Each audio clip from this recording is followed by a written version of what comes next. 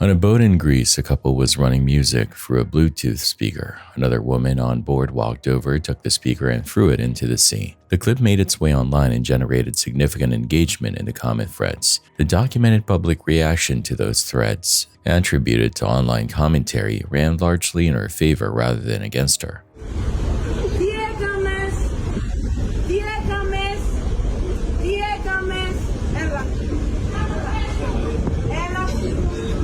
Disputes over amplified audio in shared spaces like boats and beaches are a documented category of interpersonal conflict, with video clips of direct physical intervention attracting disproportionate public attention when they circulate online.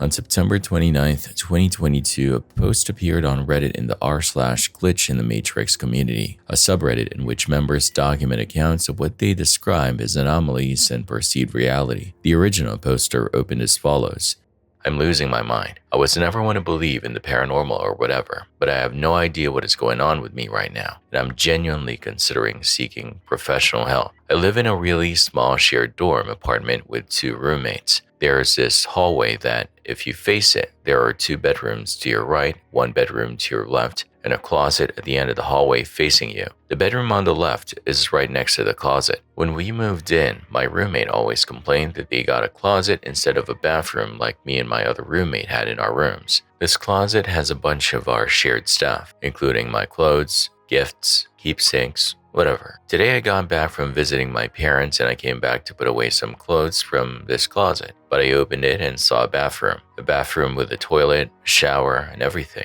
I was only gone for 2 days and we rent this place, so it couldn't have been randomly built or something. I told my roommates, but they said it was always a bathroom and they had no idea what I was talking about. I can't find any of the stuff that was in the closet anymore, even though I had a ton of memorable keepsakes in that closet. What's going on? I spent all day just soaking in my room, feeling miserable. I'm not crazy, but that bathroom was a closet just 3 days ago. I feel like I'm losing my mind. I'm genuinely considering seeing a psychologist right now."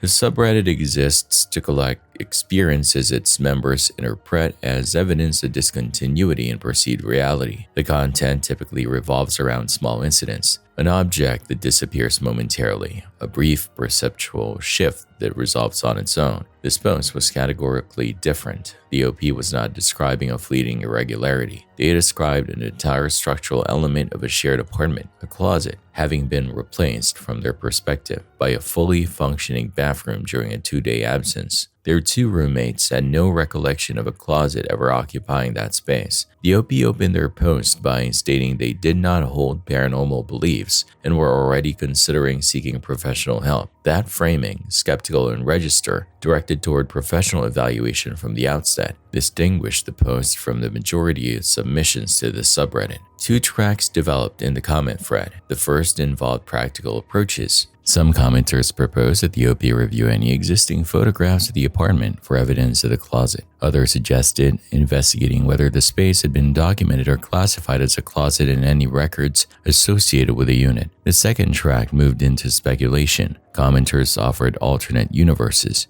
timeline shifts, and quantum immortality as interpretive frameworks. Some proposed that the OP may have died during their visit to their parents and that their consciousness had moved into a version of reality in which the bathroom had always been there. A commenter identified as Odd Corgi 30 asked the OP what had been stored in the closet. The response was, "I don't know, some clothes, old Christmas gifts, jewelry, some other stuff I can't remember." Some commenters stated that the OP seeking professional help was not only unnecessary but actively harmful. This is a documented fact about what was communicated in the thread. It is not the narrator's position. The OP's response to Odd Corgi 30's question holds an analytical relevance the comment thread did not address. The closet and its contents constituted the OP's primary evidence that the closet had existed. The roommate's testimony contradicted the OP's.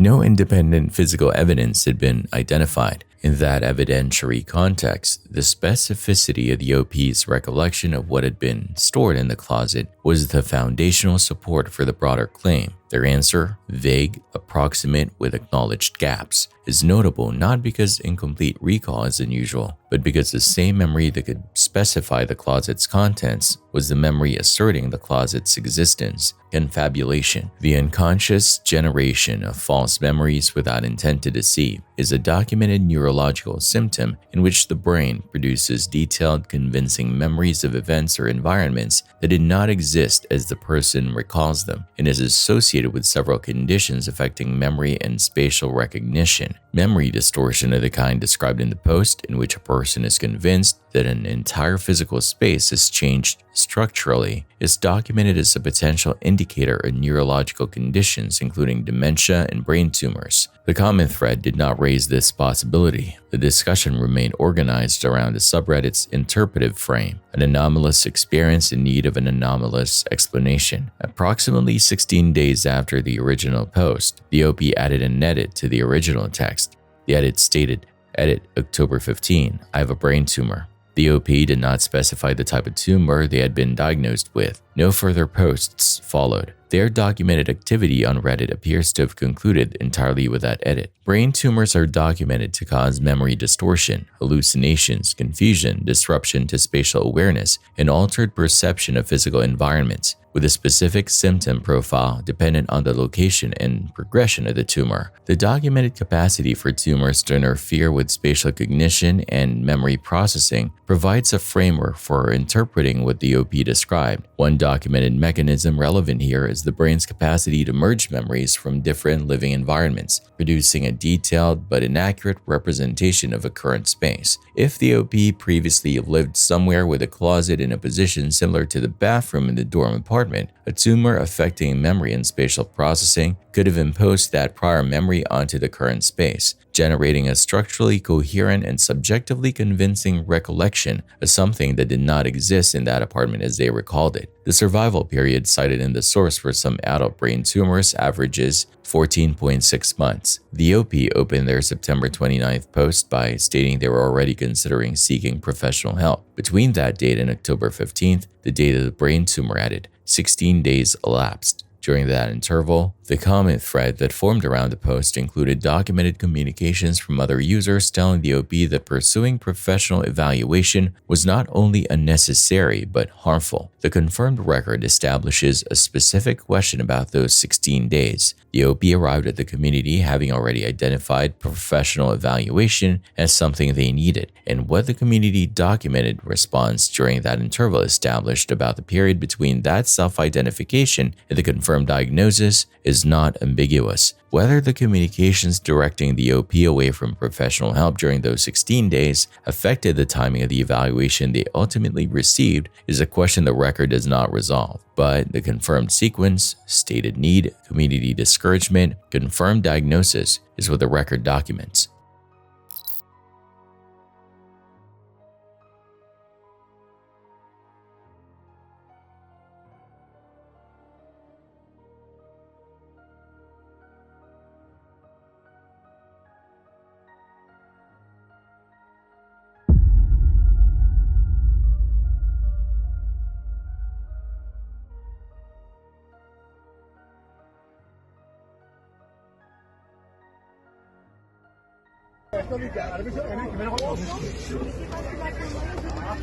Mon Dieu, les voitures elles vont pas exploser.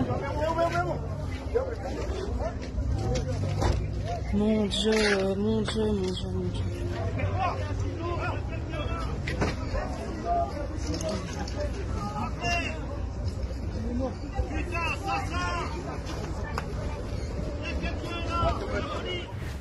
On June 2, 2026 in Antibes, France, a truck loaded with construction equipment descended a slope unbraked and struck more than 20 vehicles. 37 people received minor injuries, according to reports. The driver was detained. Witnesses stated that at the time of the impact, the driver was waving to passersby, a detail that led authorities to order a psychiatric evaluation of the driver. On December 28, 2025, a post appeared on r/paranormal encounters under the title "Please Help, Random Bare Feet in Snow Showing Up in Front Yard." The original poster included photographs of the prints alongside the following: "It rained and snowed all day yesterday, so I decided to check out the backyard. I looked down and there are bare feet tracking around and near my car. I double-checked, it wasn't my slippers, but this was pure bare feet showing. We decided to set out a camera in the yard overnight. When we woke up, there was even more footprints, but nothing on the camera. Throughout the morning and afternoon, I was checking to see if there was more. About an hour ago, there was one more, but it was hard to tell since the snow was melting and there was a bunch of footprints to begin with." Some commenters proposed sleepwalking as a likely cause. Others directed the EOP toward a different possibility. "Check your house for carbon monoxide. One of the residents, including you, could be doing this and not remembering due to carbon monoxide poisoning. An exposure like that can cause hallucinations and memory gaps, which might explain why someone in the house was walking outside barefoot with no recollection of doing it." The OP addressed both in a subsequent update. The OP confirmed that no member of the household sleepwalked and that none had been outside without shoes since the preceding August. A footage clip showing the prints was also uploaded alongside the text. The Ring doorbell camera had been relocated, originally installed at the home's entrance, to the backyard. The camera's performance over the following night is documented in a later update. "Friday night, we moved the Ring doorbell camera that was at the front of the house to the backyard to catch the person who was walking around barefoot. The morning of Saturday, I go outside and there are even more prints. Now check the camera and there was not a person detected and I did not see anybody. Even though the quality isn't great, I would definitely be able to see a grown man or a grown woman walking in our yard."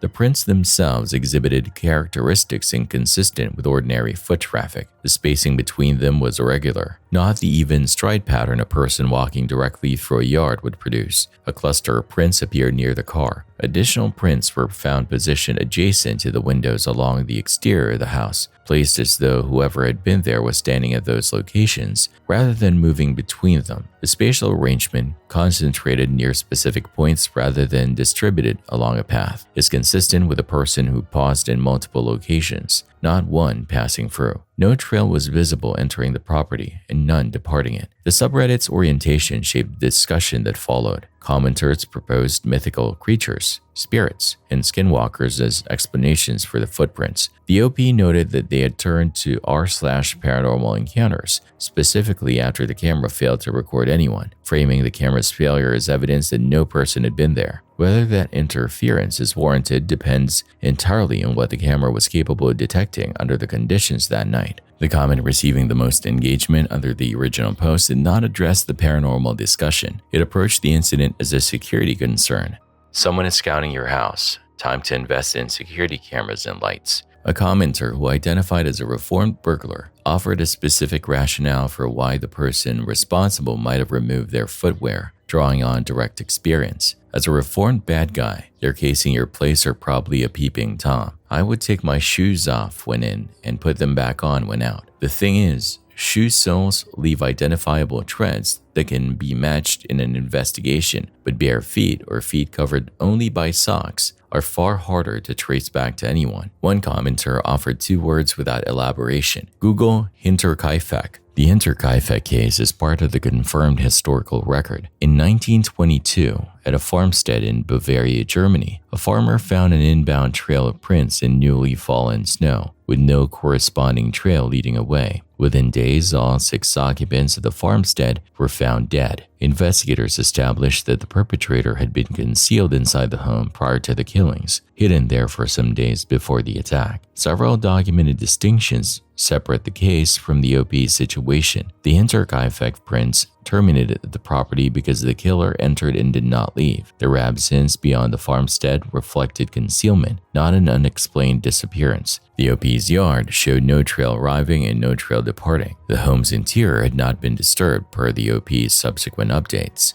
A further distinction, the killings at Hinterkaifeck occurred days after the farmer's initial observation of the prints. The OP's situation had continued across multiple nights without any escalation, a timeline inconsistent with the Hinterkaifeck record. Ring doorbell cameras do not operate on continuous recording. The device activates only when the motion sensor detects movement, and a documented delay exists between that detection event and when recording actually begins, meaning movement that occurs during that interval will not be captured. This gap is not hypothetical. Ring users have documented across multiple reported accounts that the camera consistently fails to register people on approach, recording only their departure if anything at all. Between consecutive detection events, the motion sensor can remain inactive for as long as 30 minutes. This is a product specification, not a malfunction. Additional variables compounded the limitation in this case. Snow and cold temperatures reduce sensor sensitivity and can degrade the Wi-Fi connection the camera relies on for transmission. The camera had also been relocated to the rear of the property, repositioned from its established installation point to a space outside its configured coverage area. Under those combined conditions, the camera's failure to record anyone does not confirm that no one was present. It reflects a gap in what the device was capable of detecting. When snow fell again the weeks following the original post, the OP reported that the yard showed no new prints.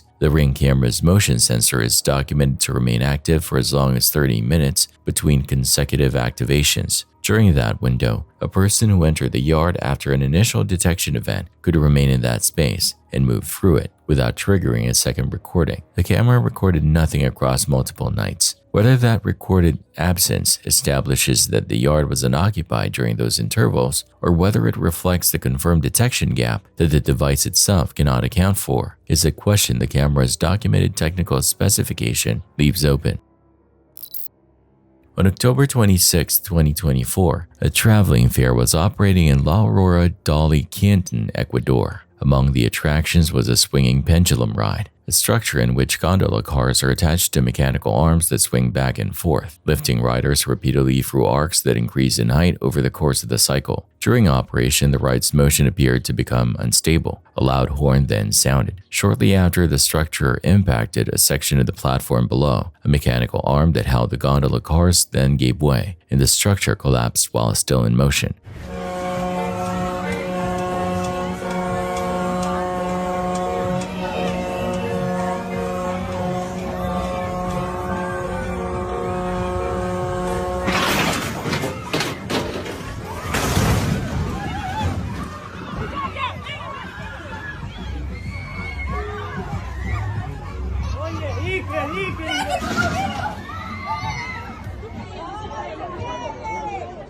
Two gondola cars detached from the ride with riders still in their seats. One car came down directly onto the platform. The other was thrown sideways and struck the ground nearby. Onlookers at the scene scattered as the impact occurred. Others then moved toward the wreckage. According to witnesses, conditions around the wreckage were disorganized and difficult to manage in the immediate aftermath.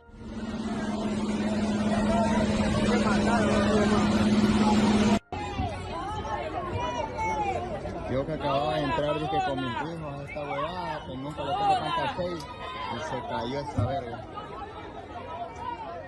Responders arrived at the scene and provided initial treatment before transporting the injured to nearby hospitals. 10 people sustained injuries in total. 6 were in critical condition. The injuries included fractures and head trauma. Pendulum amusement rides typically incorporate automatic safety systems, including vibration sensors and load monitoring, which can trigger audible alarms when operational parameters are exceeded, with the alarm designed to initiate shutdown before a failure threshold is reached. Investigators attributed the failure to an arm that had worked loose from its mounting during operation. The gondola car separated from the ride as a result. A loud horn sounded before the structure failed. That confirmed sequence, horn activation followed by mechanical failure, raises a specific question about what the horn registered. Whether the horn indicated that a monitoring or a safety system had detected an operational anomaly before the mechanical failure occurred, and what the confirmed interval between that signal and the structural event establishes about whether the horn's activation was sufficient time for any intervention is not resolved by the available documentation.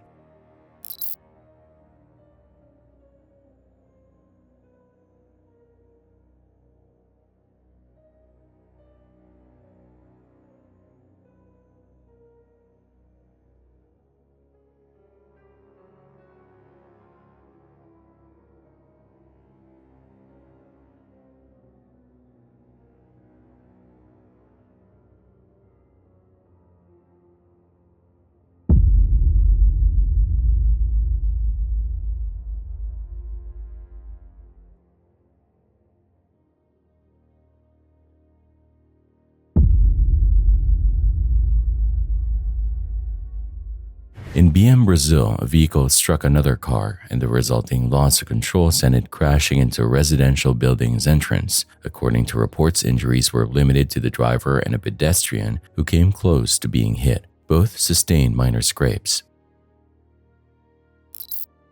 A Reddit post by Steph Goldhound, dated August 2nd, 2014, was published under the title, "Seriously Creepy, a picture of a man with an axe on a decommissioned military frigate being broken up for scrap. Must read." The post contained a hyperlink directing readers to an Imager gallery where the author had published a full account alongside the photograph. The account opened as follows. As I've said in previous posts, I work at sea. Last month, we came into dry dock to carry out refit and repairs. Dry dock is when a ship is brought into a lock, the gates closed and all the water pumped out, leaving the high ship high and dry on the blocks, thus allowing repairs or inspections, etc. of the underside of the hull. Next to us was an old military frigate being broken down for scrap. She had arrived about 2 weeks prior to us. Once the frigate was on the blocks and dry, all the crew left and the old girl to her fate.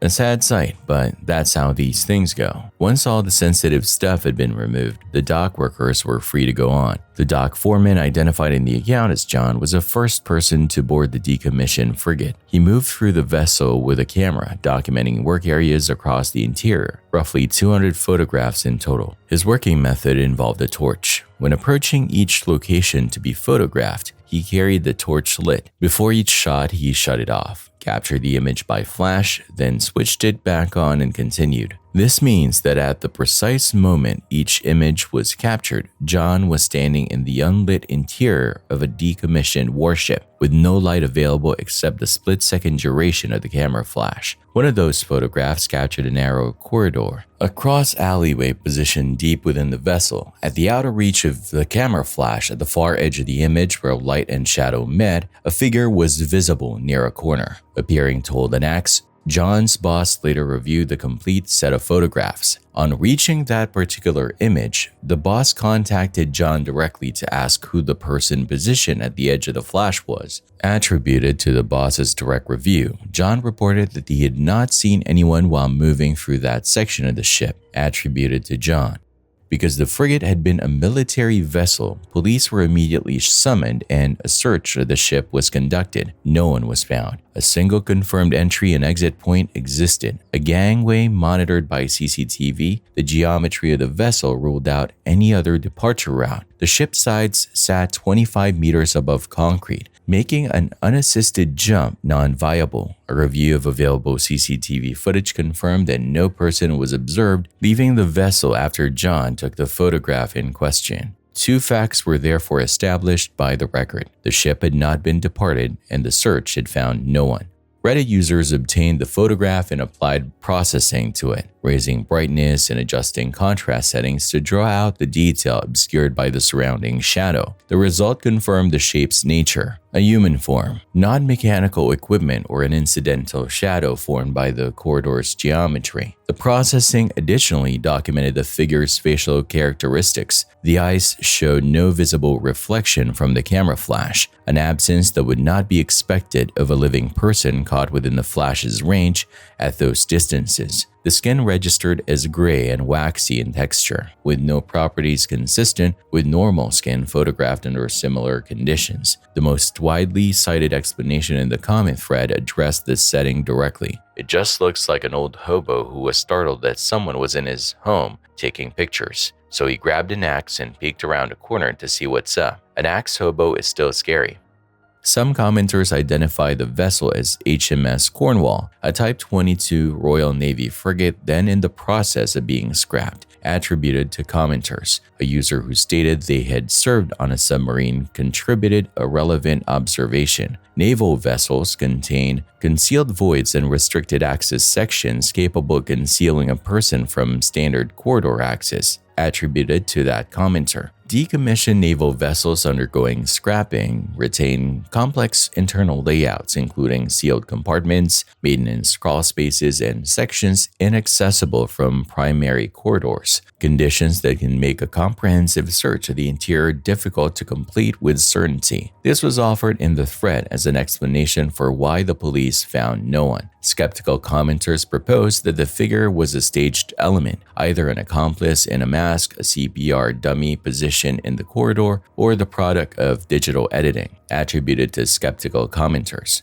The Imager account referenced John's personal phone as a Nokia 3210, offered as context suggesting the dock foreman was not oriented toward fabricating content for online attention. A user submitted the photograph to an image forensics tool and reported no identifiable signs of digital manipulation attributed to that user. The Imager account noted that this finding did not eliminate the possibility of a physical setup constructed before the camera rather than digitally manipulated afterward. The confirmed record establishes two specific documented findings. CCTV monitored the vessel's single departure point and recorded no one leaving after John took the photograph. The police search of the ship, conducted under military vessel protocols, found no one. Both are attributed to documented sources. If they are both accurate, the question they generate is specific. Where within the vessel's interior was the person photographed during the search? What sections of the ship's internal structure would need to have been inaccessible to the officers who conducted it? And what does the documented co-occurrence of confirmed presence in the photograph and confirmed absence in the subsequent search establish about the interval between those two events? In 2008, a live broadcast was underway outdoors in a rice field. Tetsushi Yanaga, a Japanese television host, was among those present. The location featured a compact wooden platform set within shallow, muddy water, housing a balance challenge between two contestants. The crowd watching the segment called for Tetsushi to participate. He appeared hesitant but agreed and stepped up onto the platform. The round started. Within moments, his balance gave out. He dived forward. The available evidence suggests he anticipated soft water beneath him.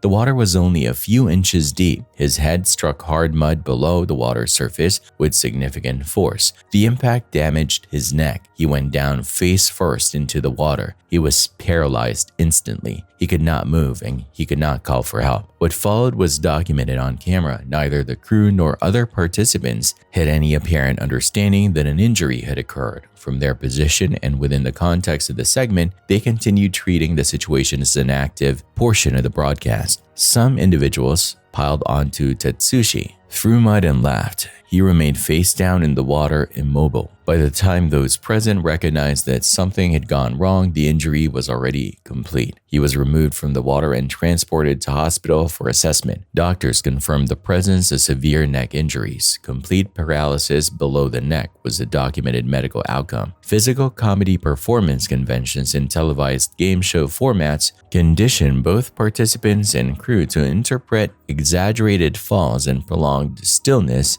as deliberate performance rather than medical emergency, creating a documented interpretive gap in situations where an injury produces behavioral signals that are visually indistinguishable from the expected format of the segment. Tetsushi Yanaga subsequently returned to television, a confirmed biographical fact. The footage documents a specific visible state. Tetsushi Yanaga face down in shallow water, completely immobile, in the seconds immediately following the impact. Those around him were within the same frame. The crew continued the segment. Mud was thrown. The laughter continued. What the confirmed footage record establishes is a defined interval between the visible onset of complete immobility and the point at which recognition of an injury finally occurred among those present. A person in that position, face down, motionless in shallow water in the context of a fall, was visible to everyone in that setting. The question the documented sequence produces is not general, given that face down collapse and total immobility in shallow water were physically observable in that field. What does the confirmed delay in recognition establish about the gap between what was visible and what was understood by those present in the same location at the same time?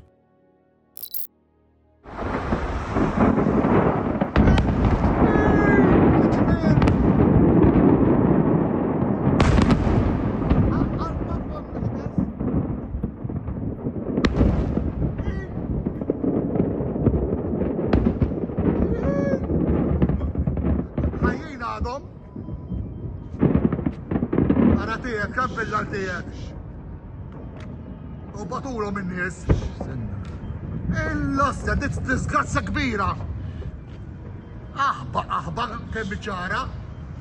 Ommi ma ċempillalti jekk il-mara ħadha jdilha dik ħana beser.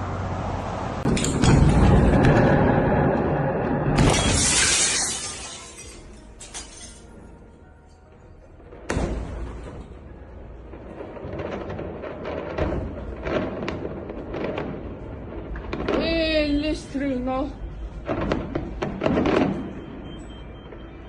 On June 1st, 2026, a fireworks manufacturing facility in Malta's Mogtab area exploded. The resulting detonation was felt across multiple localities throughout the island. No workers were on site at the time of the blast, according to reports. 3 people in the surrounding area sustained minor injuries. Animals housed at neighboring farms and sanctuaries also died. An investigation has since been launched. A post appeared on Reddit on April 18, 2019. The original poster had encountered 2 photographs circulating on a Facebook thrift page, images of a drawer found at the thrift store. The photographs had been shared on the thrift page before being captured and republished on Reddit. The first photograph documented a message written on the interior surface of the drawer. "The truth is under." The second photograph showed the underside of the same drawer. The message there read, "The body lies it." Below it were GPS coordinates. The initial response across the comment thread treated the post as a probable prank. Multiple commenters acknowledged writing similar things in their own youth. "I did that once as a kid. I wrote, 'Don't look for the body under the apple tree in the backyard. You'll find more than you bargained for.' I used to do dumb things like this as a kid, hoping people would find it later. Under ordinary circumstances, that framing would have closed the discussion. What redirected it was the coordinates. When commenters entered them into Google Maps, the pin resolved not to a residential backyard or an empty field, but to the Avon Park Air Force Range, a military training installation in Central Florida covering an area in excess of 100,000 acres. A property owner whose land sat directly north of the pin location recognized the area immediately and responded with a warning against approaching it. "I own recreational property just north of that location. As someone else mentioned, the pin location is inside the Avon Park Bombing Range, or MacDill AFB. We ride our 4-wheelers down to the very southeast end of the property and watch them do bombing runs. Aside from trespassing on a military installation, you do not want to go trekking out there. Lots of unexploded ordnance." This commenter's account established 2 relevant facts. The location was inside an active military bombing range, and the area contained unexploded ordnance, undetonated military explosives that remain in the ground following training exercises. The presence of unexploded ordnance precluded any civilian investigation of the site. Multiple commenters noted that the location also presented characteristics suited to body concealment independent of civilian access restrictions. Ground disturbance produced by sustained ordnance impact would make identifying fresh excavation functionally difficult. The visual signature of recent digging would be indistinguishable from the broader pattern of disturbed terrain. Any physical remains placed within an active target zone would additionally be subject to destruction from subsequent bombing runs over time, progressively eliminating any evidentiary material at that location. One commenter developed a theory about access, proposing that someone with authorized entry to the installation could have exploited familiarity with its layout. If the killer worked there, they would have access, and it's not like the gate guards would be searching their car. There would be some camera evidence, but when you've been there for some time, you know your way around and where the blind spots are. Besides, the specific location is in a remote part that's probably rarely driven past, if at all. This theory framed the location not as randomly selected, but as the product of deliberate knowledge, chosen by someone with internal familiarity with the range's layout, access protocols, and surveillance coverage. The theory did not identify a suspect. It offered a structural explanation for how a person can move within the installation without generating a visible record of doing so. The coordinates themselves contributed a separate analytical dimension. They were recorded to 6 decimal points. By GIS standards, coordinate precision at that level narrows a specified location to approximately 0.11 meters. Not a general region, but a radius smaller than a human footprint. GPS coordinates precision at 6 decimal places is a level of specificity associated with surveying and deliberate geographic marking, a level of detail that exceeds what would be needed for a general direction reference and is consistent with the identification of a specific ground level point. The post drew sufficient engagement that multiple users contacted law enforcement. According to an update the OP posted to the thread, a friend had contacted the Polk County Sheriff's Office directly and learned that a homicide detective had already been notified by a separate individual on the same day, attributed to the OP's update. The OP followed up with a second update shortly after. That update identified an immediate complication. The coordinates resolved near the dividing line between Polk County and Highlands County, generating uncertainty about which agency held jurisdictional authority over the site, attributed to the OP's update. That question of jurisdiction, however, was secondary to a separate logistical obstacle. The site was inside an active Air Force bombing range. Neither department could enter the area without prior military authorization. The OP indicated an additional update would follow once investigators had completed their assessment. That update was never posted. The last recorded activity in the thread is over 6 years old. A review of local news archives and public records from Polk County and Highlands County found no documentation of a physical search of the coordinates ever being officially conducted, attributed to the source's research. The coordinates were written to 6 decimal places. At that level of precision, the location identified is not an area, it's a point. The effort required to produce a coordinate of that specificity compared against the confirmed absence of any documented official search of that specific point is a question the record leaves open.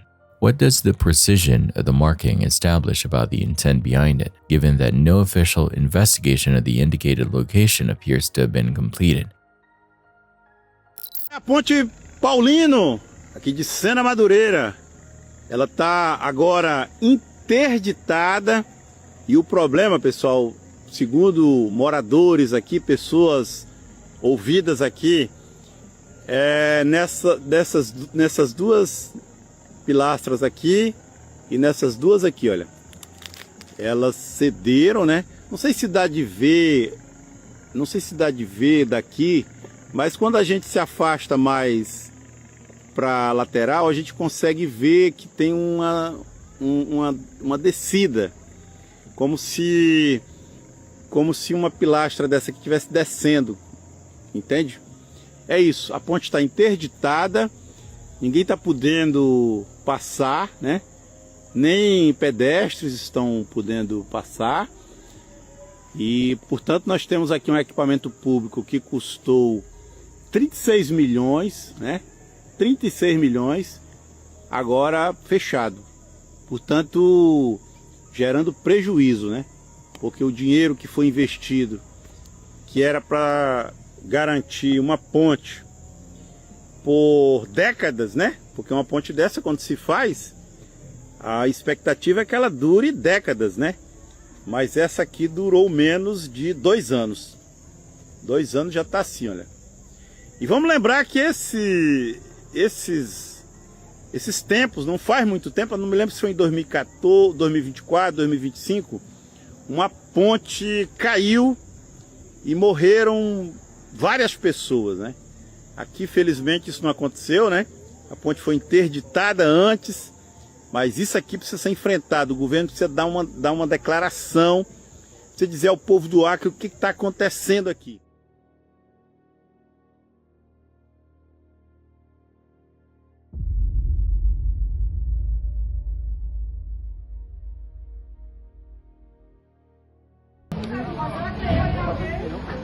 O banzeiro tá batendo no... Será que ele perdeu alguém?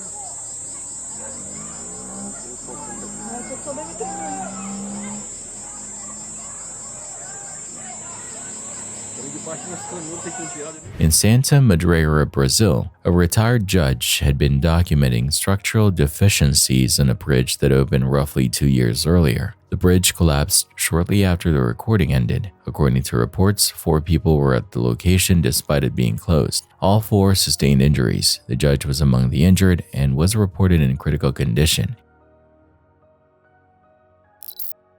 A post appeared on Reddit's r/RBI subreddit on July 20th, 2021 under the title "Police Didn't Investigate and It's Been Bothering Me." The original poster had attached 2 security camera clips alongside the account. The first showed the OP standing outside during the 911 call, the screaming audible in the background. I'm at Rocky Fork Lake. I'm not real sure the address. I'm at my home. The second came from a backyard camera aimed toward a narrow field and a small shack on the far side. An outdoor AC unit running at the time partially suppressed the audio, but the recording documented the screaming continuing for several minutes.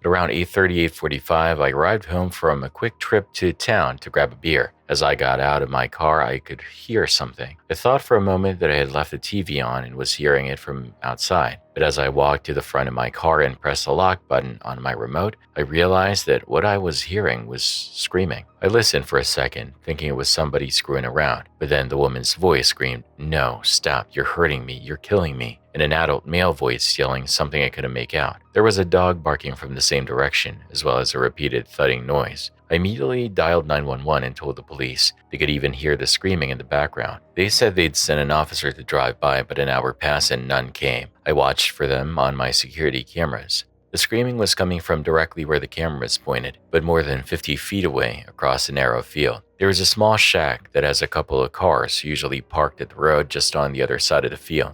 It is bothering me a lot since I'm 41 years old and I've never heard anything so disturbing in real life. The post attracted immediate responses. Some commenters, noting the rural setting, proposed that a fox might explain the sounds. Foxes produce vocalizations that can closely resemble human screaming. The OP rejected this. "Well, I've never heard a fox screaming, 'Stop it, you're killing me,' and the man's voice, screaming, would have been awfully deep for a fox." Other commenters offered less alarming explanations.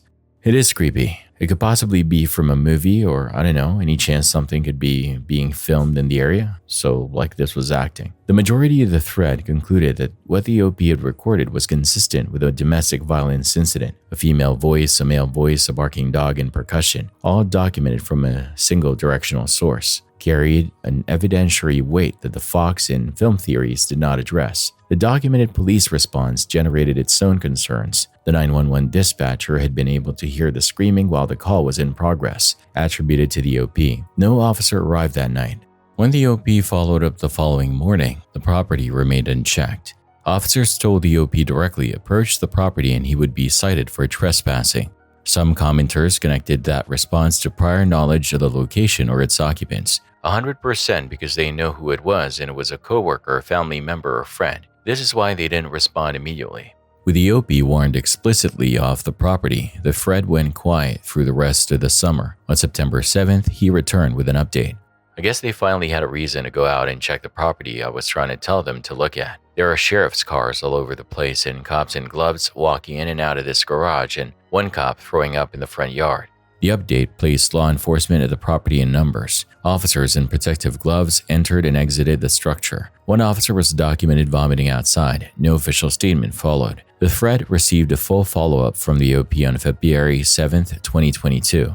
"I posted last year about coming home and hearing a female voice screaming for her life. I posted a video with the audio of the scream and got plenty of comments. About 2 months later, the house it was coming from had sheriff's cars all around it. I found out that an elderly man had taken his life by a gunshot and that his son was the only person home and the person reported that his father had taken his life. Fast forward to last week, I was sitting at home watching YouTube when I heard gunshots. I lived in the country and that's common, so I didn't think anything of it. Turns out it was the sound of that son murdering his mother. He was trying to claim self-defense, but he is being charged with murder. I live next door and my security cameras caught the audio of the murder. It also captures the vehicle the son made his getaway in. I've had detectives in and out gathering video footage for the past week." The son identified in the update was Tim Johnson II, 40 years old. Reports indicate that on January 29th, 2022, Tim contacted the Clermont County Sheriff's Office and stated that his mother, Stephanie Cheney, 61, had taken her own life. Highland County deputies arrived at the scene. The physical evidence did not support Tim's account. Multiple bullet holes in the exterior of the house appeared to have originated from inside. Shell casings were recovered near Stephanie's body. A loaded firearm magazine was found near the living room coffee table, confirmed by investigators. Under questioning, Tim gave a full confession to his mother's murder, attributed to confirmed statements. He stated that he had felt threatened because she regularly kept a handgun in her purse. Tim Johnson II was arrested. He was later convicted and received a term of 15 years to life. The Opian commenters advanced the inference that the female voice recorded in July 2021 was Stephanie Cheney, attributed to the OP's stated inference. This is not a confirmed fact. No official determination has linked the July 2021 audio to Stephanie Cheney specifically. The OP's update also addressed an earlier death at the same property. According to the OP, Tim's father, an elderly man, had previously died by gunshot at that location. Tim was the only person present at the time, and he was the one who reported the death. That death had been ruled self-inflicted. The OP stated that investigators were now examining Tim in connection with that death as well, attributed to the OP's update. This is a family annihilator. They are now looking at him for the murder of his father as well.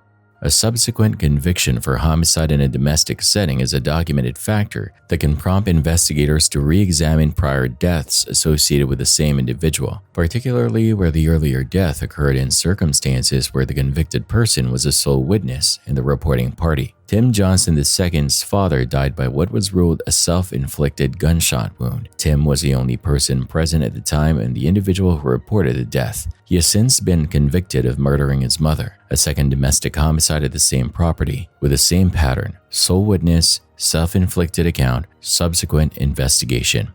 With a confirmed conviction for his mother's murder establishes about the prior ruling on his father's death is a specific question. When a single witness reports 2 deaths at the same location as self-inflicted, and that same witness is later convicted of homicide in the second case, what evidentiary foundation does the first ruling rest on?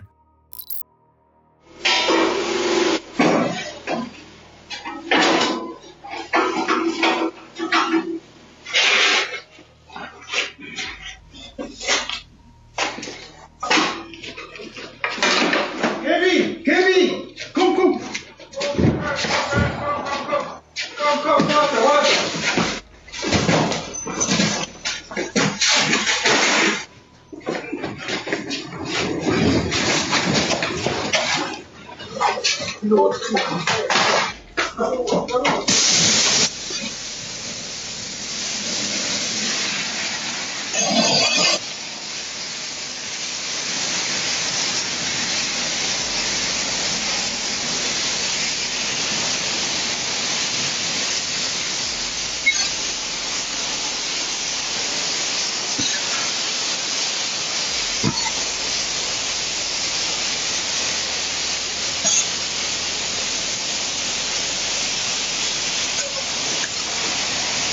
A fire erupted inside a mattress warehouse in Belleville, New Jersey, and spread through an entire block. Multiple buildings were destroyed, as were 2 homes. The mayor cited suspected sparks produced by welding operations inside the building as the probable cause. An emergency declaration was subsequently issued, and families from neighboring homes were evacuated from the area.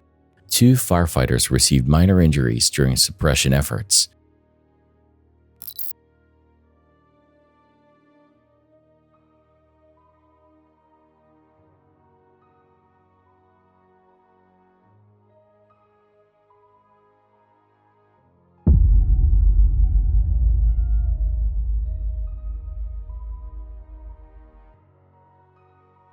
On May 24, 2026, according to authorities, 2 people were walking along a sidewalk in Asbest, Russia. A large section of roofing detached from a nearby building under renovation and came down toward them. The woman saw it coming and pulled the man clear before it landed. Neither was struck. Falling debris from buildings under renovation is a documented pedestrian hazard, particularly where protective scaffolding or exclusion zones are absent or insufficient to prevent materials from reaching adjacent sidewalks.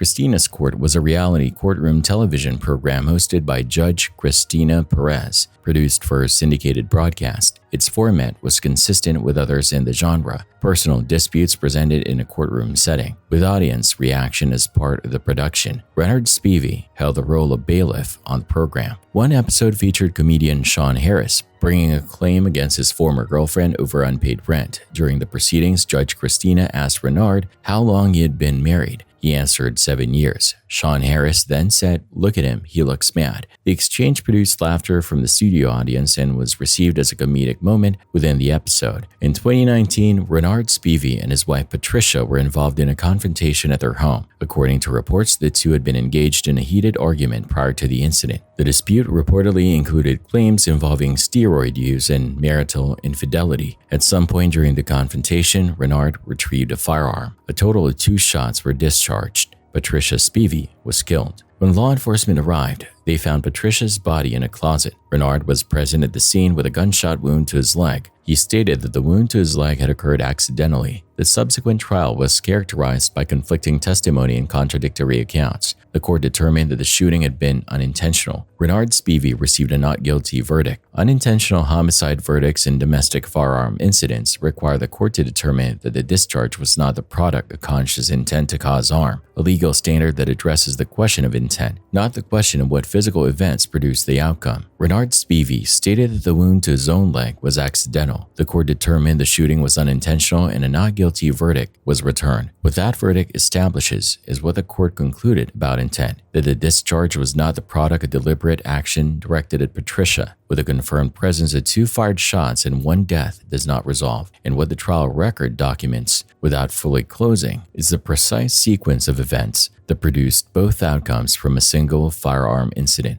A wound attributed by a Renard to accident, and a death attributed by the court to the absence of intent. Whether those 2 attributed explanations account for both shots or only for one is a question the not guilty verdict answers in the legal sense, while leaving the physical sequence of events in a documented state of unresolved record.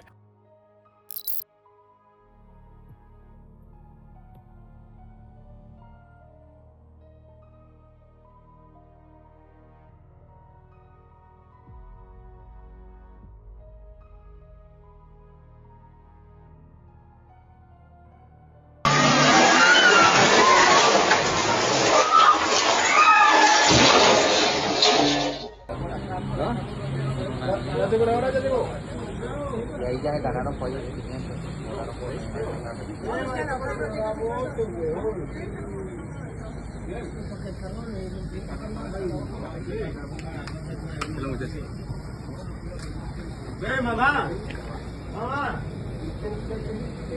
A garbage truck driver in Yumbo, Colombia, lost control while driving down a slope due to what appeared to be a brake failure, crashing into many cars. Reports state that nobody was hurt.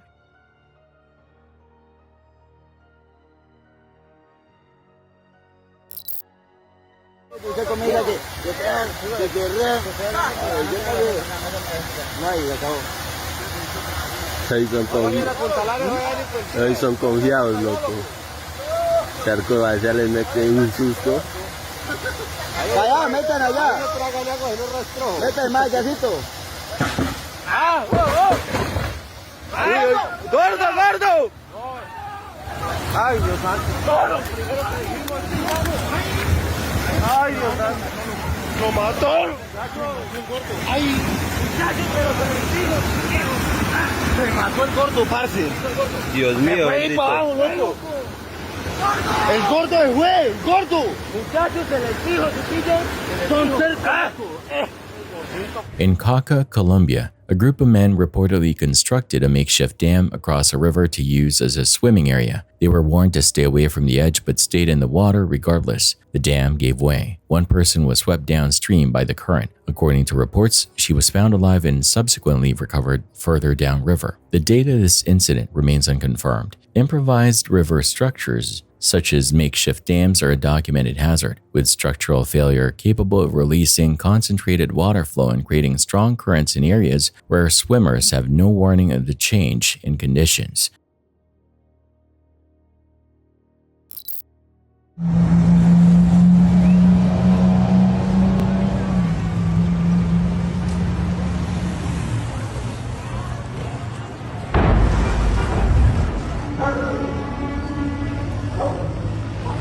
madre.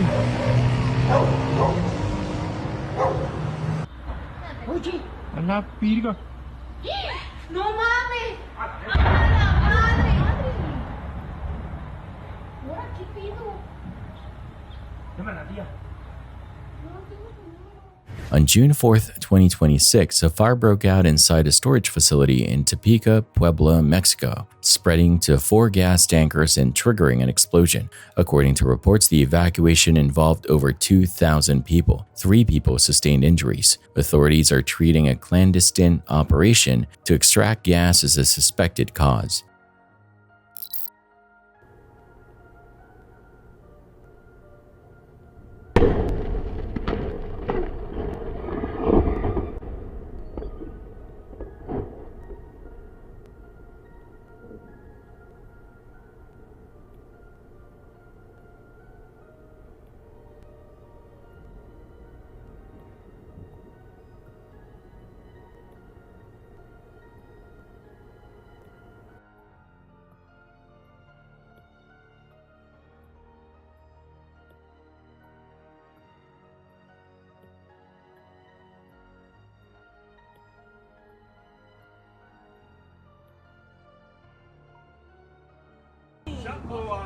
Something blew up.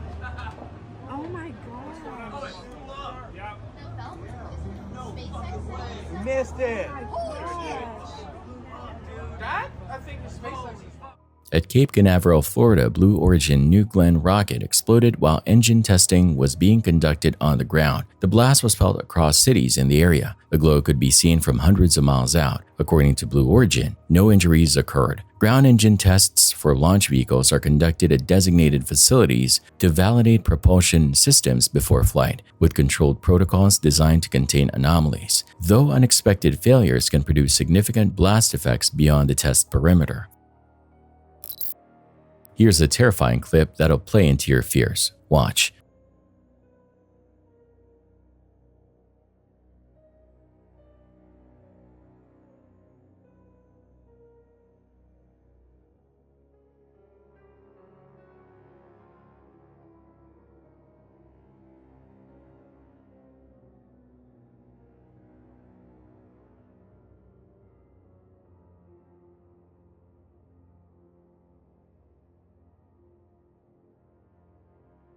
On December 22, 2024, at approximately 2 p.m., the central span of the Juscelino Kubitschek de Oliveira Bridge over the Tocantins River gave way while a truck was traveling across it. The road surface dropped. Vehicles that entered the river included a truck, 1 car, 4 lorries, 3 motorcycles, and 2 pickup trucks. 18 people were caught in the collapse. The death toll reached 14. 3 remain unaccounted for. 1 survived. A truck loaded with pesticide and sulfuric acid also fell in. Its cargo dispersed into the river. Bridge span failures that deposit vehicles into waterways present a compound emergency response challenge, requiring simultaneous search and rescue operations for survivors and hazardous materials containment when cargo includes toxic substances.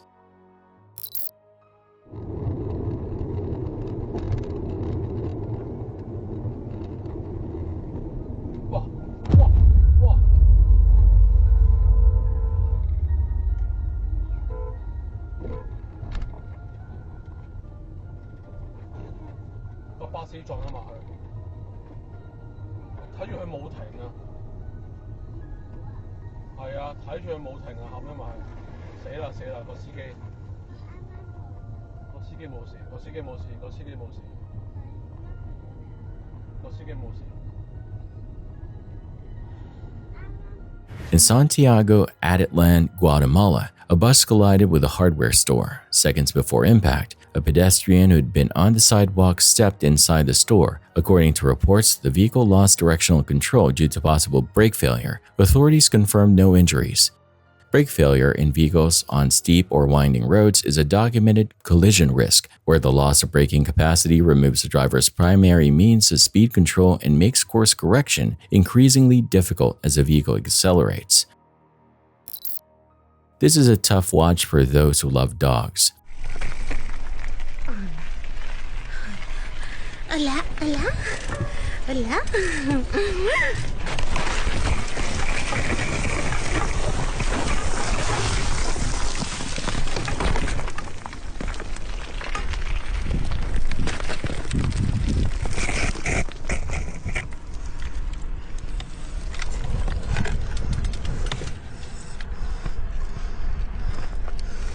Se vio. Estoy bien. Quita, mi amor. The volcanic cliff surface is made up of volcanic debris and fragmented shale in a loose, unstable state. Once disturbed, it provides almost no grip. The slope is steep. When the surface is dry and in fragments, traction approaches zero. A person riding a bike shifted her weight sideways to dodge a dog and lost her balance. She tried to dismount before going over, but couldn't. Gravity accelerated her and the bicycle rapidly down. Loose volcanic substrates, consisting of fragmented lava rock, ash deposits, and unstable shale, present a documented traction hazard on slopes, where the material's low coefficient friction and tendency to shift under pressure significantly reduce a person's ability to arrest a fall once initiated.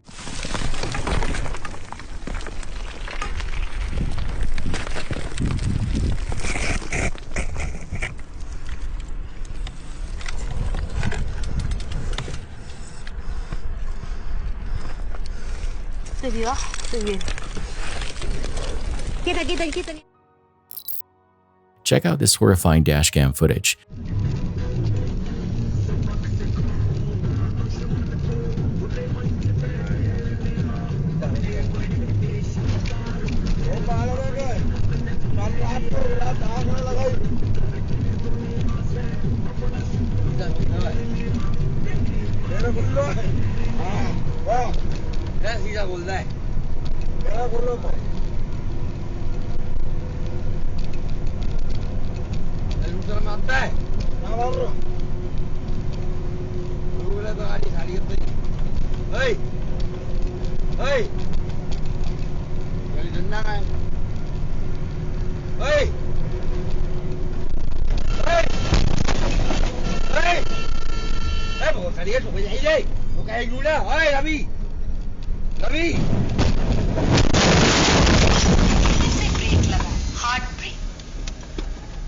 At a toll plaza, a heavy truck came in at high speed. Rather than go through the booths or hit other vehicles, the driver deliberately aimed for water-filled barriers in the gaps between the toll lanes. The truck collided with them at speed. The front of the truck sustained significant damage, and the toll structure was destroyed. Nobody was hurt. Water-filled plastic barriers at toll plazas and construction zones are designed as sacrificial impact attenuators, absorbing collision energy through deformation and water displacement rather than rigid resistance, reducing force transfer to vehicles, structures, and people beyond the point of impact.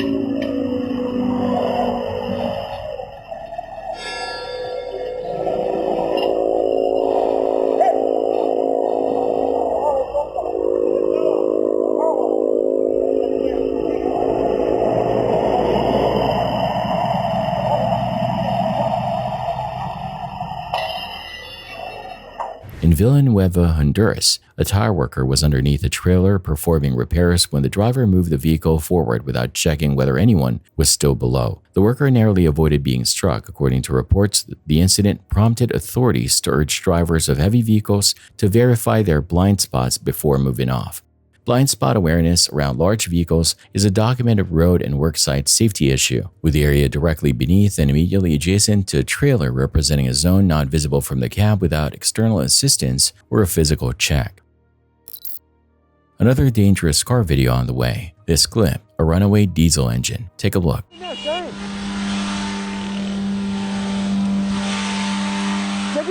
Çekil, bırak. Yok gitmiyor.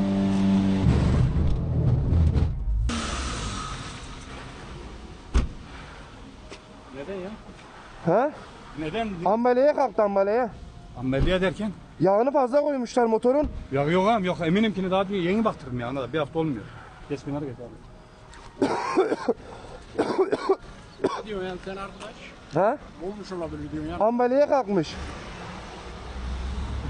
Yağını fazla koymuşlar. Ama kullanıyor. A diesel runaway starts when oil enters the combustion chamber, typically via failed turbo seals or worn piston rings. The engine then begins using its lubricating oil as a fuel source alongside diesel, or instead of it. Cutting the ignition has no effect at that point. The fuel injectors are no longer managing the fuel supply, so they have nothing to cut off. Engine RPM continues to climb. Left uncontrolled, the engine will either seize catastrophically or ignite. The method is to shift into high gear and apply the brakes simultaneously. This loads the drivetrain enough to pull RPM down and constricts the air intake, starving the runaway. The method worked. The rider applied it on camera and brought the runaway under control.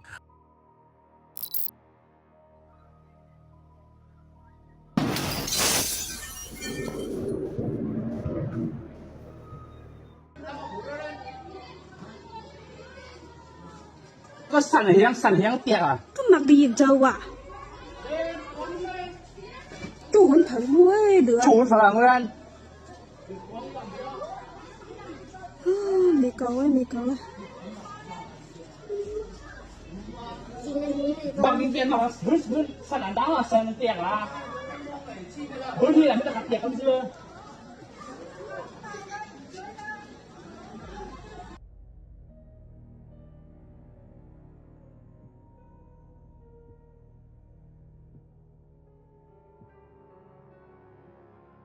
On May 31st, 2026, an explosion struck Kong Tat village in Shan State, Myanmar, near the border with China. The detonation originated at an explosives depot connected to local mining operations. According to reports, at least 46 deaths had been recorded so far, and more than 70 others were injured. The armed group with control over the area stated that it has opened an investigation. Explosive storage facilities used in mining operations represent a documented high-consequence risk category, where a single detonation event can trigger secondary explosions from adjacent stored materials, significantly expanding the blast radius and casualty potential beyond the initial point of ignition. Sometimes I have no words and can only get right into the clip. This is one of those instances.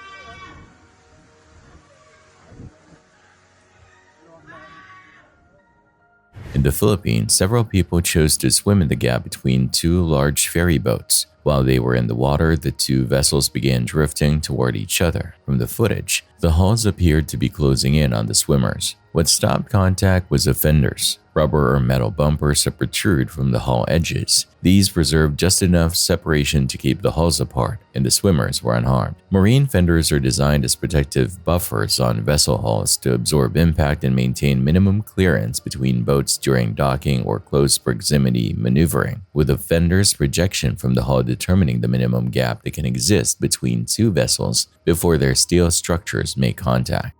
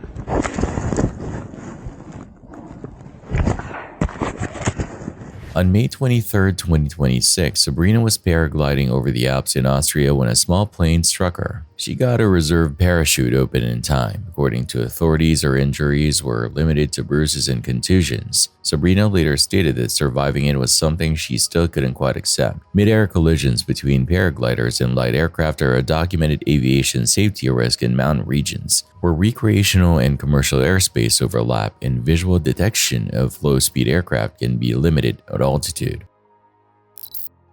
This footage is from Ukraine and captured something utterly terrifying.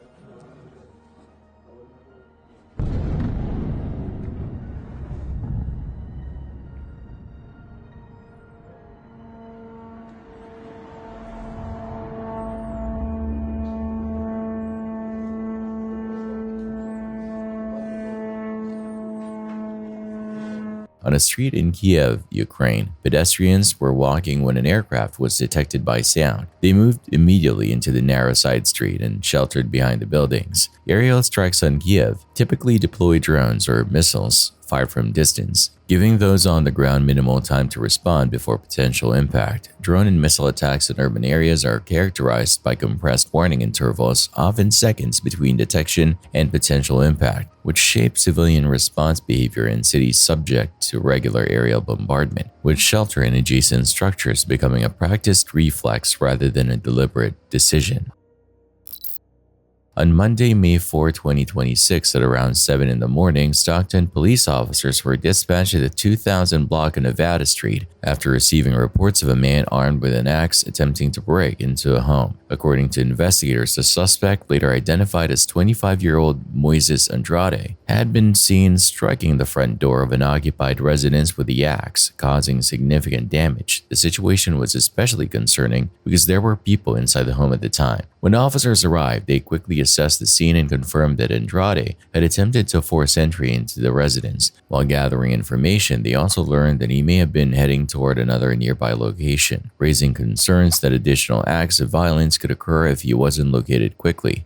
Officers continued their investigation in the area and soon determined that Andrade was likely staying at a nearby home in the 1200 block of Deep Cliff Way. With that information, they moved to that location to try and safely make contact with him. At approximately 7:37 a.m., the officers arrived and approached the residence on foot. They attempted to make contact at the front door, but before anything further could happen, the garage door began to open partway, revealing Andrade inside.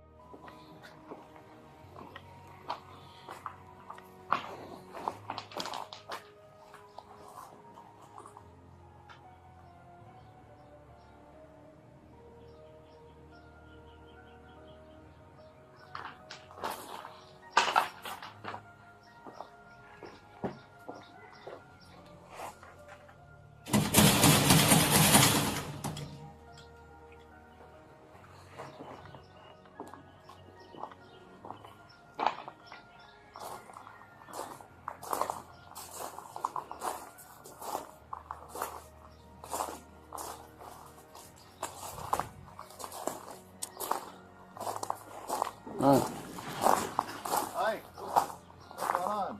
You Andres? Oh, ¿cómo te llamas? ¿Quién? Yo, Moisés. ¿Por qué? Moisés, ¿puedes hablar conmigo? ¿Para qué? Quiero hablar contigo de lo que está pasando hoy. ¿Pero qué pasó? Eso es lo que quiero hablar contigo. ¿Qué está pasando? ¿De qué o qué? Por eso quiero hablar contigo. ¿Qué pasó? The officers immediately began speaking with them, trying to assess the situation and keep things calm. For a brief moment, it appeared the encounter might remain controlled, but that changed quickly. Vamos a ver para acá. ¿Pero yo qué hice, pues? Tú dime a mí, ¿qué hiciste? No, usted dígame a mí. ¿Tú qué hiciste? ¿Cómo yo qué hice? Yo nada. ¿Qué hice de qué? Déjame. ¿De qué hice de qué? De lo que pasó. ¿De qué?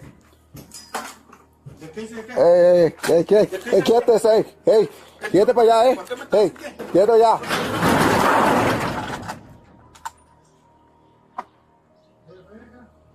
Vamos para acá.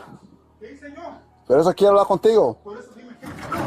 While the officers were still communicating with them, Andrade reached toward a bicycle inside the garage where an axe was tied. In front of the officers, he grabbed the weapon and armed himself again. Recognizing the immediate danger, one officer drew his service weapon while the other deployed a taser, preparing a less lethal option in case it could be used effectively. Even then, officers attempted to de-escalate the situation. They stepped back, created distance, and gave clear verbal commands, repeatedly telling Andrade to drop the axe. But he refused. Investigators say Andrade then took what was described as a pre-assaultive stance, raising the axe in a threatening manner while standing in close proximity to the officers. Baja eso, bájalo, yo que lo bajo. Te estoy, hey, baja eso. No me estés apuntando. He's armed with the axe. ¿Te voy a tirar entonces o qué? Como tú quieras. With the situation rapidly escalating and the threat becoming immediate, one of the officers discharged his firearm, striking Andrade. Hi. What's going on? You Andres? Spanish. No, Spanish. Oh, ¿cómo te llamas? ¿Quién? Yo, Moisés. ¿Por qué? Moisés, ¿puedes hablar conmigo? ¿Para qué? Quiero hablar contigo de lo que está pasando hoy. ¿Pero qué pasó? Eso es lo que quiero hablar contigo. ¿Qué está pasando? Pues, ¿de qué o qué? Por eso quiero hablar contigo. ¿Qué pasó? ¿De qué o qué? Ven para acá. Vamos a jugar para acá. ¿Pero por qué o qué? Vamos a jugar para acá. ¿Pero yo qué hice, pues? Tú dime a mí, ¿qué hiciste? No, usted dígame a mí. ¿Tú qué hiciste? ¿Cómo yo qué hice? No, nada. ¿Qué hice de qué? Who is this guy? Listen. ¿De qué hice de qué? De lo que pasó. ¿De qué? ¿De qué hice de qué? ¿Qué? ¿De qué hice de qué? Quédate, quédate para allá, ¿Por qué me estás haciendo? Quédate allá.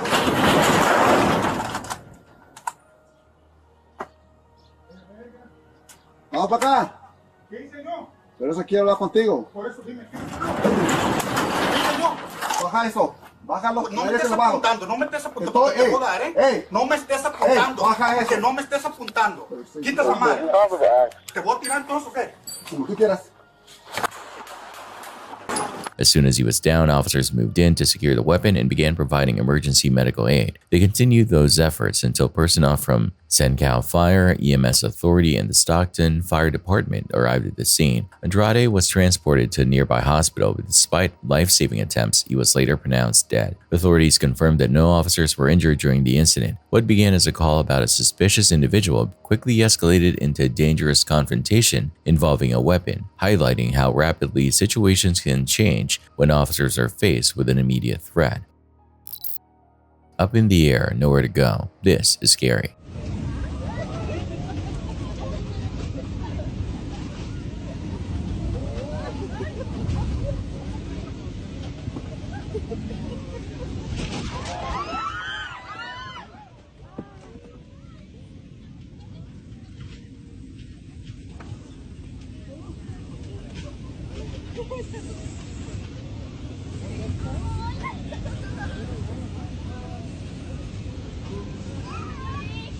Estimados pasajeros, les recordamos que deben permanecer sentados con sus cinturones de seguridad abrochados.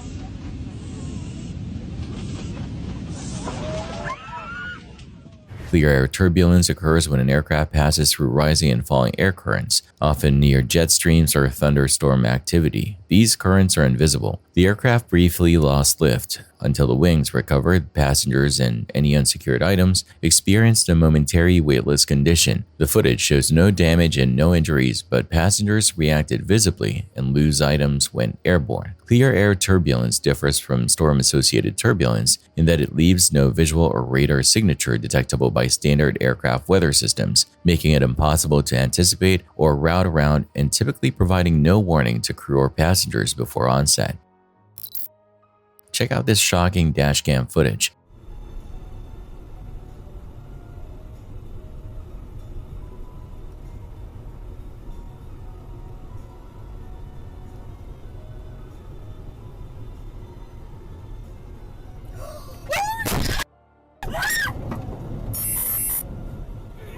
It's okay. Can we get out? Yeah, get out.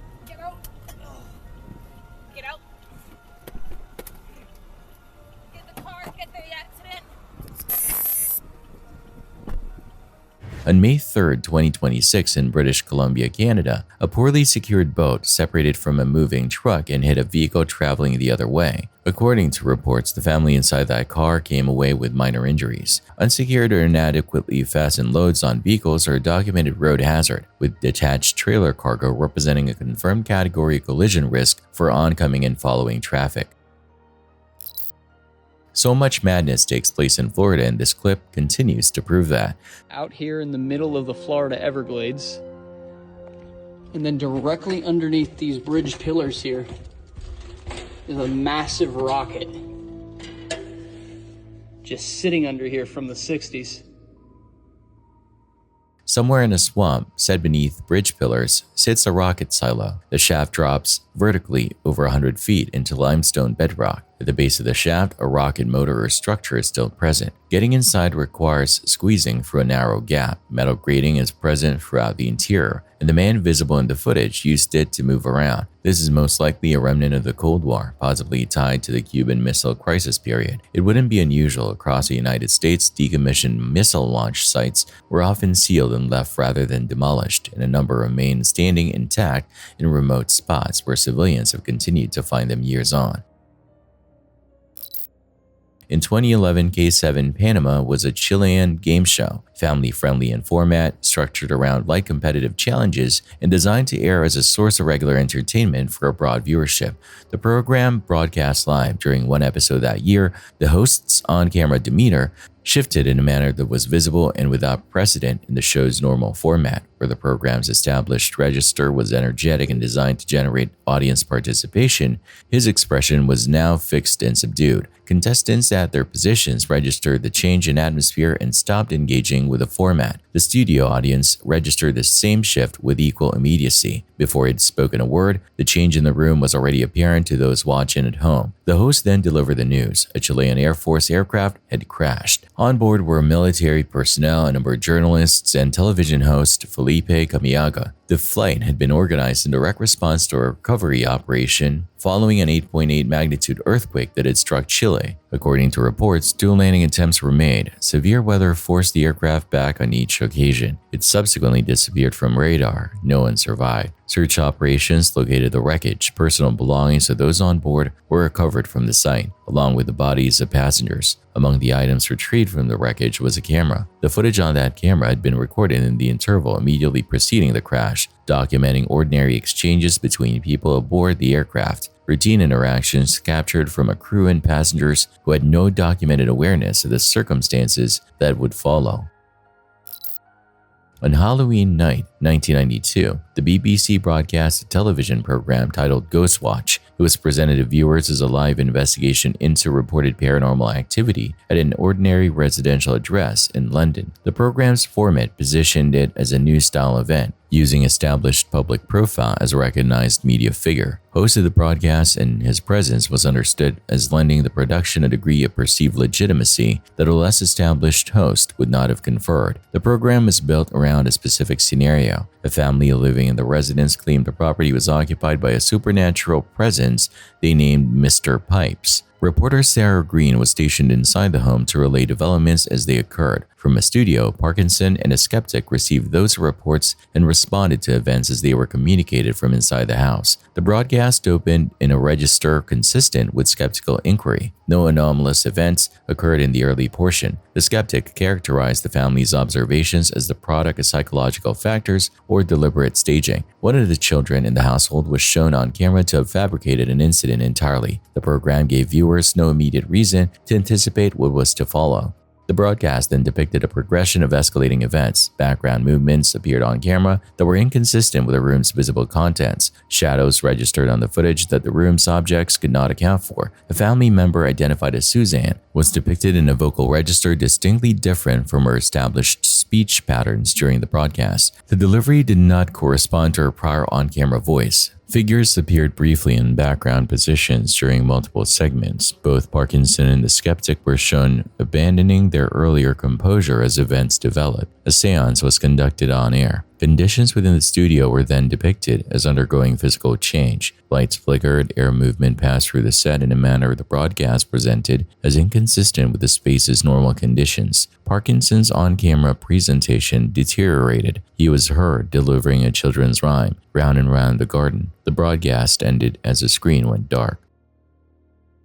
Ghostwatch was a fully scripted production. It had not been broadcast live. A disclaimer had been placed in the broadcast by the BBC. The documented viewer response: more than 30,000 calls directed to the BBC, hospitals reporting patients presenting with anxiety symptoms and panic-related conditions, parents across the country describing children who experienced nightmares for weeks after the program aired, indicated that a significant portion of the viewing audience either did not encounter the disclaimer or did not register its significance at the time of viewing. The BBC did not broadcast the program again. A disclaimer's efficacy as a disclosure mechanism depends on audience reception as well as its presence, with research into broadcast psychology documenting that viewers who have already adopted a specific interpretive frame for what they are watching are less likely to process corrective information, such as on-screen text that contradicts the frame. The BBC's disclaimer was present during the Ghostwatch broadcast. Its existence in the broadcast record constitutes a confirmed act of disclosure. The disclaimer's function, in principle, is to signal to the viewing audience that what follows is not factual. What the confirmed viewer response establishes: more than 30,000 calls to the BBC, documented medical presentations at hospitals, weeks of reported nightmares in children, is that the disclaimer's presence did not function as an effective disclosure mechanism for a substantial portion of the audience on the night of broadcast. With the simultaneous confirmation of the disclaimer's presence and a documented scale of viewer distress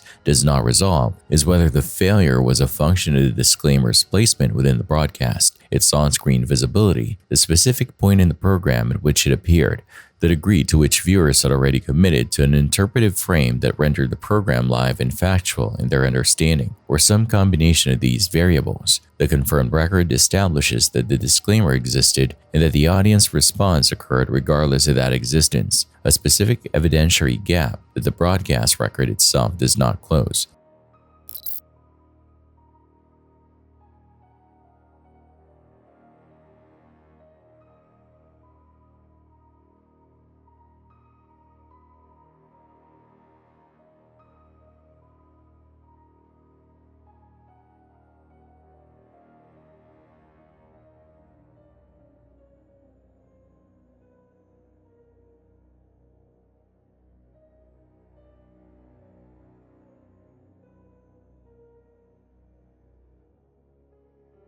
Two Navy aircraft collided on May 17, 2026 at the Gunfighter Skies Air Show in Mountain Home, Idaho. Luckily, none of the 4 crew members were hurt when they ejected in time. Pretty scary, right? Paranoid fantasy I could think of would not have prepared me for the 2 words the neurologist bludgeoned me with that day. Parkinson's disease.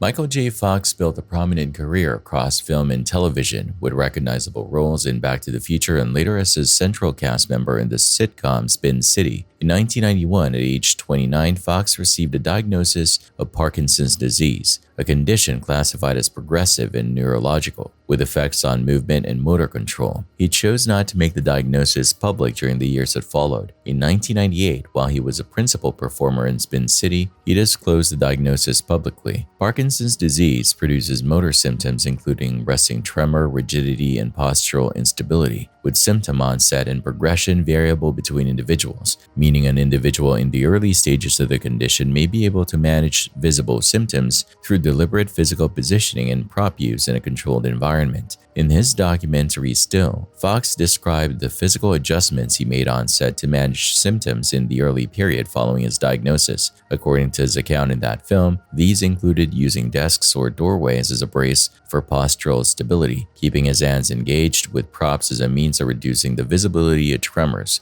and moving his hands into pockets when no prop was at hand. Each of these was a deliberate functional adaptation implemented within the normal visual register of a television performance without altering the observable content of his work. At the time of broadcast, viewers interpreted these physical adjustments as elements of Fox's on-screen performance, choices attributable to character behavior or an established acting style. Red? Joe? Pleasure to see you guys, as always. You know, I was just thinking. And still, no one outside of my family knew. Fox's account in Still identifies them as adaptations developed specifically in response to the early symptoms of his condition. The distinction is confirmed by his own documentary record. What viewers read as performance choices was, concurrently, a set of documented management techniques for early-stage Parkinson's symptoms. Surveillance footage in Israel captured this heart-stopping moment.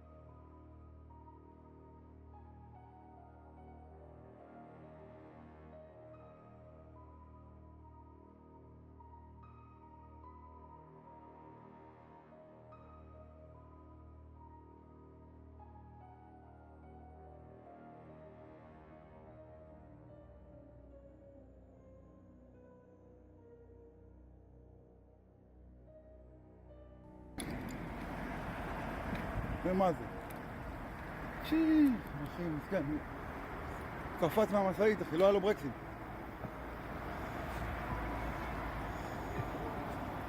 תראה מה זה, לא היה לו ברקסים, אחי, תראה איזה מזל. תראה איפה היה, אני עמדתי שם, הוא היה הורג אותי, אחי. איזה מזל, תראה מה זה. A truck driver was filling up gas before a high-speed truck came in and crashed into this gas station, almost striking him. A convenience store close by was heavily damaged. Fortunately, there were no reports of injuries. In January 2020, Timothy Bluffnick appeared on Family Feud, hosted by Steve Harvey, alongside several family members including his wife Rebecca. Family Feud is a network game show in which families compete by guessing survey responses to common questions. Bluffnick was a competitive and engaged contestant throughout the episode. He interacted fluently with Harvey, gave responses that registered with the studio audience, and the family won their round. As part of the taping, Harvey posed a personal question about the wedding. What was the worst mistake Bluffnick made on that day? Bluffnick's response was 2 words, I do. Honey, I love you, but said I do.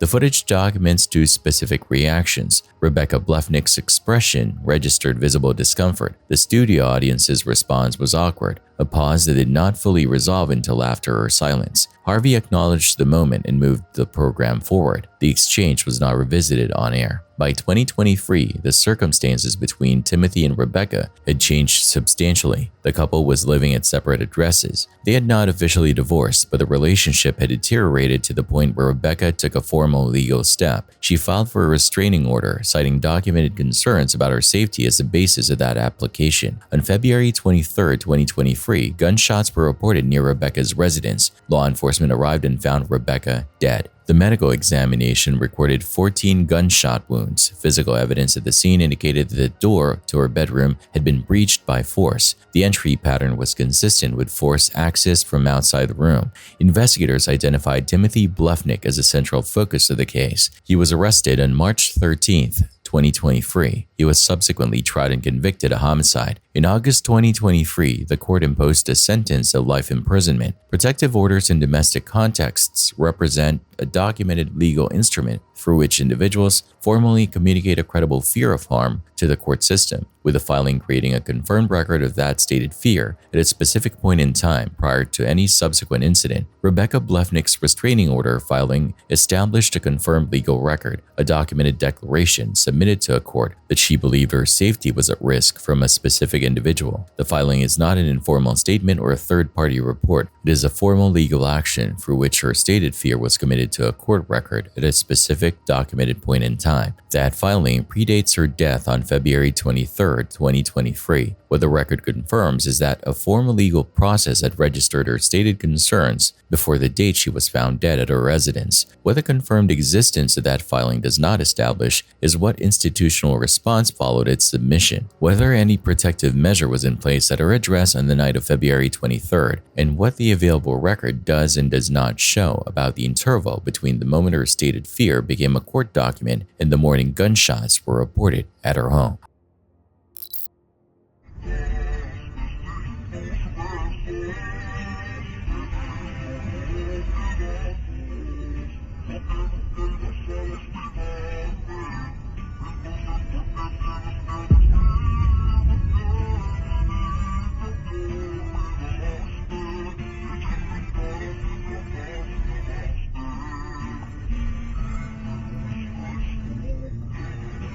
On May 12, 2026, on the Cumbra de Maltra stretch of the Puebla-Orizaba Highway in Mexico, a truck driver came under attack. No fewer than 3 men were involved. The group directed green lasers and high-intensity lights at the driver, a documented ambush method used to impair vision and compel a stop on isolated highway stretches. The driver did not stop. He accelerated and struck at least one individual among the attackers.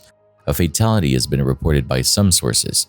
Authorities have issued no official confirmation of this. The Cumbra de Maltra section is widely regarded as among Mexico's most hazardous routes for cargo transport. Christine Chubbuck worked as a television news reporter at WXLT-TV in Sarasota, Florida. At the station, she hosted Suncoast Digest, a weekly program addressing local community affairs, covering public safety and human interest stories among its regular subjects. Those who worked alongside her and those who knew her personally described a journalist with genuine dedication to the work, who approached the program with sustained professional commitment. The same accounts also documented difficulties in her personal life that ran alongside that professional identity: loneliness, depression, and a persistent sense of isolation, attributed to colleagues and people who knew her. She was described as someone who experienced genuine difficulty establishing personal connections with others, and who carried those personal difficulties largely without outward indication. On July 15, 1974, Christine Chubbuck was presenting a live edition of Suncoast Digest. The program was in its regular time slot. The segment's visible progression gave no indication to viewers or to those working in the studio that what was taking shape fell outside any ordinary broadcast pattern. Mid-broadcast, she paused. She then stated in language directed at the audience that in keeping with the station's policy bringing viewers the latest in blood and guts, she would now provide a first. She produced a revolver from beneath the desk and shot herself on air. In living color, exclusive coverage of an attempted suicide.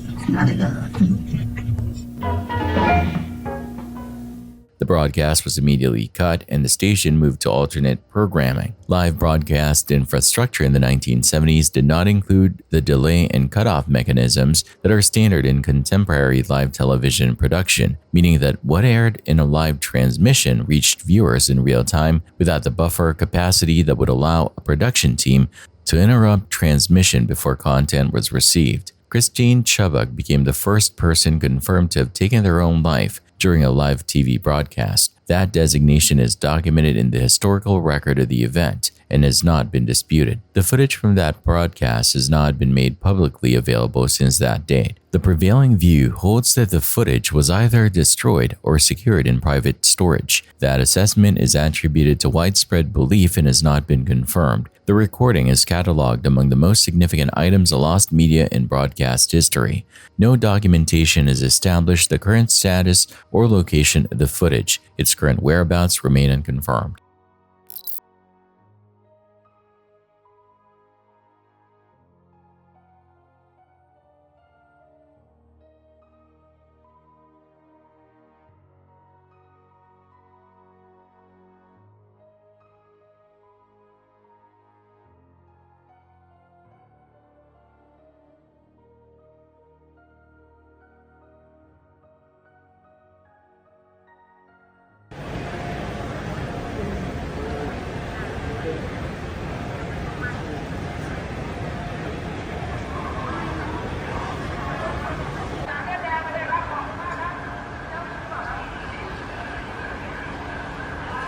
In Bangkok, Thailand, a freight train hauling containers struck a public bus that had stopped on the railway tracks amid heavy traffic. According to reports, the crossing barriers did not close before impact. Reports also indicated that the train operator had received a radio alert about vehicles positioned on the tracks but gave no acknowledgement. 8 people aboard the bus were killed. At least 35 others were injured. Authorities have opened an investigation. On May 11, 1985, Valley Parade Stadium in Bradford, England, was hosting a football match. The occasion carried particular significance. Bradford City supporters had assembled in large numbers to watch their team clinched the divisional title. The stadium's wooden main stand had deteriorated through years of use. Beneath those seated structures, layers of accumulated debris, paper, discarded trash, and other flammable material had been allowed to gather over an extended period without removal or intervention. During the match, a spectator let a lit cigarette fall through the floor planking beneath the stand. It reached the dry debris accumulated below. A small flame ignited. The flame spread rapidly through the accumulated dry material.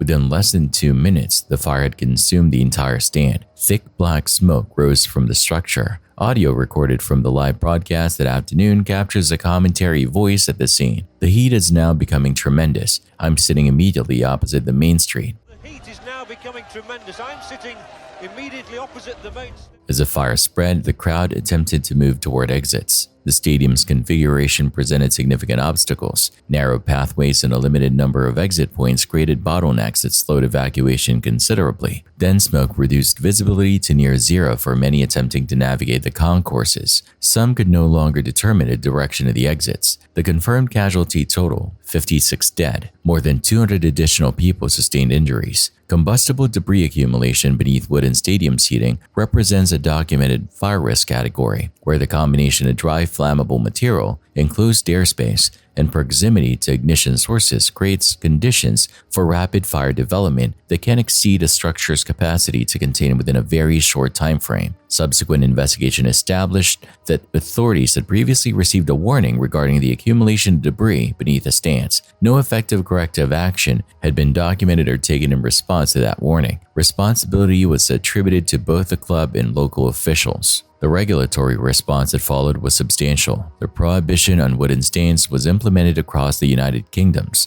At sporting events, smoking was prohibited. Stricter safety standards were enforced at venues throughout the country. The confirmed investigative finding that a prior warning had been issued and no effective action followed places a specific question before the record. The warning's existence confirms that the hazard was identified. What the documentary record does not by itself resolve is the mechanism by which an acknowledged risk remained unaddressed, whether the warning was evaluated and dismissed, not evaluated at all, or received but not routed to those with authority to act. The confirmed absence of a corrective response establishes that no documented action was completed. It does not by itself confirm the reason that action was not taken, which is a distinction the record leaves open. Oh, look, you guys. Look. Yeah. Oh my god, why is he so low? Oh!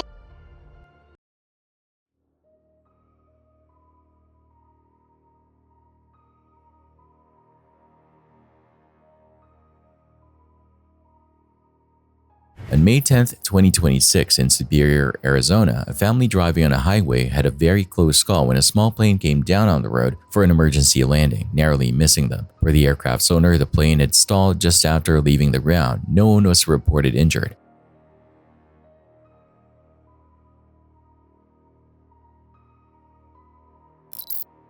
That 70s show aired from the late 1990s into the early 2000s, accumulating a significant viewership over the course of its run. Danny Masterson was a consistent presence in the core ensemble, portraying Stephen Hyde, a character defined by a laid-back, rebellious persona that became one of the show's more prominently recognized recurring figures. The performance contributed to the show's established tone, and the character became broadly familiar to a large audience during those years. During the same years the show was airing and building its audience, circumstances were developing that would not reach formal legal attention until years later. Multiple women eventually came forward with accusations of sexual assault against Masterson, with the alleged incidents dating to that same window of the show's broadcast years. Among the accusers, several shared Scientology membership with Masterson, and that shared institutional affiliation became a significant factor as the case was investigated and prosecuted. Allegations of sexual assault in entertainment industry contexts are documented to face extended delays between the alleged incident and formal reporting, with institutional dynamics, power differentials, and concerns about professional and personal retaliation among the documented factors that contribute to those delays. The Los Angeles Police Department opened a formal investigation into the allegations in 2017. According to reports, fears of retaliation and dynamics tied to the Church of Scientology contributed to the extended delay before legal action commenced. That characterization is drawn from reporting and attributed accordingly. Criminal charges were subsequently filed and the case proceeded to trial. In May 2023, Masterson was found guilty of rape on 2 separate counts. Later that year, a sentence was imposed. Masterson received a life term, with a minimum of 30 years required before parole eligibility. Said the testimony and descriptions of Scientology beliefs during the Masterson trial were, quote, uniformly false. Masterson did not testify at his own trial. His lawyers also called no witnesses. The defense had argued all along that these acts were consensual. That 70s Show was my favorite sitcom growing up, and Hyde was one of my favorite characters, so this is a shame. What do you think?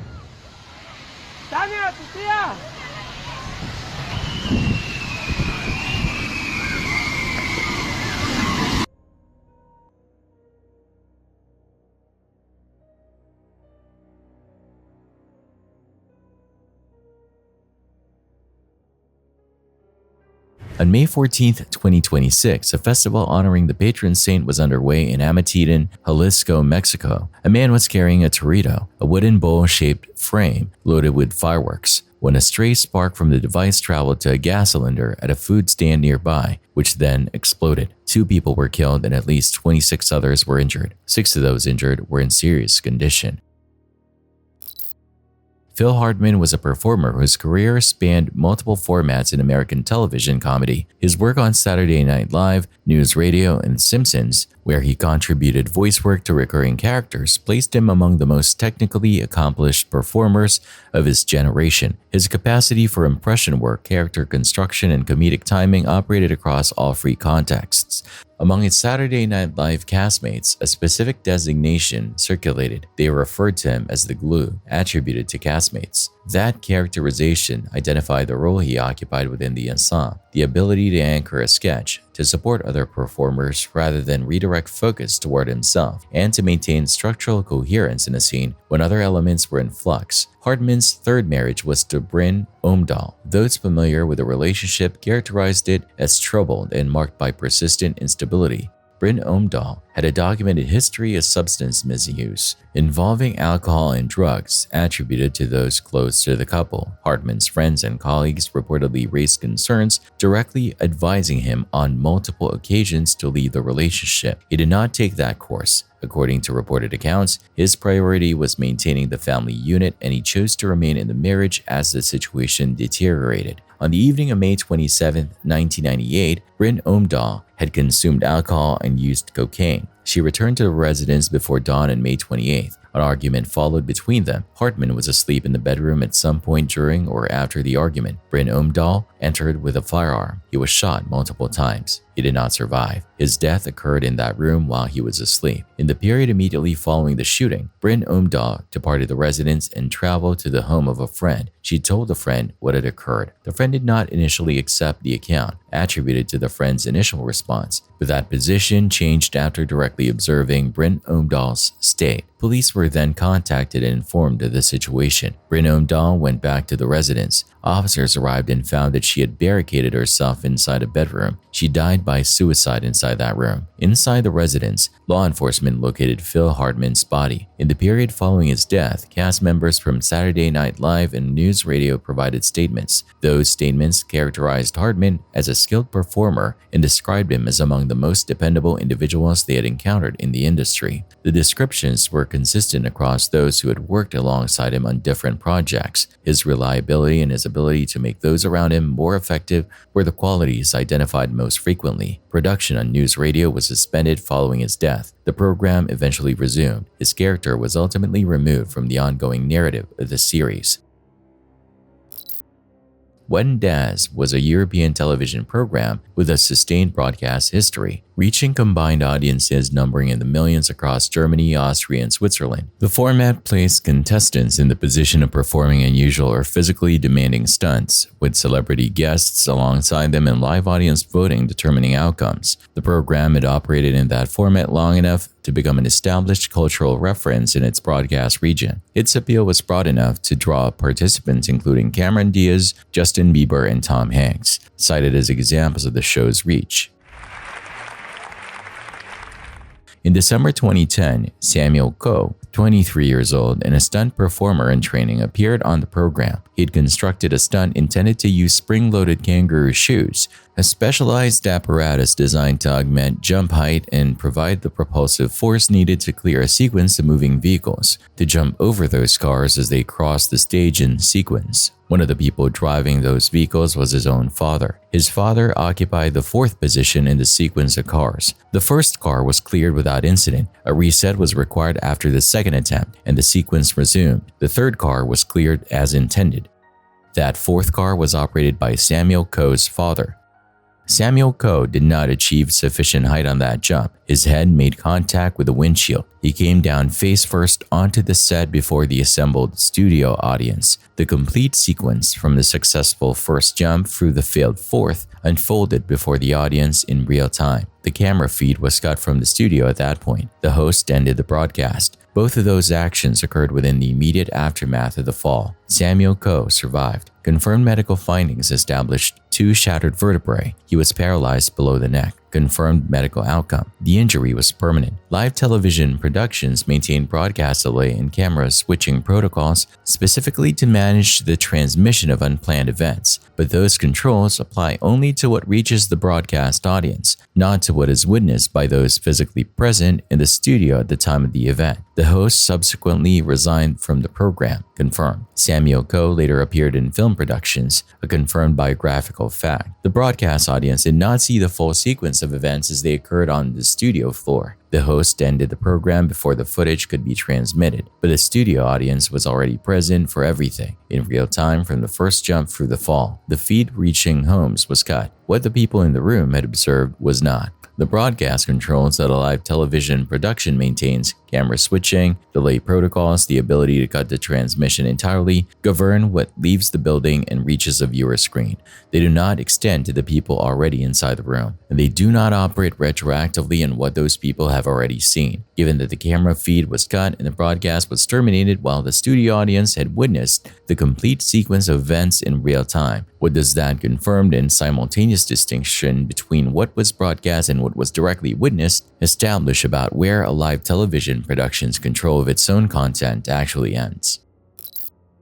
On June 7, 2026, at approximately 8:17 in the morning, an officer with the Jonesboro Police Department attempted to initiate a traffic stop on South Culver House. What began as a routine stop quickly escalated when the driver refused to pull over. Instead of stopping, the vehicle accelerated away from the officer, immediately turning the situation into a brief pursuit. As the driver fled, the officer observed multiple traffic violations, including running a stop sign without slowing down for oncoming traffic, creating a clear risk to others in the area. Rather than continue a prolonged pursuit, the officer gathered information on the vehicle and discovered it was registered to an address on Nisbet Street. Using that information, the officer headed toward that location in hopes of identifying the driver or locating the vehicle. When the officer turned south onto Nisbet Street, the suspect vehicle was found parked in a gravel lot behind an apartment complex. Additional officers quickly arrived to assist, and the vehicle was cleared to ensure no one was inside. The driver was soon identified as Jerry Cornelius Brown. Witnesses in the area reported seeing him run from the scene shortly after the vehicle was sparked, confirming that he had fled on foot. Officers began searching the immediate area, and it didn't take long before Brown was located nearby. When officers made contact, he complied with verbal commands and was taken into custody without further resistance. Following his arrest, Brown was charged with multiple offenses, including fleeing, possession of a controlled substance, driving with a suspended license, reckless driving, failure to appear, and an out-of-town warrant. As the officers continued working the scene, they conducted an article search in the area where Brown had been found, looking for any items he may have discarded while running. During that search, a police canine named Rocky became involved. At some point, Rocky scaled the fence while tracking or searching the area. When it came to bring the dog back over, his handler, Officer Zach Hobbs, attempted to lift him back to his side. During that moment, something went wrong. As Officer Hobbs tried to assist the dog over the fence, Rocky appeared to become startled or injured. The dog yelped, possibly after being scraped during the maneuver, and suddenly turned on his handler. Plots, plots, plots! Here! Here! Plots!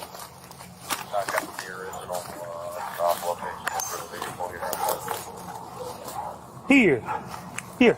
Come on! Come on! Come on! Here! Here!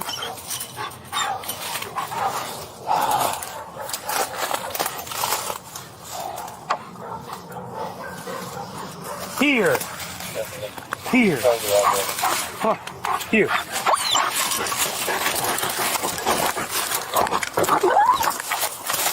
Louie! Louie! Rocky! Out! Out! Out! Out! Out! Out! Out! Help me! Help me! Help me! I'm getting dog bit! Out! Louie! Out!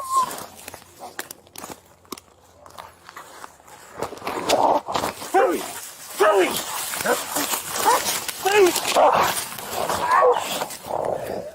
Louie! Louie! Rocky began biting Officer Hobbs, inflicting multiple injuries in a matter of seconds. Louie! Rocky! Rocky! Rocky! Rocky!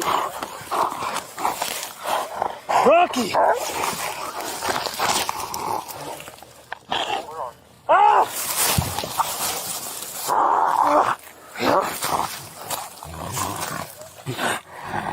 Okay.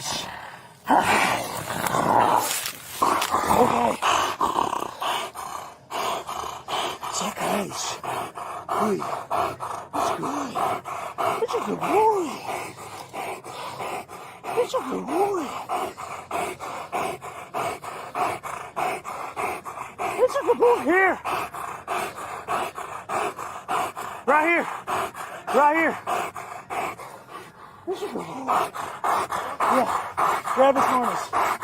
Grab his harness. That's a good boy.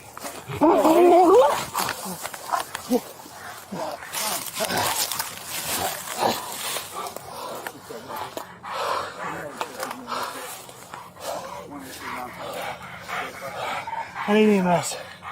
The situation was quickly brought under control with the help of an Arkansas State Police trooper who assisted in restraining the dog. Officer Hobbs sustained several bite wounds to both his arms and his upper right thigh. He was treated at the scene before seeking further medical attention at a nearby hospital. Despite the unexpected turn during the search, both Officer Hobbs and Canine Rocky recovered from the incident. By the following day, the two were reunited. What started as a routine traffic stop quickly developed into a foot pursuit, an arrest with multiple charges, and an unusual and unfortunate incident involving a police canine, highlighting how unpredictable even standard calls can become.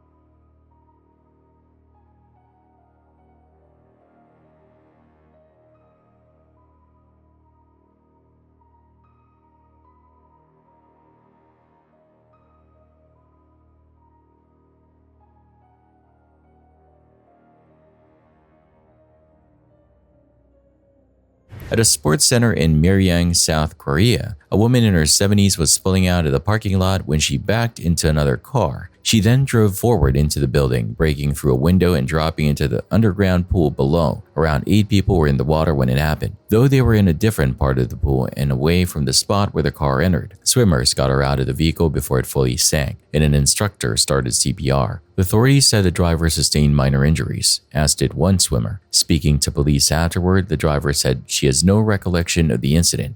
Wild, huh? On December 19, 2025, at approximately 6:24 in the evening, officers with the Ewing Police Department responded to a 911 call reporting a stolen vehicle. The call indicated that a white Kia had been taken in the area of Clover Avenue.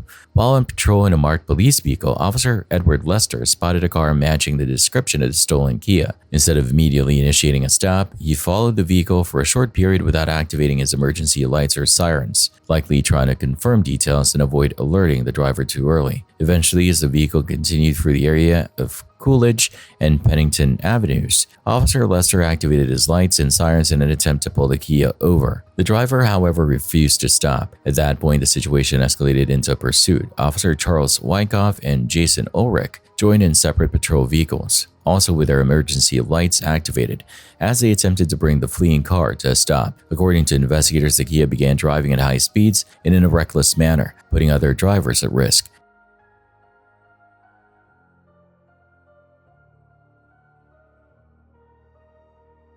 Pennington, permission to pursue. Money, take the line, right? Right on Mellon.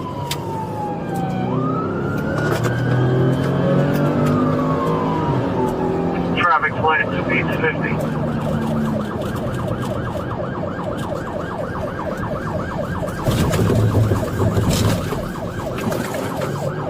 Left on the Clement Class track. Next light speeds 40. Failed in the parking lot.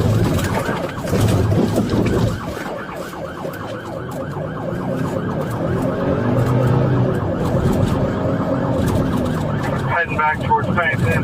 Traffic still light. 243, hold on. That's fine. Just made a right on the Pennington.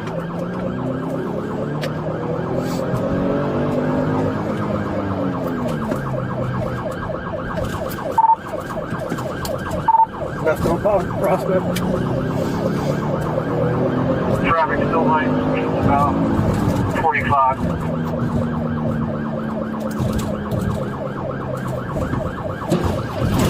We got a motor vehicle accident. We got a motor vehicle. I got a pole on top of me. As it traveled northbound in Prospect Street, the driver ran a red light at the intersection of Prospect Street and Parkway Avenue. That decision had devastating consequences. As the Kia entered the intersection, it collided with an uninvolved civilian vehicle, a red Subaru, that was traveling eastbound through the intersection. The Subaru had 4 occupants inside at the time of the crash. We got a motor vehicle accident. We got a motor vehicle. I got a pole on top of me. The impact was severe. A juvenile passenger inside the Subaru was ejected from the vehicle during the collision. Despite emergency response efforts, that child later died from the injuries sustained in the crash. The other occupants of the Subaru were injured but survived, with their injuries reported as non-life-threatening. The driver of the Kia also sustained injuries that were not considered life-threatening. Following the collision, the Kia continued forward and crashed into a traffic signal pole at the intersection. The force of the crash caused the pole to collapse, falling directly onto the Kia and also striking Officer Lester's patrol vehicle. Officer Lester was injured as well but was treated for non-life-threatening injuries. In the aftermath, the Mercer County Prosecutor's Office took over the case, particularly handling matters involving the juveniles who were inside the stolen Kia at the time of the pursuit. What began as a vehicle theft investigation quickly turned into a high-speed chase that ended in tragedy, highlighting the dangers that pursuits can pose not only to those involved, but also to innocent people caught in the path. In Mkoani County, Kenya, the Moroni River has no paved road crossing. The only way across is through the water.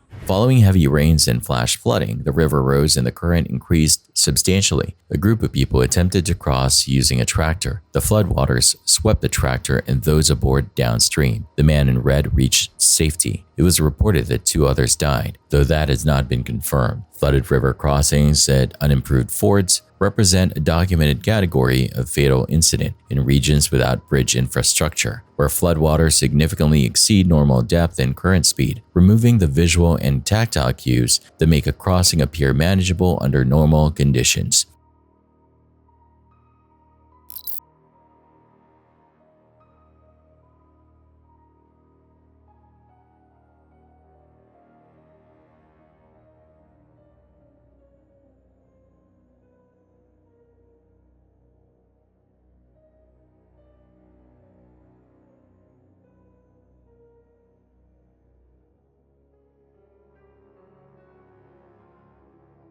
In Ireland, a tractor struck a van that was parked and unattended. The van's owner was elsewhere at the time. They would come back to find their vehicle damaged and the tractor stopped nearby. The most likely explanation involves a hay bale obstructing the tractor driver's line of sight. No injuries have been reported.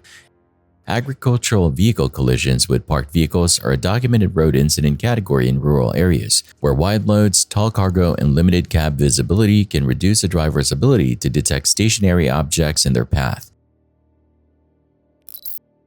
In a residential area of Gujarat, India, people noticed a fire breaking out in the parking zone and moved to douse it with water. What they had no way of knowing was what was stored there.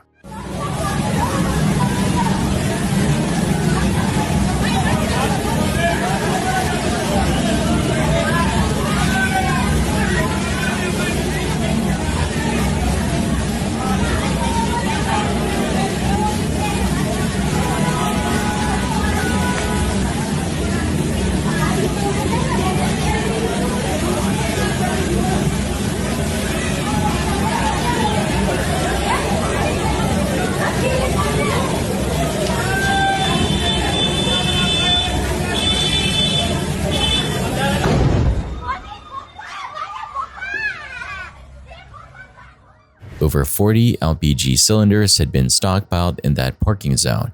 Someone had been hoarding them there. One of them developed a leak. That single leak was sufficient to ignite all of them. An explosion followed. Everyone who was present came out completely unharmed. LPG cylinders stored in confined or poorly ventilated spaces represent a documented fire and explosion hazard, where a single leak can accumulate flammable gas concentration sufficient to ignite from a nearby flame source, with multiple cylinders compounding the explosive yield significantly.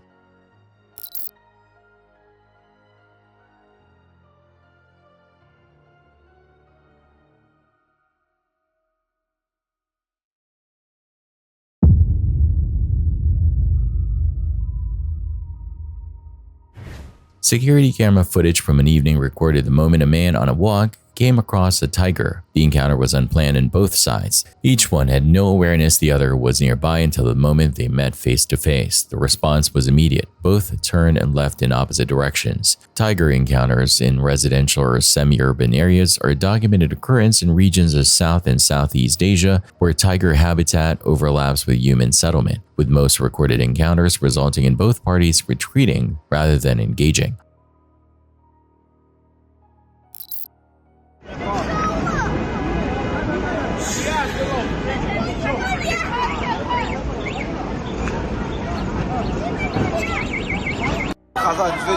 我操，天塌了！太原一创城就出事儿。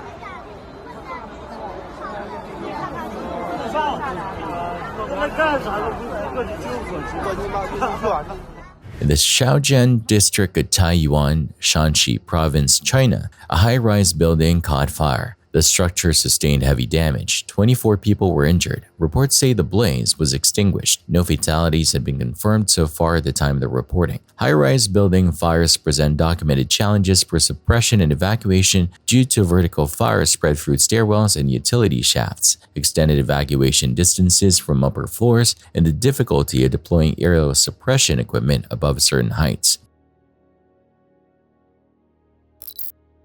On December 16, 2025 at around 4 p.m., San Diego police officer Kellen Taitafa de la Rosa and another officer attempted to make contact with a man riding an electric bike in the 2900 block of Balboa Drive inside Balboa Park. The man, later identified as 55-year-old Alan Baker, also known as Tracy Diggs, immediately fled from the officers, first on the e-bike and then on foot.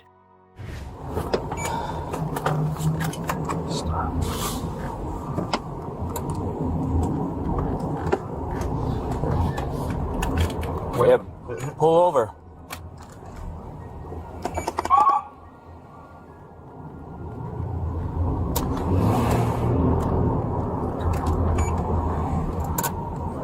He's not gonna stop, is he? He's not gonna stop. Hey, pull over. Stop. He's not gonna Stop, guys.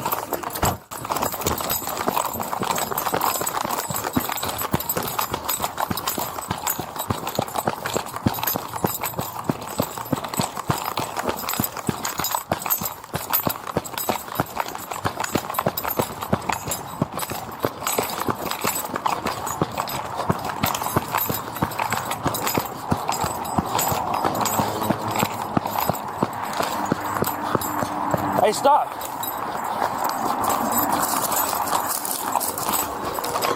Hey, stop! Oh, shit! Shots fired, shots fired. Drop the gun! The chase came to a sudden and violent end when Baker turned toward Officer Taitafa de la Rosa and fired a round from a handgun. The officer was not struck. He responded by firing 5 shots in return, hitting Baker and sending him crumpling to the ground. Drop the gun!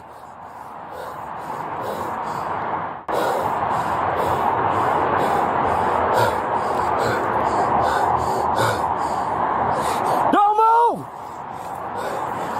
He threw the gun to the left.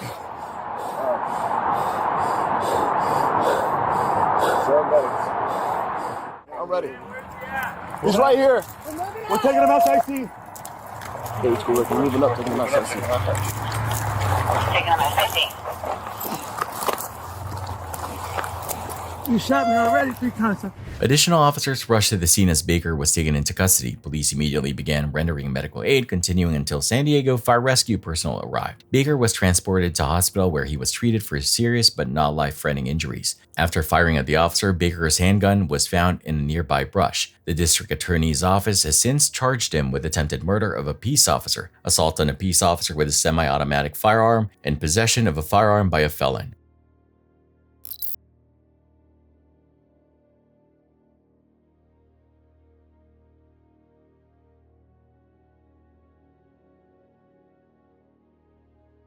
This sinkhole was a delayed consequence of local excavation and construction-related subterranean water leaks from pipelines. This emphasizes the necessity of continuously inspecting the ground and buildings during underground excavation in order to prevent the road from abruptly failing.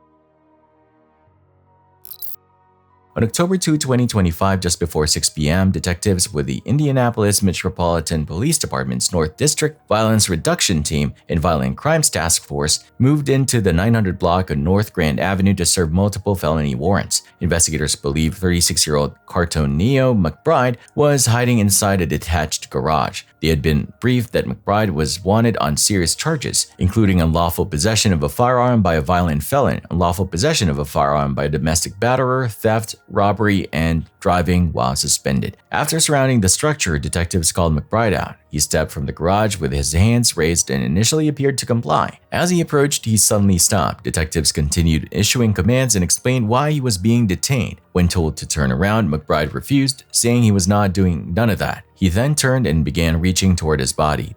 Keep your hands up. Walk towards us. Walk.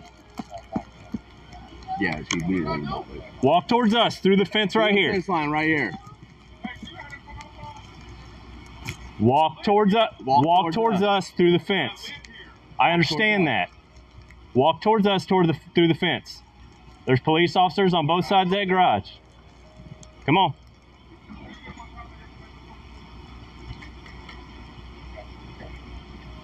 Keep your hands up. Adam 240 is at your mixed price, subject to your You want to go less lethal? Put your hands up. You got taser. We're giving you lawful commands. Good. We're on ED1. Keep your hands up. Go ahead, Alyssa. Hands up. Alyssa has lit sleep. Keep your hands up now. We got commands. We got commands. I'll good Walk hands to me. when she gets it. Walk to me. Keep walking. Listen to our command. You're about to get tased, man. What is going on? Walk to us now. That's what I'm doing. Right. Keep walking. Walk to the sound of my voice now, man. Come here. You keep Walk on to messing me. around. Walk. Keep walking. What do you want me to do, man? Jones, hold on. Shit. Walk towards me. No, what is going on, man? Walk towards What's me. going You're on? gonna go in handcuffs. Walk towards Why? me. What did I do? Cartonio, you have warrants, okay? That's what this is about. Turn around. Man, I'm not doing nothing. Hey, motherfucker, you're about to get tased. Detective Hunter deployed her less lethal taser. Almost immediately, Detective Jones fired his service weapon. McBride ran a short distance before collapsing. Even on the ground, he continued to roll away from officers and reached with his hands. Detectives Vert and Hunter then discharged their firearms. Additional officers arrived with a ballistic shield, closed in, and took McBride into custody. Hey, motherfucker, you're about to get tased. Tase him. Get down there! Down there! Keep your hands where I can see them or you're gonna get shot. I will not give you another warning. You pull them, Down there! towards me. No, what's going on, man? Walk towards What's me. going on? You're gonna go in handcuffs. Walk towards Why? me. What did I do? Cartonio, you have warrants, okay? That's what this is about. Turn around. Man, I'm not doing none of Hey, that, bro. motherfucker, you're about to get tased. Down there! Down there! Keep your hands where I can see them or you're gonna get shot. I will not give you another warning. You pull them down.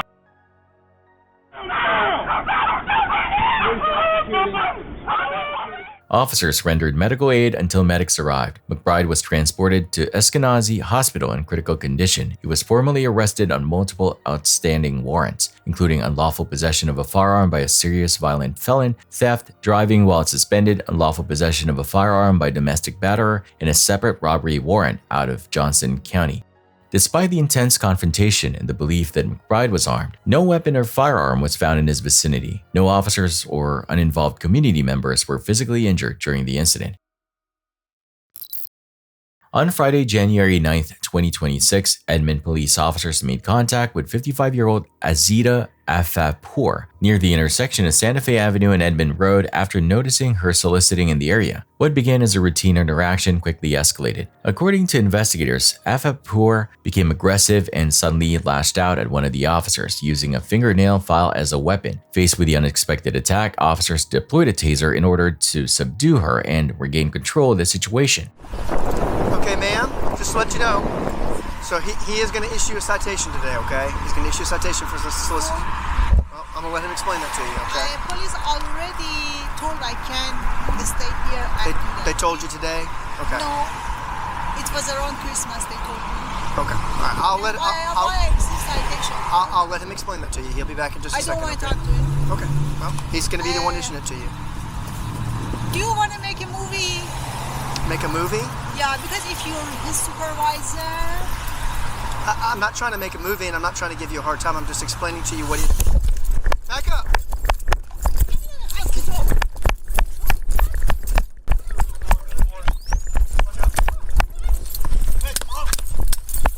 Get on the ground!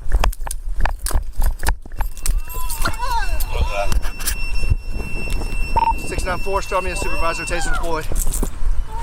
Put your hands behind your back, do it now! Put your hands behind your back! Cover. Cover. Yep. I don't know what she's got in her hand. Do not move, do you understand me? Do not move.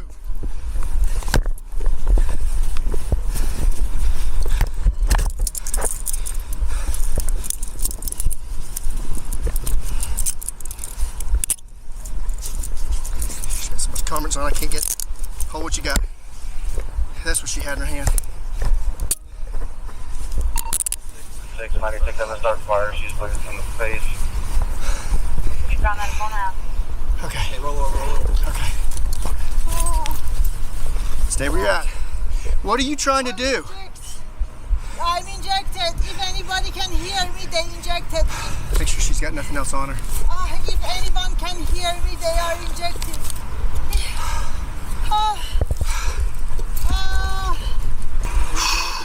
Holy crap. I woke up from talking to Kimmer and I see you. I'm bolting this way. I got my taser out, but she had something in her hand like this. I thought it was a knife. It wasn't until I got it out of the... Where are you bleeding from? I was on the nose. Just leave her running. Fine. She was fine. He went back to his car. I gave him the information, and I went and made contact with her at the pole. And then she just flipped. She was transported to a nearby hospital for evaluation before being booked on assault-related charges. Police have not disclosed whether the officer sustained any injuries, and the incident remains under review as the investigation continues. This right here is one of the saddest videos I've ever seen, and I've covered thousands over the years. Take a look.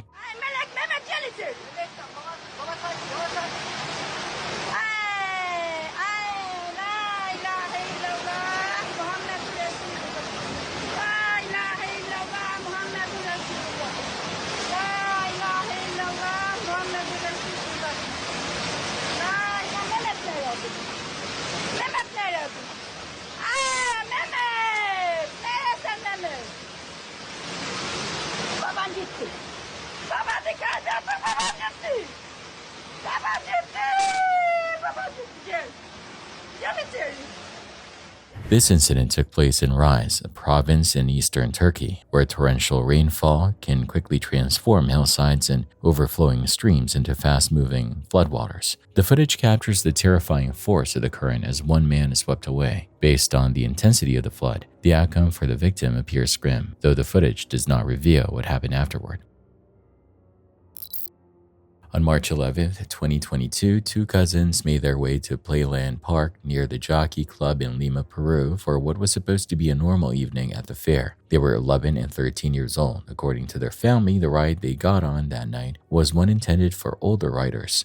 The attraction went by the name Lave Voladora, which translates to the flying ship. It was a fast-moving circular ride with a series of small cars linked together and running around an oval track. From the ground, it looked like any high-energy fairground ride. Bright lights, loud music, and cars swinging around the course while riders screamed. As the speed built, one of those cars suddenly failed.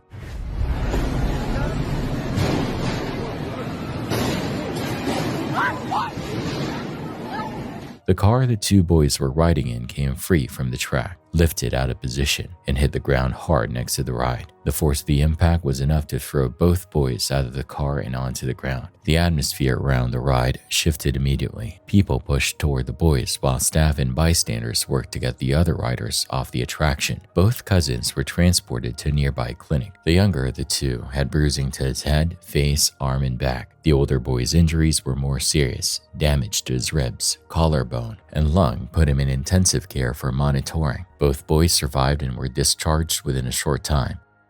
Once the footage circulated online, investigators determined that a mechanical failure had caused the car to slip from the track. The investigation also uncovered something else. Playland Park had no current authorization to operate at that location that night. The permit had expired. Authorities ordered the park to close, and the company was subsequently fined for the danger it had created for visitors. What makes the footage so striking is how fast it happened. One moment, two kids were sitting in a fairground car like everyone else around them. The next, that car was off the track entirely. Thought that was scary? Brace yourself for the next clip.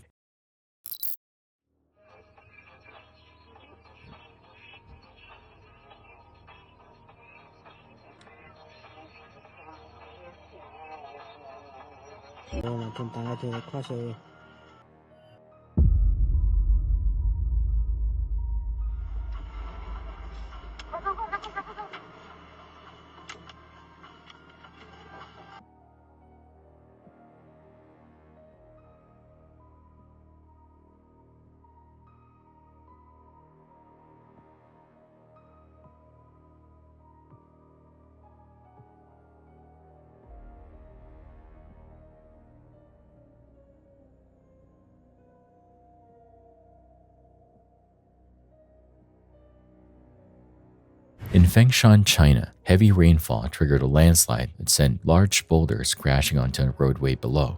According to authorities, 2 people sustained minor injuries in the incident. As a precaution, officials also evacuated 44 nearby families because of the continued risk of additional rock slides. Restraints on amusement rides serve one function: keep the rider inside the vehicle regardless of what forces the ride applies. The shoulder bar, the lap belt, the harness, each one is engineered to hold the person in place through whatever combination of speed, rotation, and inversion the ride was designed to produce. The assumption built into every ride cycle is that the restraint will do exactly that. Passengers sit, the system locks, the operator confirms it, and the ride proceeds on the premise that nothing holding a person in place will open until the cycle is finished. Hey, I got both seagulls completely loose.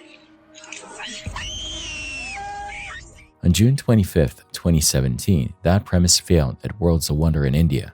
The attraction was called the Feedback, a high-intensity ride engineered around speed, rotation, and sustained disorientation. The structure functioned like a large mechanical carousel with extended arms that launched passenger pods high into the air. Those pods rotated independently at the end of the arms, meaning riders were simultaneously being pulled through several forces at once: spinning, swinging, lifting, and flipping, with their shoulder restraints as the only thing keeping them seated. Shortly after the ride started, one of those restraints opened. As the machine moved into its first major flip, a man's harness came loose entirely. With nothing securing him, he was thrown clear of his seat, fell below the ride, struck an iron step on the way down, and landed in the bushes underneath. He survived with minor injuries, but for everyone still locked into the ride above him, it wasn't over. The machine kept going. Passengers were screaming for it to stop when a second restraint reportedly failed, and a second rider started sliding free from her seat. The person sitting next to her grabbed hold and kept her in place while the ride continued swinging, the only thing between her and a fall being another passenger's grip rather than the harness that was supposed to hold her.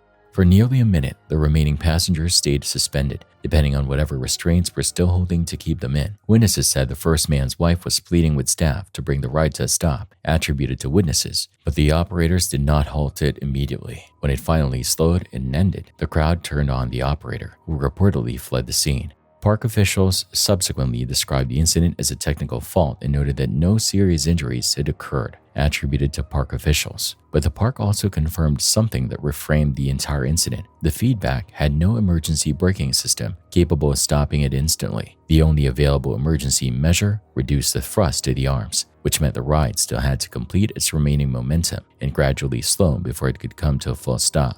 From the moment that first harness opened, there was no mechanism to cut the danger short. For years, amusement parks across parts of India operated without the mandatory safety audits, specific legislative requirements, or structured post-incident investigations that applied in other countries, meaning rides like the Feedback could remain in operation without the external scrutiny that might have identified the fault before a rider was seated. When a ride's entire margin of safety depends on restraint integrity, operator response time, and inspection quality, a single harness opening at the wrong point in the cycle is sufficient to create serious danger without anything else on the ride failing at all. This next clip takes us to the heart of Bangkok early in the morning, and what you're about to witness is downright terrifying. Watch this.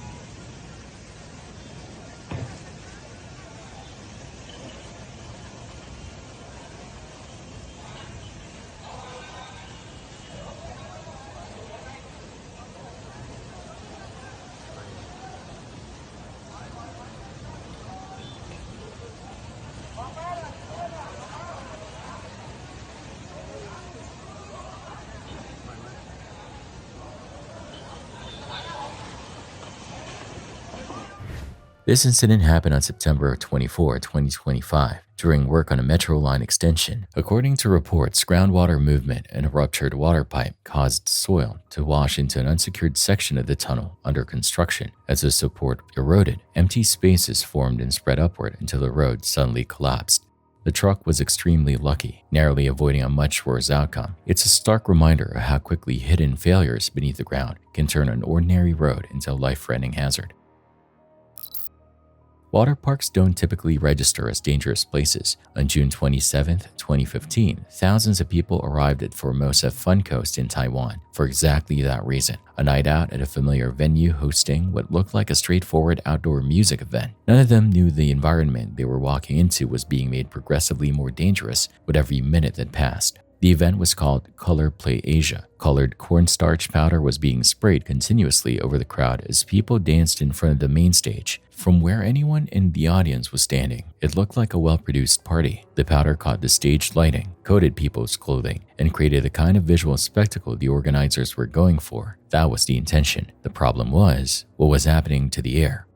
Thousands of attendees were packed into a tight space, many of them gathered inside a drained swimming pool directly in front of the stage. Air blowers and compressed gas canisters kept feeding more powder into the crowd throughout the event. A dense cloud of suspended particles built up above the stage area. In sections of the venue, the powder had settled into a visible layer on the ground beneath people's feet. To the crowd, it looked like residue from a party. What it actually was fuel. Cornstarch dust in sufficient airborne concentration is combustible. The people packed into that space were standing inside a flammable cloud and had no way of knowing it. The ignition happened without any warning. A flash of fire crossed the stage area and the powder coating the ground caught almost simultaneously. The flames moved through the packed crowd fast, faster than most people could process what was happening. Within seconds, a music event had become a mass casualty incident. People ran, fell, and scrambled over each other trying to get clear. The fire burned for less than a minute. The injuries it left behind were severe. More than 500 people were hurt, a significant number with serious burns. 15 died later from complications sustained that night. The emergency response was immediately overwhelmed. The scale of the casualties exceeded what the available ambulances could handle. Victims were transported to hospitals in taxis. Others were carried out of the venue on inflatable rings, improvised stretchers, and whatever came to hand in the immediate aftermath.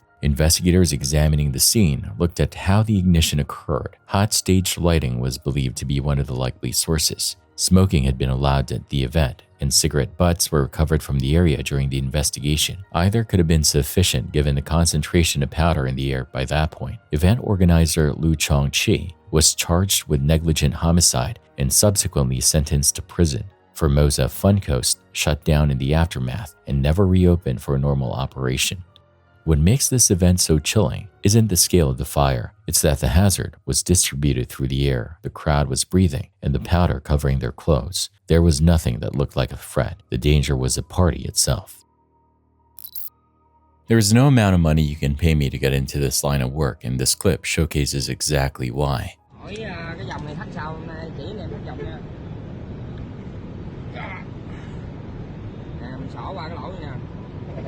Vậy nó có cái lỗ nè, xỏ qua, móc qua đây, cái rồi, đơn giản không? Vậy là xong rồi đó. Rút cái hết vô, đó, khóa lại. Cái này là 4 cái sinh nè anh em, 4 sinh nha. Vậy anh em có hỏi thắc mắc sao thầy chỉ luôn. Xỏ vô dây vậy cái, móc lại cái rồi, xong. Trước khi leo xuống thì mình leo xuống mình móc cái vòng dây an toàn cái mình phải leo xuống nha. Đó, đơn giản. Đó, giờ rồi. Xuống cho anh em coi luôn nè. Giờ leo xuống cho anh em coi nè.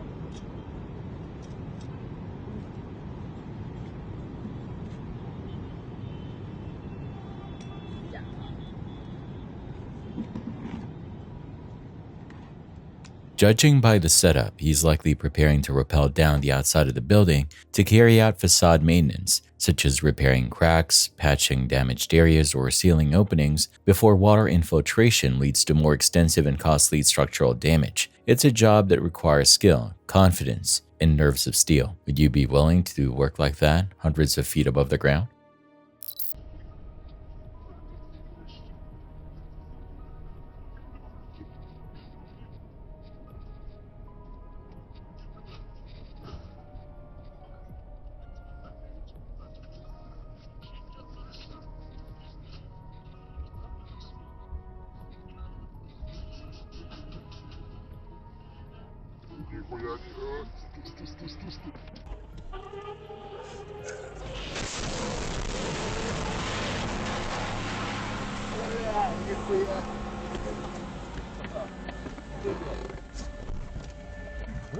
Near Veliki, Russia, a truck driver lost control and crashed into a car traveling along a highway. According to reports, everyone involved escaped without injuries despite the severity of the collision. It's a stark reminder that even a routine drive can change in an instant when control is lost.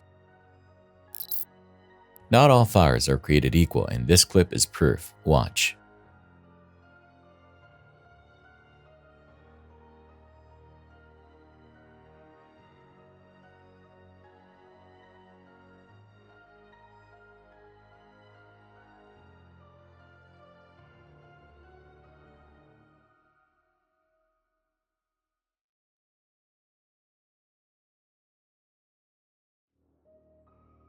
This footage captures the intense reaction of a magnesium fire. Once burning magnesium comes into contact with water, it reacts with the oxygen and hydrogen contained in the H2O molecules, producing an incredibly bright white flash. The result is a brief but extremely intense burst of light that can resemble a miniature sun. Fortunately, the camera withstood the blast, allowing the entire incident to be recorded. If you thought that was scary, wait until you see this next clip. Crystal and Damien purchased what they believe would be their dream home just a few months before these recordings began. Not long after moving in, the two got engaged. By any external measure, life was going well, but despite that, neither of them could shake a persistent and deepening unease that had settled into the house alongside them. Unexplained things kept happening, events that neither of them could account for. To find out whether they were imagining it, they set up multiple cameras throughout the property in different rooms. What those cameras recorded confirmed the activity was real.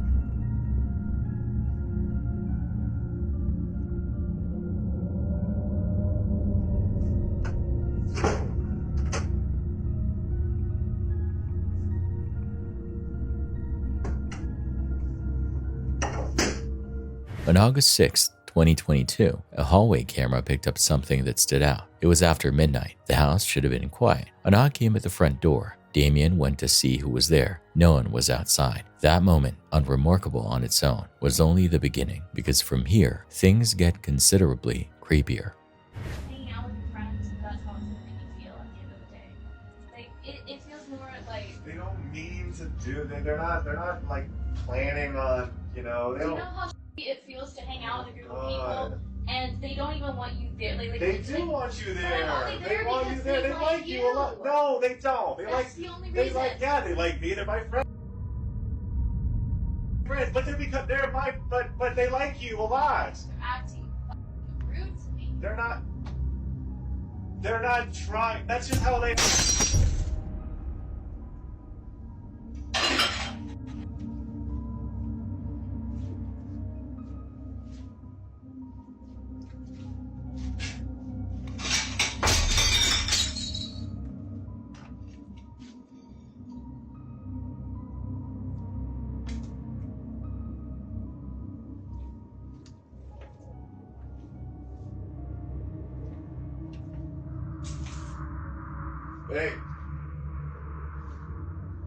During an argument between the two of them, a plate slid free from a cabinet directly behind them and struck the counter, without anyone having touched it. They both stopped mid-argument, confused. Then a second plate came down, and this one traveled toward Damien as though something had deliberately directed it at him. It seemed as if whatever was present in the house was attempting to interrupt the fight or force them to stop entirely, but the activity only continued to escalate. One night, Crystal was alone in the house, late scrolling through her phone. Watch.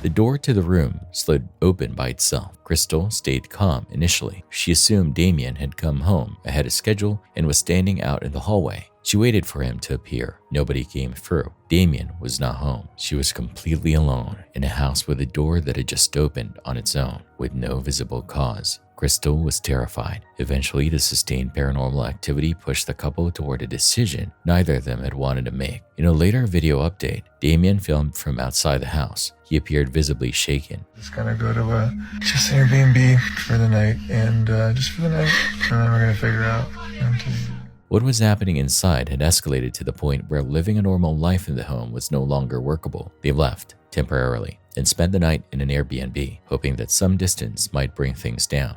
They returned the following evening. After talking it through, they concluded that the only real way forward was direct confrontation with whatever was present. They performed a seance with the intention of making contact and asking the presence to leave.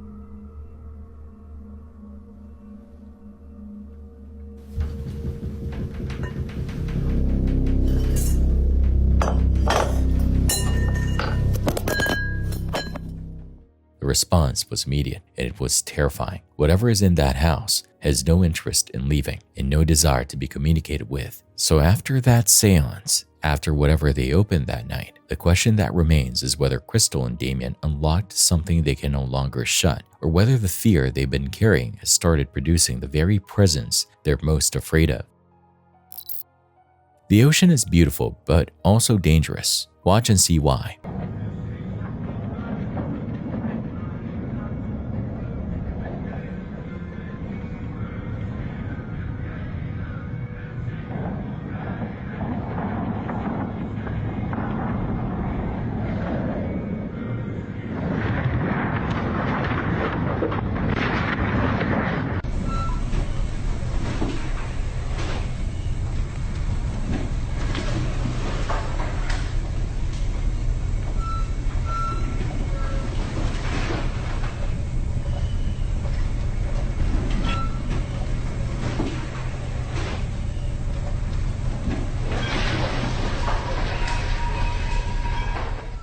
Conditions like these are often found where ocean currents and air masses with different temperatures collide. These regions can experience sustained winds exceeding 55 knots, along with waves commonly reaching 10 to 15 meters in height. On rare occasions, even larger rogue waves over 20 meters can form. Although modern cargo ships are engineered to withstand seas this extreme, facing conditions like these would still be an intimidating experience for any crew.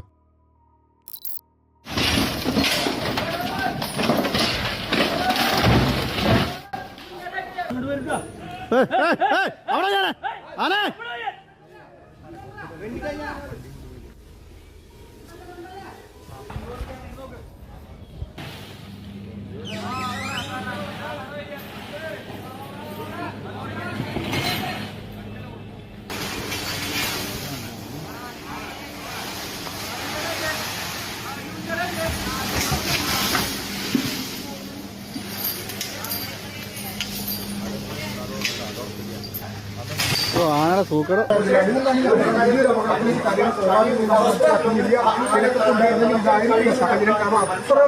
മാത്രം violent ആണ് ഈ ആന സമീപ പ്രദേശത്തുള്ള ഈ പന്തല് അതോടൊപ്പം വാഹനങ്ങൾ ആളുകൾക്ക് നേരെ അതോടൊപ്പം മരങ്ങൾ ഇതൊക്കെ ആക്രമിക്കാനുള്ള ഒരു സാഹചര്യമാണ് ഇപ്പോൾ പാകിസ്ഥാനിൽ ഉള്ളത്. അതിനെ തളർത്തുക എത്രത്തോളം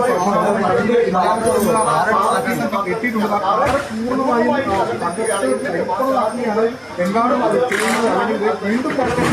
ആദ്യം അതിനുശേഷം വീണ്ടും അത് പിന്നെയും താഴ്ത്തുകയാണ്. അത് പൂർണ്ണമായി സാഹചര്യത്തിലേക്ക് കാര്യങ്ങൾ ചെയ്യുകയാണ്. അങ്ങനെ വലിയ പ്രതിസന്ധിയിലൂടെ പ്രദേശത്തെ ആളുകൾക്ക് വലിയ ആശങ്കയിലൂടെ കടന്നു പോകുന്ന നിമിഷങ്ങളാണ്. ഇനിയിപ്പോൾ എന്താണ് ചെയ്യേണ്ടത് എന്നൊരു വ്യക്തത ആർക്കും വന്നിട്ടില്ല. ആ കാറ് പൂർണ്ണമായും, അതായത് കാറ് ആ വീടിൻ്റെ മതിലിനോട് ചേർന്ന് ആ കാറ് ഇന്ത്യ തള്ളി കൊണ്ടുവന്ന് അവിടെ ഇട്ടിപ്പോൾ അത് വീണ്ടും ചവിട്ടുന്ന കാഴ്ചയാണ് കാണുന്നത്. വീണ്ടും മറച്ചിടാൻ ശ്രമിക്കുന്നു. അങ്ങനെ ഈ പാപ്പന്മാരും അതോടൊപ്പം ടാസ്ക് ഫോഴ്സ് ആളുകളും അല്ലാതെ മറ്റു ആർക്കും അങ്ങനത്തെ കളിക്കാൻ പറ്റില്ല. അവരും പോലും വളരെ 150 മീറ്റർ അല്ലെങ്കിൽ 200 മീറ്റർ ഒക്കെ അപ്പുറത്തായിട്ടാണ് നിൽക്കുന്നത്. ആ വീടിന് അതിലൊക്കെ In Angamali, India, on May 1, 2026, a temple elephant became aggressive during a religious festival after breaking free from its chains.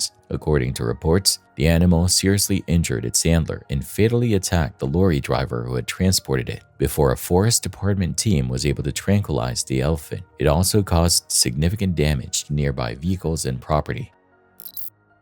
A man in the United States posted this TikTok, and it's the kind of clip that stays with you. It was late at night, and he was sitting by himself in the living room, phone in hand, scrolling. Then that sensation hit, the specific uncomfortable feeling of being watched, not from inside the house, but from beyond the window, as if someone was standing just outside looking directly in at him. He picked up his phone and started filming to capture whatever was out there. I'm really tripping out now. Something was looking at me through the window, and I heard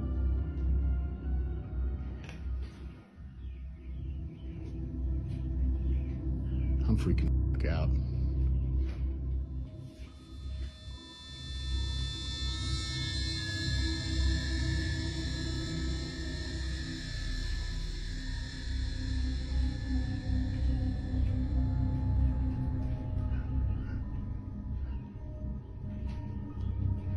I am tripping.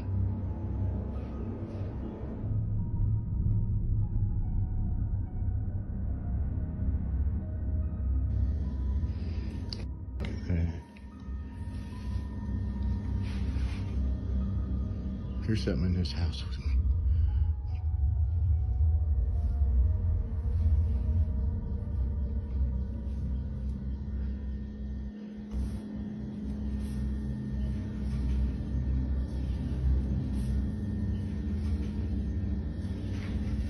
There's something in here.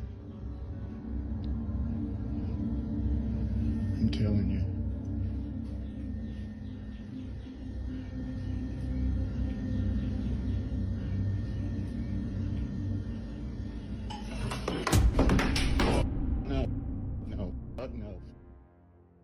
As he kept recording, his attention shifted toward the kitchen. Objects on the counter started moving. Not dramatically at first, but clearly enough that there was no mistaking it. The realization that he wasn't alone settled in fast. Then whatever was in that space turned toward him. A kitchen knife left the counter and crossed the air in his direction, missing him by only a few feet before hitting the floor. Before he could process that, something else came out of the darkness at him. The atmosphere in the room had become deeply eerie by this point. The way it escalated, responding to his fear rather than ignoring it, didn't read like a prank. It read like something reacting. So the question the knife specifically raises is this: a burglar doesn't throw a knife and stay hidden. So what does? I'm willing to bet you've never seen a plane landing quite like this one. Take a look and let me know if I'm right or wrong.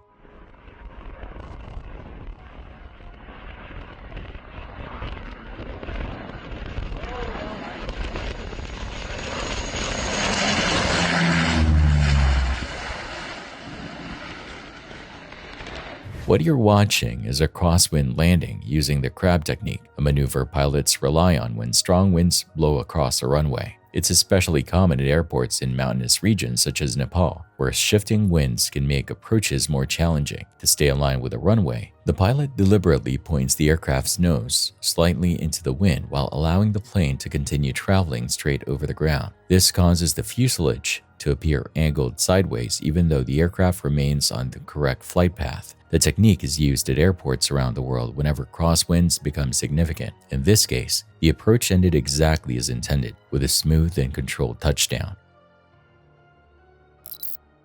This clip takes us to the Church of the Ascension on the Mount of Olives in Jerusalem. During a service on January 19, 2026, one of the people in attendance had their phone out and was filming. They weren't looking for anything unusual, just documenting the moment, but when they played the footage back, something on that recording stopped them cold. Word spread through the congregation, and the response from the people who saw it was, by their own account, stunning.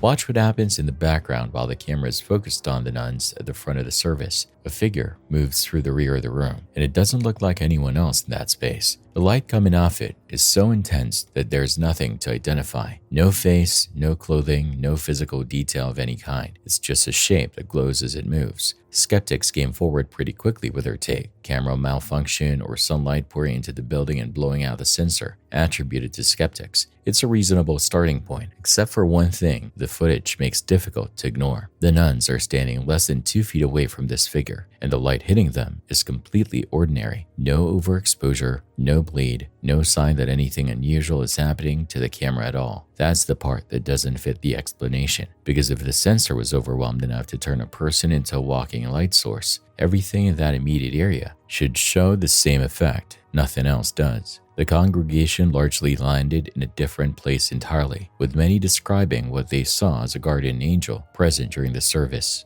So the specific question the footage raises isn't really about whether light can cause this kind of effect. It's about why that effect would appear on one figure alone while leaving everything 2 feet away completely untouched. On a highway in Jalisco, Mexico, a red passenger bus was moving along when a white pickup truck came flying past and got directly in front of it, then came to a dead stop across the lane. Armed men climbed out. The driver understood immediately that this wasn't a road dispute or a near miss. This was an ambush. He had almost no time and no good options. Pulling the bus to a stop meant trapping everyone on board with armed men right outside. Hesitating meant the bus became a stationary target, so instead, he did something else entirely. He swung the wheel and drove the bus straight into the pickup with enough force to knock it off the road. The impact broke up the ambush before it could develop into anything worse. The armed men abandoned it and ran. The bus kept going, carrying the passengers away from the threat before the situation could escalate further. This reportedly took place on February 22, 2026. The violence across Jalisco that day was connected to the death of El Ñoño, described as one of the most powerful cartel leaders in Mexico. In response to his death, Cartel members were reportedly moving across Jalisco and surrounding areas, blocking highways, setting vehicles on fire, and throwing up flaming barricades across major roads, attributed to reports from that period. Other buses hadn't made it through that day. Footage from the wider unrest showed what happened to the passenger vehicles that encountered these blockades and didn't get clear in time, and it wasn't good. The bus that did get through, the one on this footage, got through because of one decision made in a fraction of a second. There's no version of this where the driver had a clean choice in front of him. Stopping was a trap. Waiting was a risk. Driving into the vehicle blocking the road was the only move that kept the momentum in his favor and the passengers moving away from the danger. The fact that everyone on that bus got out of that situation is a direct result of him not stopping when every instinct might have said to. Paranormal investigator Alan Berry makes his way into an abandoned village in Saudi Arabia, a place that used to house workers from a nearby oil refinery before the plant shut down in 2004. For more than 2 decades since, these buildings have sat empty, but people from the village next door have a different take on whether the place is truly unoccupied. According to locals, jinn have claimed the ruins. Drivers who pass through at night reportedly catch sight of dark figures standing in the windows, watching the road. From the moment Alan Berry arrives, the decay is obvious and the atmosphere feels loaded. During his time filming, he captures what appears to be orb-like lights drifting in the distance and what looks like glowing eyes observing him from the darkness beyond the village perimeter.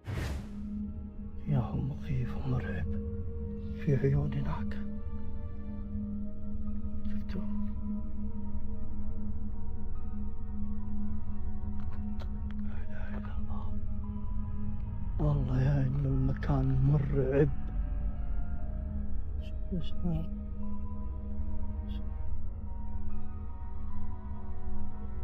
وش سالفة النيران هذه يا جماعة؟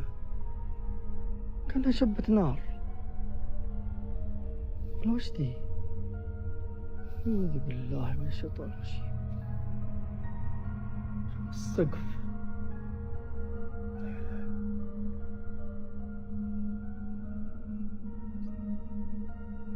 شجرة جوبة الغرفة. شفتوا؟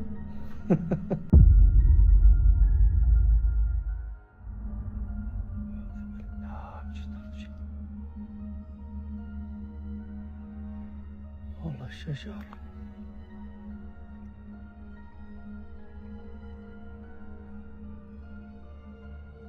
شكله بشب نار.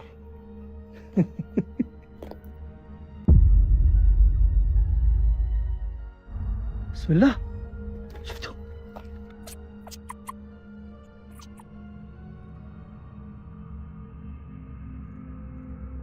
شوف بس اسود. شو بيستعني معاه؟ شيء هنا ظهر. في أحد؟ شيء عجيب والله. هذا اللي صار. بسم الله الرحمن الرحيم. شفت؟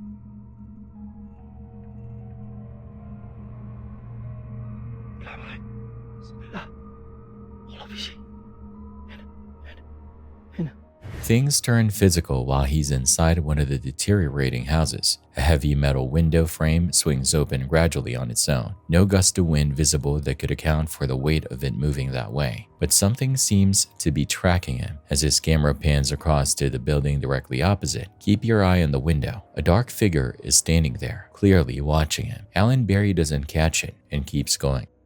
Then a few moments later, movement draws his attention to a different structure entirely. A shadow crosses a window frame in a separate building. This time, he registers it, and it visibly unsettles him. Whatever it is appears to be shifting between buildings, staying close. He heads toward that structure to investigate. Before he steps inside though, look at the window right beside where the figure just was. Another dark shape with glowing eyes is positioned there, watching him. It holds for just a moment before both figures disappear entirely. When he enters the room to find them, it's empty. Just 2 cats sitting among the rubble. In Arab folklore, jinn are said to take the form of animals, cats specifically, in order to observe people without revealing themselves. The figure surfaces again not long after, visible in a window of yet another building. Alan Berry reaches a conclusion. He's being followed. He ends the investigation and leaves. So the question the cats specifically raise, given what Arab folklore says about jinn and shape-shifting, is whether finding 2 of them in a room where figures just vanished is the explanation or part of it. On a road running through Bandipur Tiger Reserve in Karnataka, India, a tourist climbed out of his vehicle and began walking in the direction of a wild elephant standing near the edge of the road.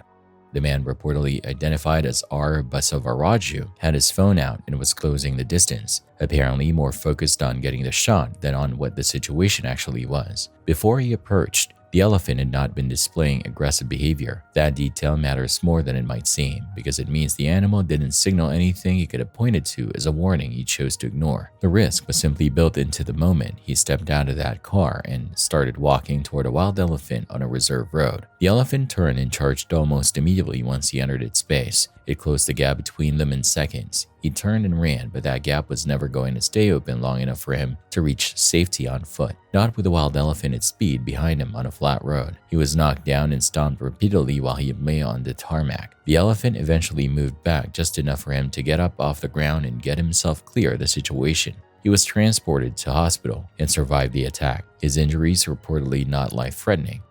Forest officials subsequently identified him, issued a fine of 25,000 rupees, and required him to record a video statement on camera in which he acknowledged that he had violated the rules of the reserve and ignored the wildlife safety guidelines that are in place, specifically because encounters like this one are entirely predictable. The footage is hard to watch, not because it ended as badly as it could have. It didn't, but because of how quickly the distance between a man taking a photo and a man being stopped by an elephant collapsed. The charge is what most people focus on when they see this clip, but the actual error came earlier, quieter, and with far less drama. The moment he decided stepping out of the vehicle was a reasonable thing to do, everything that followed was a consequence of that one decision. Sometimes danger finds people who aren't looking for it and couldn't have seen it coming. This clip is a solid example of that.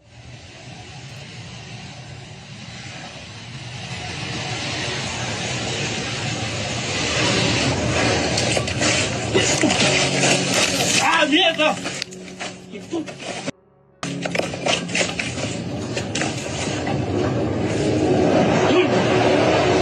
Puta! Ah, mierda! Ah! Puta! Ah! Hikers near Santiago volcano in Guatemala were caught off guard when it erupted without warning. This isn't just a volcano classified as active. The label that comes up when you search it is hyperactive. That's a meaningful distinction. People have different opinions on hiking active volcanoes. That's fair enough, but choosing to hike one that's been specifically labeled hyperactive is a level of boldness that goes beyond what most would sign up for. Glenn, who goes by Glenny Boy on TikTok, runs a daily life vlog, not a paranormal channel, not a ghost hunting account, just regular content. But something started happening in his home that changed that. Strange footsteps coming from the kitchen with no explanation and noises from his son's bedroom that didn't add up. Then one night, loud banging from the kitchen pulled him out of sleep entirely. He grabbed his camera and went to find out what was going on. It's happening again.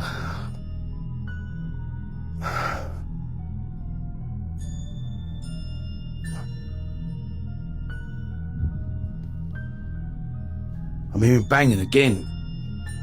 I don't know where it's coming from.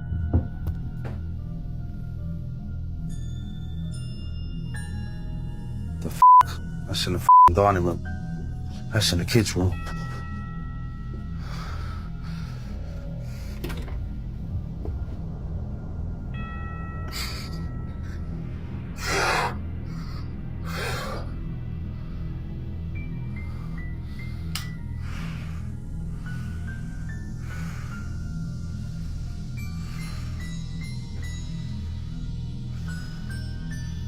What is going on? Seriously?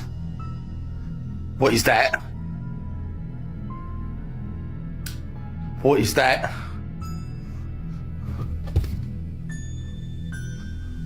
Why's the light off? What is going...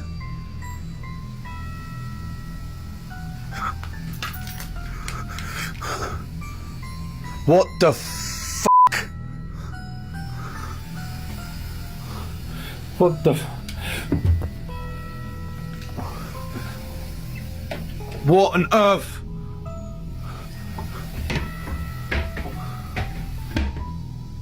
What?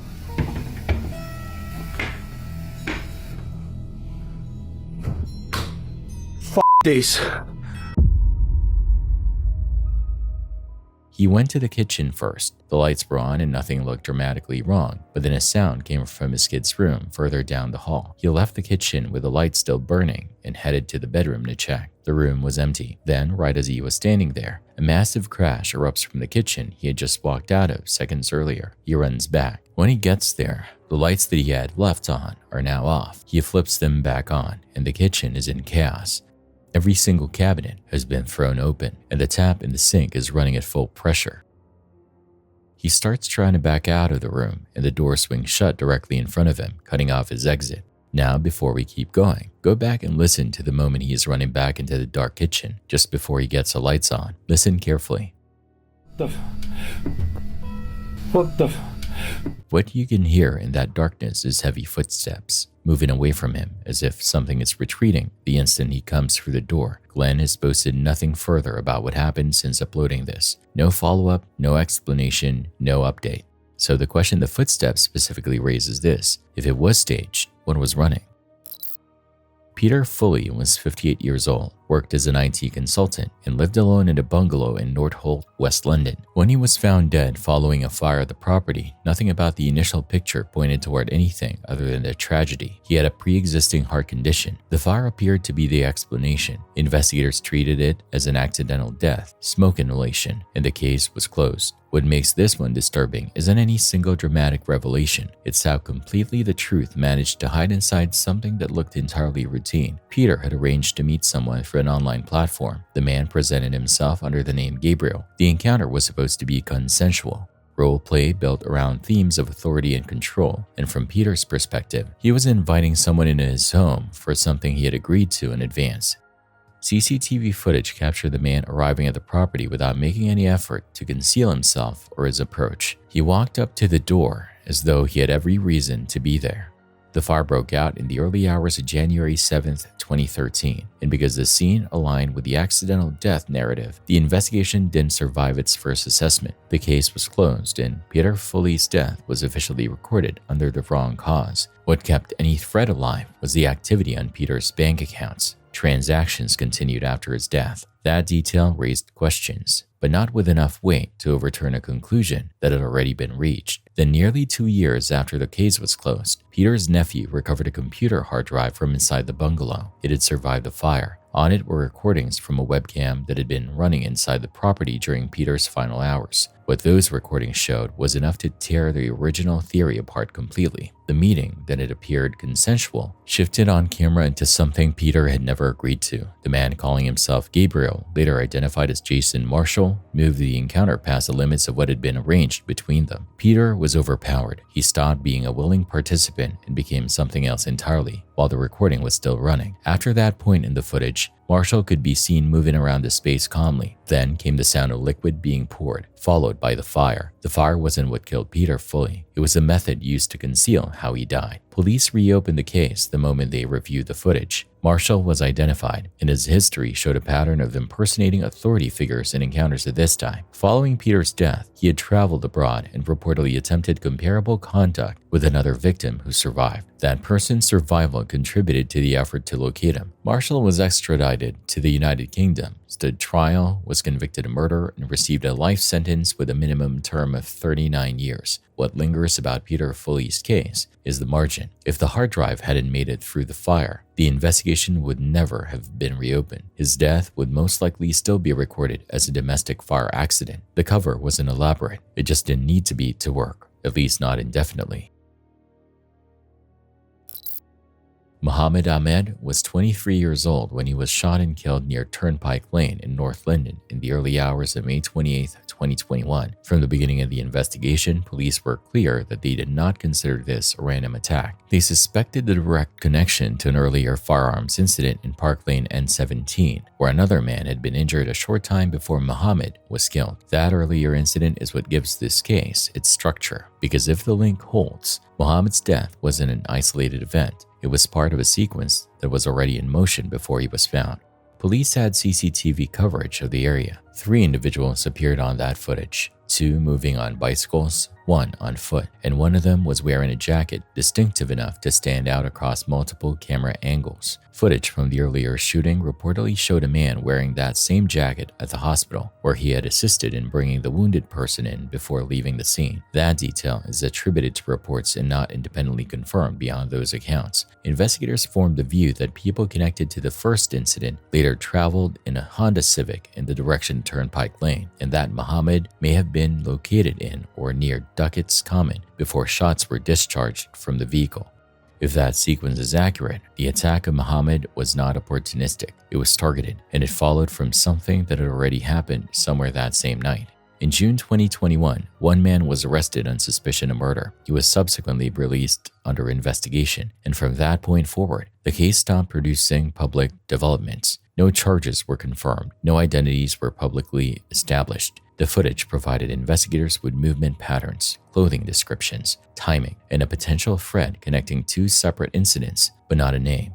According to reports, local people reacted to the killing with something closer to exhaustion than shock, an attributed observation that suggests serious violence had become sufficiently normalized in the area that even a murder didn't register as something outside the expected. That's a different category disturbing from what a homicide investigation usually produces. Muhammad Ahmed's case belongs to a specific kind of frustrating. The footage exists. The timeline is partially visible. The investigation was clearly active and the theory was developed, but the distance between what the cameras captured and what could be proven in a courtroom never closed. CCTV provided enough to build a case theory. It didn't provide enough to finish one. The case remains open.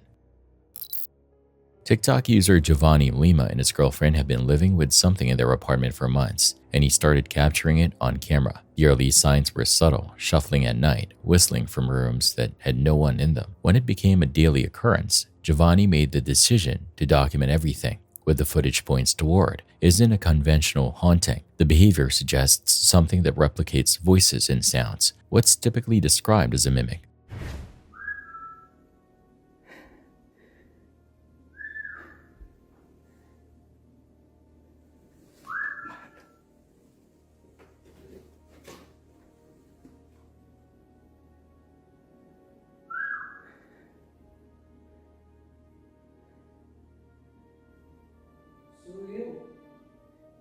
É a minha voz.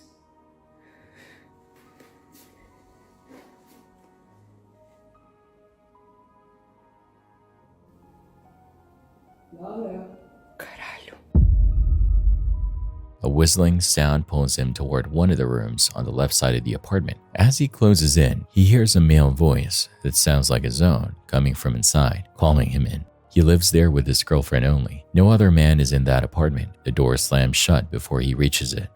As the activity kept intensifying, Giovanni placed lines of salt along the front entrance and lit candles there in an attempt to stop whatever this was from coming through. It didn't appear to have any effect. Chu, acorda. Tá aqui.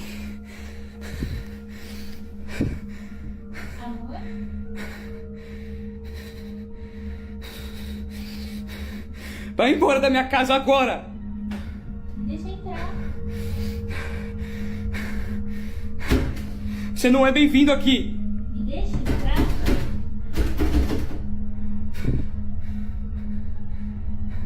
Sou eu.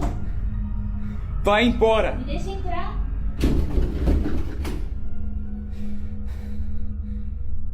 Ele não tá passando. Ele não vai passar. Ele não passa.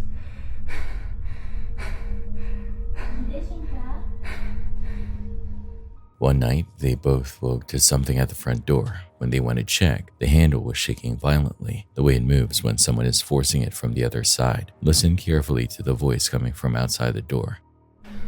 Deixa entrar. Sou eu. It sounds exactly like his girlfriend pleading to be let in. His girlfriend is standing right beside him and she's visibly frightened. Their interpretation is that whatever is outside had learned her voice and was using it to get the door open. Giovanni eventually decided to stop avoiding it. On a different night, when the sound started again, he went to the front door and opened it. His girlfriend stayed back and filmed from behind him.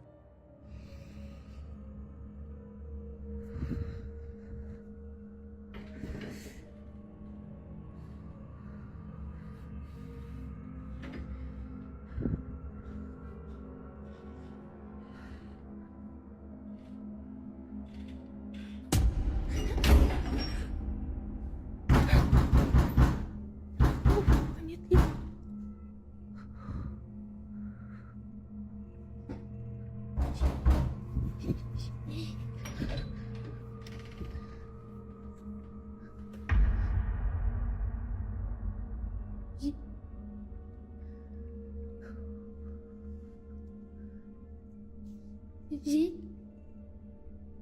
opened the door and looked left. His expression shifted immediately into something unreadable. The door then slammed shut, locking him out in the hallway alone. Banging came from his side of the door, but no words from Giovanni. His girlfriend opened it. He was standing completely motionless, not speaking, not reacting, staring at nothing at all. A complete trance. She had to stop recording to physically bring him back inside and pull him out of it.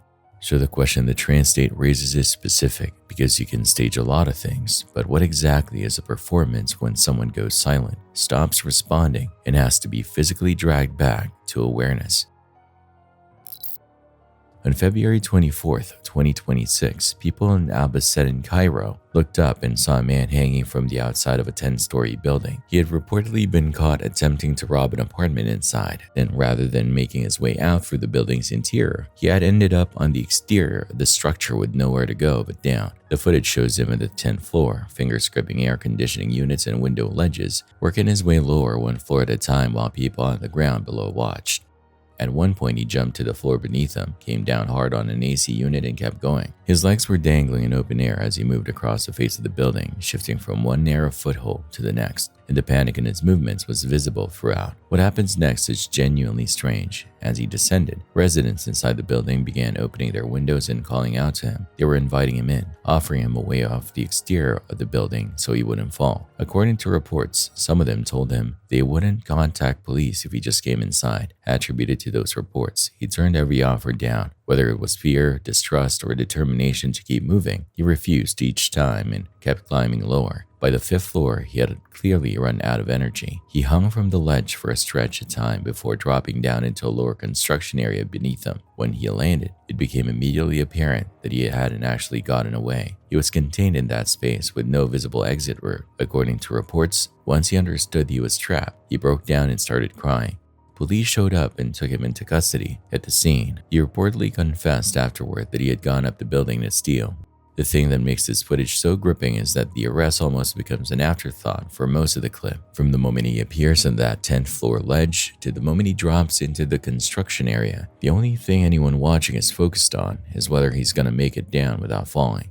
The escape attempt was its own crisis entirely, and it ended not with him getting away, but with him sitting trapped at the bottom of a building he just climbed down the outside of, waiting for police to arrive.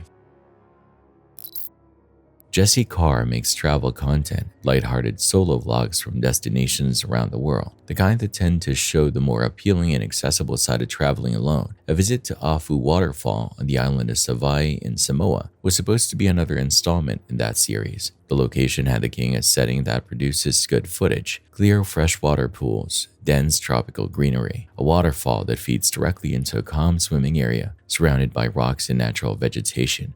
Jesse paid the entry fee, drove down to the falls, and arrived to find the place almost entirely empty. What unfolded over the next stretch of time didn't match the setting she'd come to document. So there's little waterfalls over here, like that. And I guess as I keep driving up, the bigger one's gonna be up there. Okay, I don't know if I'm meant to park here. But anywho, this is the spot. And I think it's just me. Wait, let's go check it out quickly. The conditions looked right for the kind of content she usually produces. The water was clean and clear. The waterfall itself was striking, and she started filming the way she normally would, narrating, describing the location, getting ready to swim. Not long after she arrived, she became aware of a man in the area who appeared to be paying consistent attention to her. I'm gonna hop in now. I took a couple photos and now I'm ready to have a dip.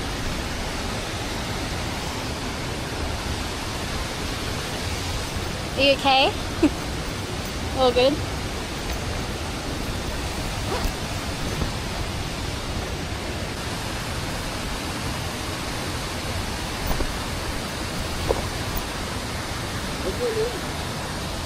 Jesse.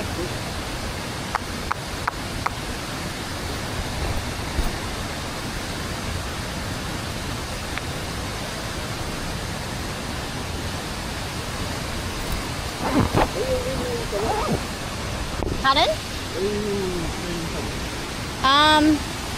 I can't remember the name. It's like, I don't remember the name. Sorry.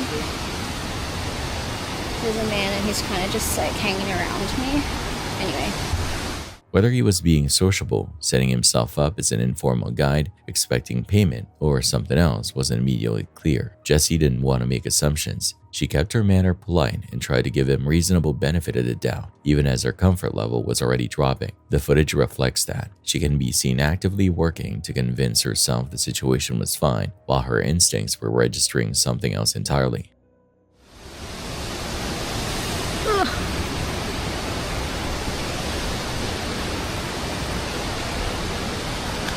Okay.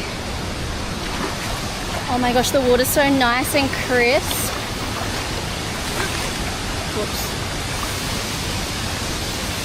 It'd be good to have rock shoes or something. I feel like that man was like waiting for me to hop in so he could hop in or something. I don't know why. As she moved through the pool, he pointed out different sections to the falls, suggested where she should go next, offered to help her across the rocks. Jessie kept the tone light, but said aloud during the visit that she felt uneasy and would rather not have men around her. When a small group of other visitors arrived near the falls, it brought some degree of relief. The man still didn't leave. I'm just gonna float because it's getting tiring. Would you like me to take a photo of you guys? Yeah? Okay. That's okay. So the ladies, pardon? Over there. I'll try. No, all good. The man is telling me that I should go over here. So I'm gonna try actually because I feel like it would be nice to. Okay. I got to some rock. I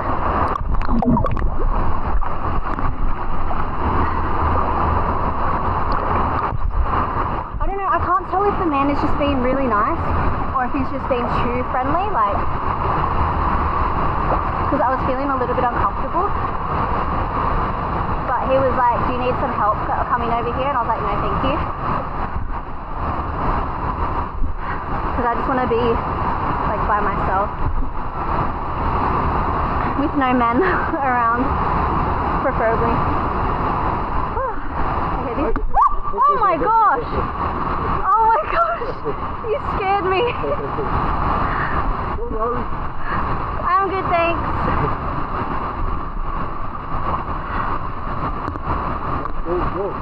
Pardon? Cold, yeah.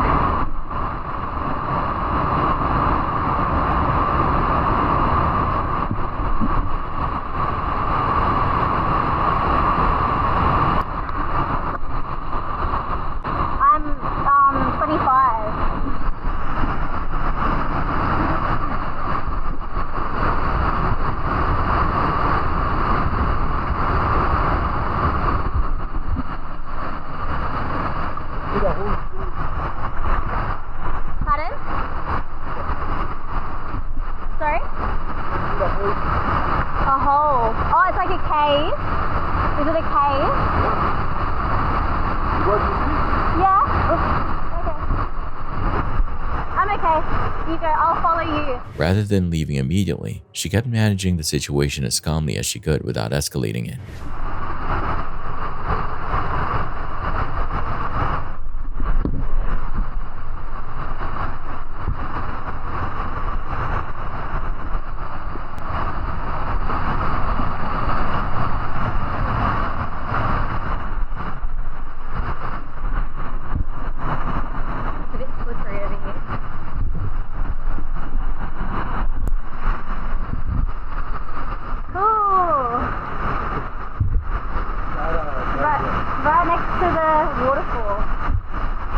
Could you take some photos of me, please? I've got some photos right next to the waterfall. Pardon? I'm scared.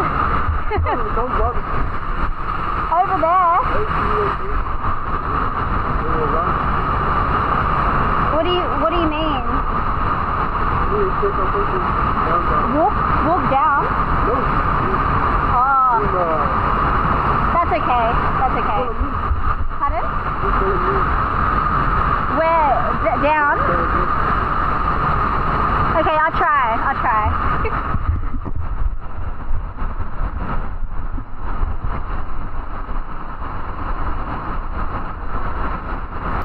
He just jumped.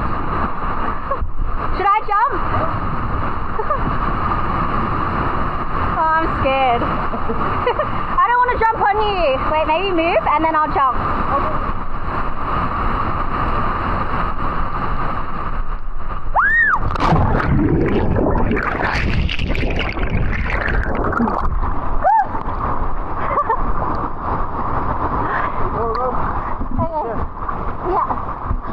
She worked to keep some control over the dynamic, telling him to go first before she moved, asking him to step back before she jumped from rocks, maintaining a friendly surface tone throughout. It didn't resolve anything. He stayed close, moved through the water alongside her, took photographs of her, and kept positioning himself as her guide around the falls. Up that way?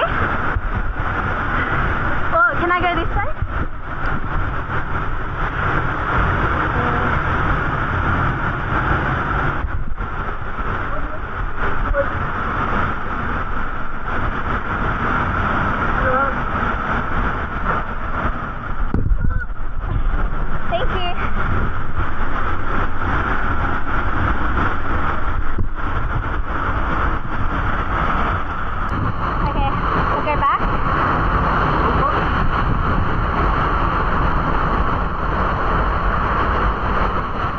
From a surface-level view, parts of his behavior could appear like straightforward helpfulness. Jessie later said that was exactly what made the situation so difficult to navigate in real time.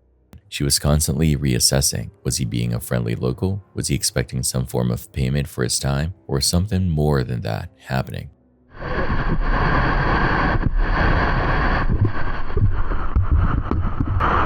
I'll follow you.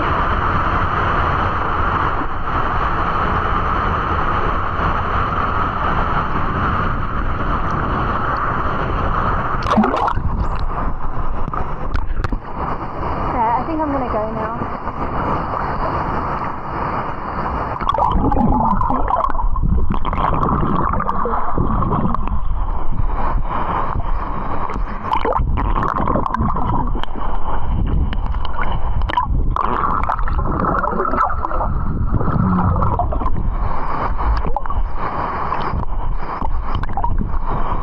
Thank you so much for taking the photos.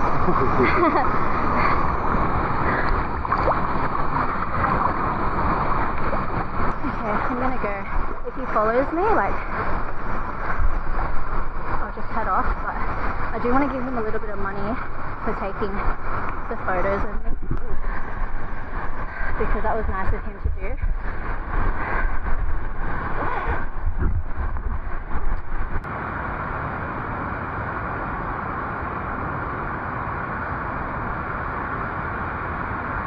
You go back in the field. Pardon? I don't know. You go around? I'm not too sure. Oh. You come back. Yeah, one day. You go back. You go back more. More? Samoa? Yeah. Maybe. Come on, your fish friend is my your fish friend. I live there, yeah. You live here? Yeah. Oh, in nice. my house, you see the birds? Yeah. In my house. Oh, beautiful place to live. You want to fish friend? I just wish you want to come back to Samoa. Come and see me in my village. You see my house up there. Yeah. Oh, thank you. I'll give you a little bit of money to say thank you for your photos. Yeah? One sec. It's okay, because it was very nice. Thank you. Married? No. But no, don't want anybody. No, pardon? School? No. Eventually, she decided to leave. She thanked him for taking photos and tried to draw the visit to natural close. He continued talking. She gave him some money as acknowledgement for the photographs, then walked back to her car. It was only once she was there that she explained what had actually been happening during the entire visit. Much. God bless you. Okay, thank you. Bye. Bye. Have a nice day. You too. You too. See ya. I feel like so confused. He touched my bum. Like he was he was giving me a hand, and then he kept trying to touch my waist and then touch my bum. And he touched it once, and I felt really, really uncomfortable. And then I was like, "You go first. You go first." But then he was so nice as well. But he I don't know. He kept he was following me around, but then he ended up taking photos of me, which was really nice. But yeah, sometimes it's really hard, with men and traveling and people being very friendly. Throughout the encounter, he had repeatedly tried to touch her waist and at one point made physical contact in a way that left her feeling significantly uncomfortable. She hadn't reacted strongly in the moment, not because she was okay with what was happening, but because she was actively assessing whether speaking up more firmly would make her safer or make the situation worse. That ongoing calculation is what makes the footage uncomfortable to watch. She wasn't simply spending time at a waterfall. She was continuously managing a situation and making real-time decisions about what response gave her the best outcome. Looking back, she said she wished she had acted on her instincts earlier. She had remained polite throughout, had tipped him, and had actively tried not to create tension, while he was the one who had been pushing past her boundaries the entire time. Jessie was explicit about why she posted the footage. It wasn't intended to discourage anyone from visiting Samoa. The waterfall itself was genuinely beautiful, and this type of encounter isn't unique to any particular country. She shared it because it made a point worth making clearly, especially for women traveling solo, that being polite is not something you owe to someone who is making you feel unsafe. What did you make of this encounter, and what would you have done if you were Jessica? Let me know in the comments. This is NYPD body cam footage, and it's not the kind that shows up in a typical shift. Take a look. Hello? How you doing? Can you just stay where you are? Rob, you good? How you doing? Well, you can't be up here. What? All right. All right. Yeah, I'm okay. Yeah. Rob, come on up. Give me this. You guys gonna be cooperative? You cooperate? Matt, you're on? On, any room. All right, bring her to the other side. It's open over there. Just bring her over there. So he can come down. Just so you're, before he goes back up.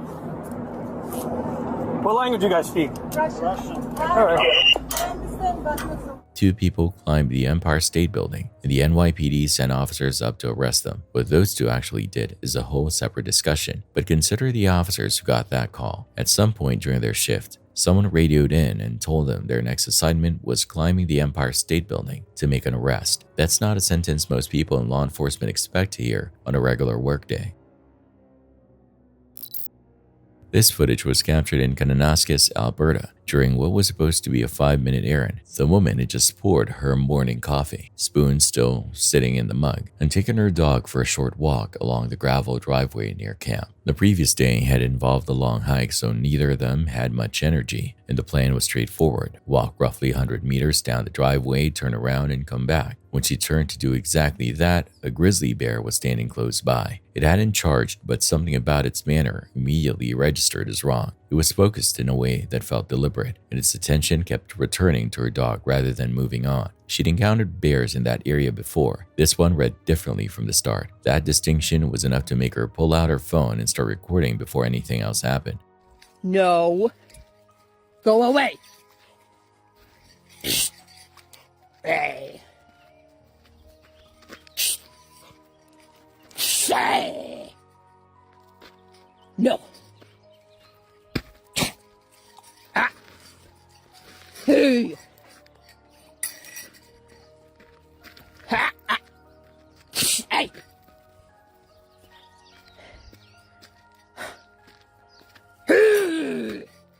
Stop.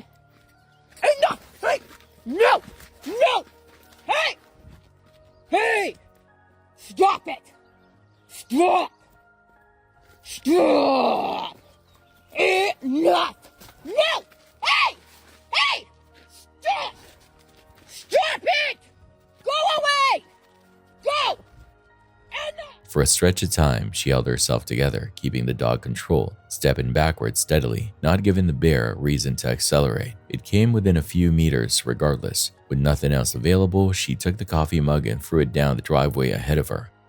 Wait! Dad! Dad! Hey! Stop! Enough! Get! Go!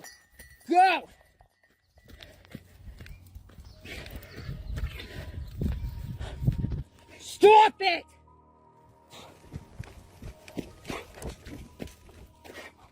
The sound redirected the bear's attention just long enough for her to move. She ran. Looking back, the bear had started coming after her. She reached camp and got herself and the dog inside one of the tents while other people in the area began shouting and waving their arms to pull the bear's focus away from her. She stayed inside for around 15 minutes while the bear kept its position in the vicinity before eventually drifting off in pursuit of a moose. When a conservation officer arrived and first heard the description over the phone, he reportedly didn't find it credible. A grizzly working its way within a few meters of a person encircling that closely wasn't something he initially accepted as likely.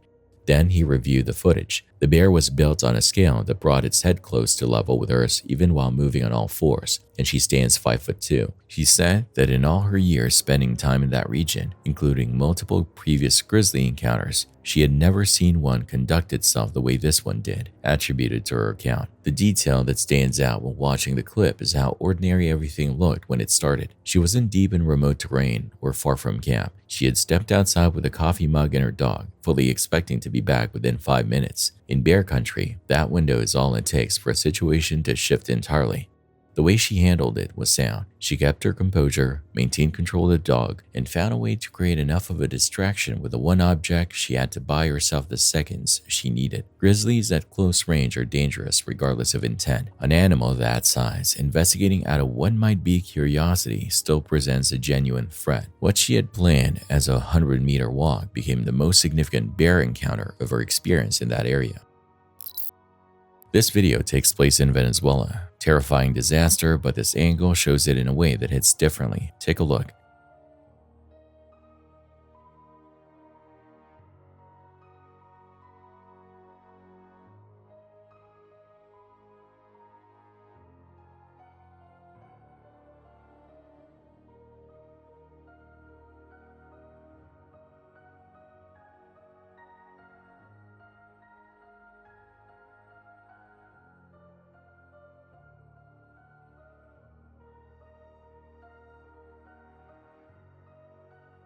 What makes earthquakes so uniquely terrifying is a simple thing. The ground itself stops being reliable. The one surface people count on to stand becomes a threat. Watch how this plays out. People thrown around with no way to brace or respond, and the buildings visible at the back coming down at the same time. The chaos layers on top of itself fast. According to reports, survivors were pulled alive from the rubble after 8 days. The confirmed death toll has exceeded 2,000, according to reports.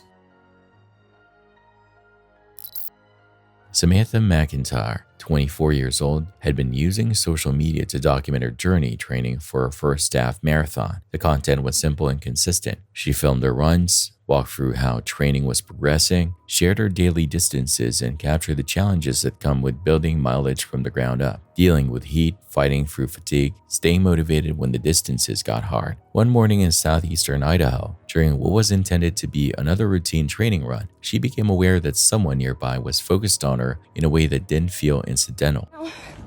And there's this guy in a red car that's driven by me twice. And every time he drives by me, I'm at the window and he's like looking behind when he's driving by. It's making me really nervous. I haven't seen him in like 10 minutes, but I don't know if I'm being paranoid or what. Just documenting this, just in case. I think it's a red Pontiac, older, probably late 90s, early 2000s. According to Samantha, the driver of a passing vehicle had his upper body leaning out of the window, looking back at her direction as a car went by, attributed to her account. Then the same vehicle came back around a second time. That repetition was enough. Something felt wrong, and she recognized it clearly. As she kept moving, she saw the car pull over and park farther up the road, positioned right in the direction her route would take her. All right, I see the car parked up here. I do not feel good about this. I have to run by this car to get back to my car though. There's literally no other way around. You guys see it up there? I don't know what to do. It's just one of those things where it's like, you don't think it's gonna happen to you until it happens to you. I don't wanna risk anything. I gotta have my parents come pick me up. I can't risk this. Oh, he's pulling out of the spot right now. Dude. Nah. What the f? I don't know what to do. She didn't dismiss the feeling or convince herself it was nothing. Instead, she walked directly to the nearest house, approached the front, and asked the resident there whether she could stay for a few minutes, explaining that a man in a red car had been passing her repeatedly and had now parked nearby. House all the time, and there's this guy that keeps driving by and parking.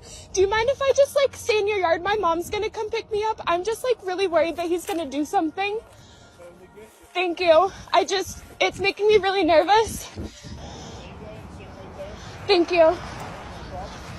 He keeps driving by and then parking down there, and then he'll drive by again, and like I'm just afraid he's gonna do something. From there, she contacted her parents and called the police. The context around the incident made it land harder than it might have otherwise. This took place only weeks after Eliza Fletcher, a runner in Memphis, had been abducted and killed while on a morning run. That case was still fresh for Samantha, and it informed how she processed what was happening around her. As someone who runs regularly, she understood how quickly an ordinary morning could shift into something dangerous, attributed to her. Police identified and spoke to the man in the red car and informed him that his conduct was inappropriate. He wasn't arrested. The behavior, while alarming, didn't meet the standard required for charges to be filed. Following the incident, Samantha changed how she trains outdoors. She now carries a personal alarm, mace, and a whistle on runs, and said she would approach solo outdoor running with considerably more caution moving forward. What was it about the red car that got your attention?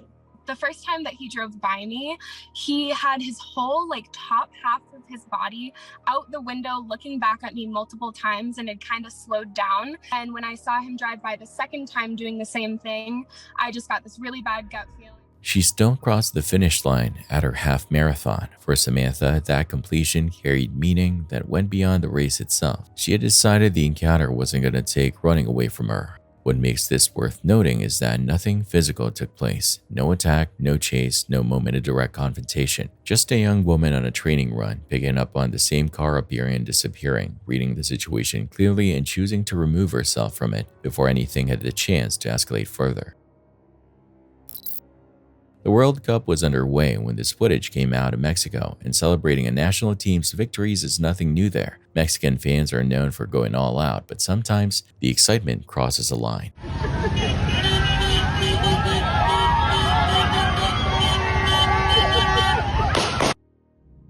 In one incident, a group surrounded a police patrol car during the celebrations and began rocking it. One of the officers inside responded by discharging his firearm into the air. No one was hurt in that situation, but it shows how quickly things were getting out of hand. The second incident, out of Cabo San Lucas, ended far more seriously.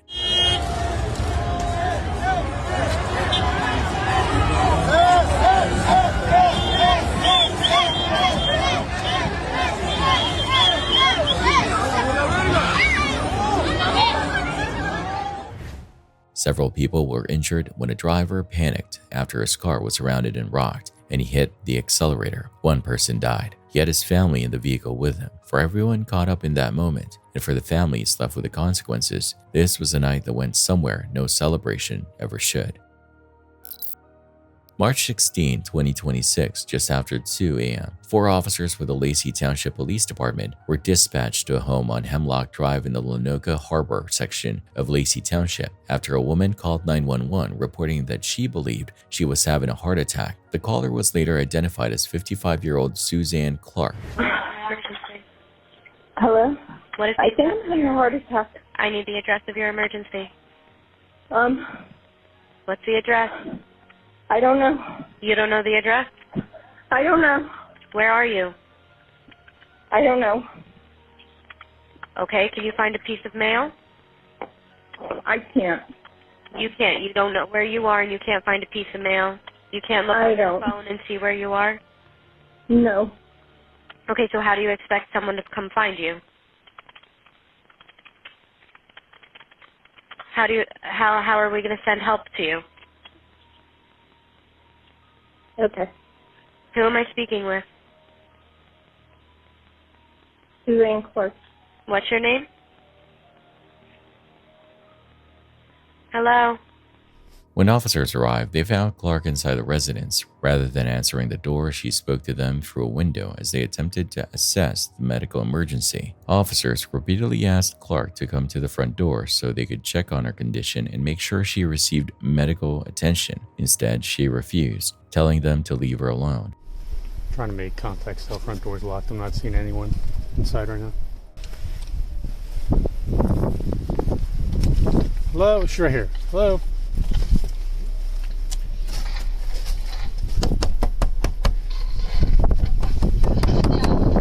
Can you come to the door? It's Lacey Police. Are you Suzanne? Can you come to the door, please? Sure, why? You called 911. I wasn't feeling well. I apologize. All right, can you just open the door so we can talk to you? We just want to make sure you're okay, ma'am. You called 911. I'm here. I'm okay. You said you were having a heart attack. I feel better. I'm walking around. 131 headquarters. 131 headquarters. 131. Made contact with Suzanne through the window. Stated she did call 911 and feels better now. And she does not want to speak to us further. Concerned for her welfare, officers remained outside the home while continuing to speak with her. Emergency medical personnel also arrived and stood by, hoping Clark would eventually agree to come outside for treatment. Over the next several minutes, officers could hear Clark yelling from inside the residence, continuing to tell them to leave. At times, they observed her moving throughout the home, while at other moments she appeared to be lying on the floor, adding to concerns that she might be suffering from a serious medical emergency.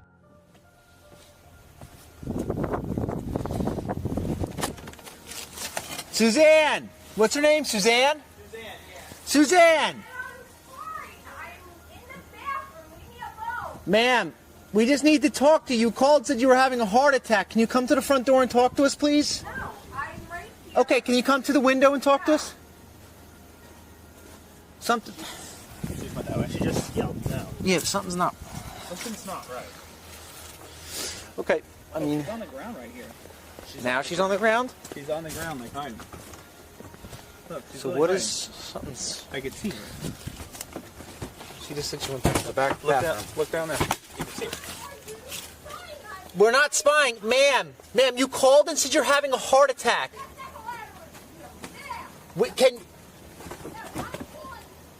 Ma'am, take a break. Wait, who is she calling? We're not harassing you, okay? Something's not right. Okay. Ma'am, we need you to sign paperwork. You called 911. Oh, county. Hey! Yes. I want everybody to know that this. Suzanne. Man, you called 911. We're trying to speak with you. You're not in trouble. We just want to make sure. Come on. Suzanne, we just want to make sure you're okay. Nice.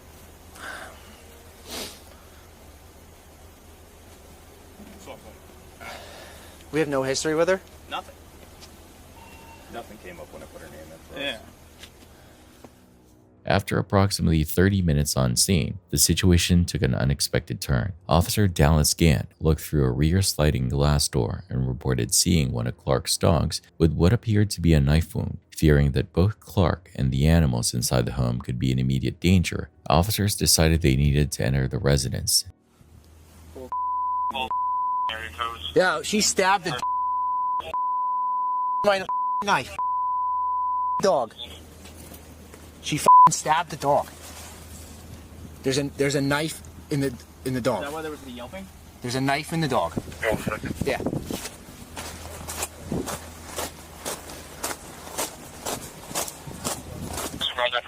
She stabbed the dog. She stabbed the dog. She stabbed the dog? Yeah. All right. Okay, work back.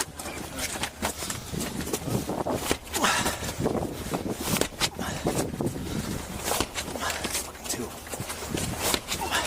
Let's go. 1, 2, 3. Ready? Ready? 1, 2, 3. 1, 2, 3. 1, 2, 3.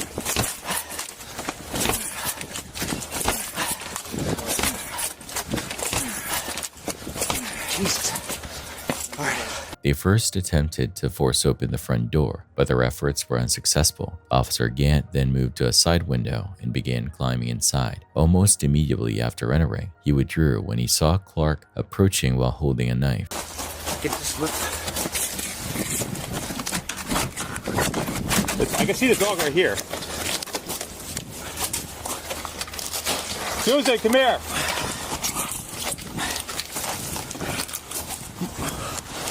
Who do you throw?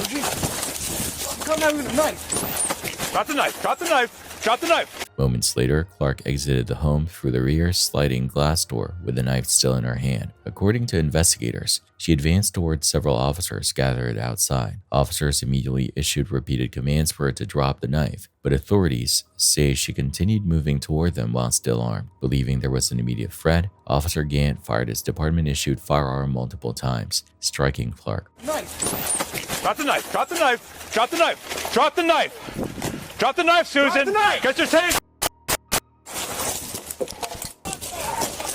Headquarters, shots fired. You're fucking kidding me. All right. Secure your weapon. Grab a first aid kit.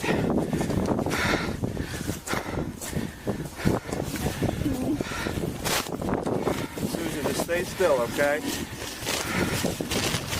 Watch out.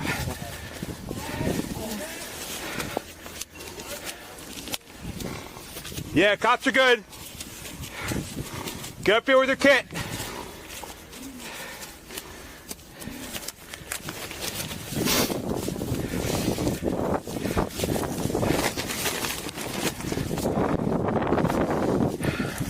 Okay. Did you roll over? Just roll towards me, okay? Once she was down and the knife was no longer a threat, officers moved in to secure the scene and immediately began rendering emergency medical aid. Despite those efforts, Clark was pronounced dead at the scene at approximately 3:24 a.m. Investigators later recovered the knife from the scene as evidence. Initial reports raised concerns about the condition of the dogs inside the home after one was reportedly observed with an apparent knife wound. However, Clark's obituary later confirmed that both of her dogs, AJ and Sammy, survived the incident. What began as a medical assistance call for someone believed to be experiencing a heart attack evolved into a rapidly changing and dangerous situation in the span of little more than an hour. Officers responding to provide emergency aid instead found themselves confronting an armed individual, bringing the incident to a tragic conclusion. What you see right now is a high-performance speedboat, the kind of vessel that looks like a supercar built for water. This type of boat is a common sight at tourist spots around the world. Watch closely.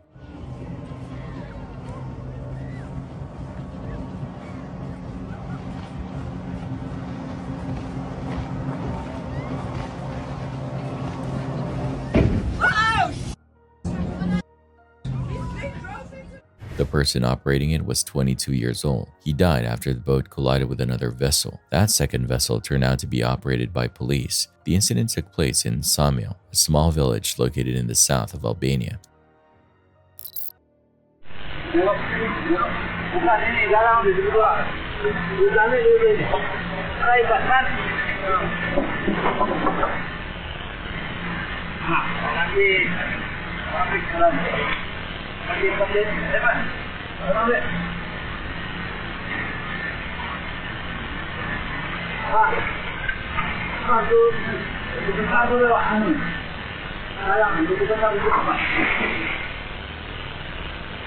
Barang-barang lagi ya.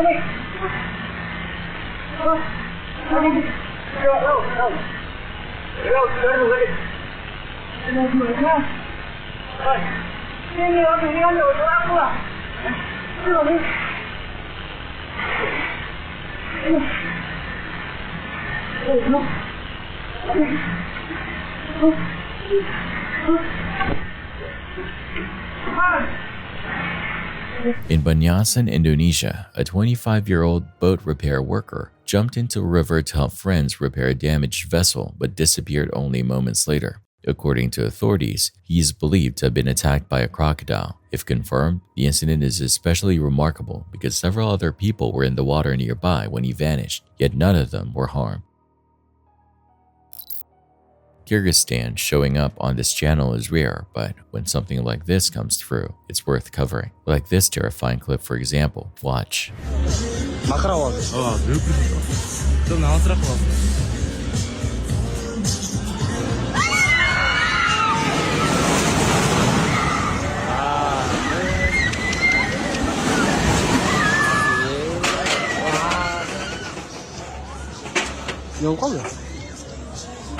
오, 귀여워. 아이라겠어, 얘가. 이제 숨겠대? 이제 숨겨. 더 더.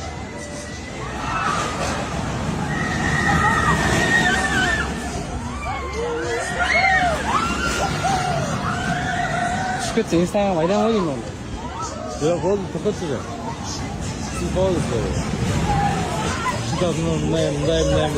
A boomerang roller coaster at the Batik Entertainment Center experienced a mechanical malfunction while operating. An object came loose from the ride during the cycle. That object reportedly struck some of the riders on board, attributed to reports not confirmed beyond that. The park has made no statement. Whether anyone sustained injuries remains unconfirmed.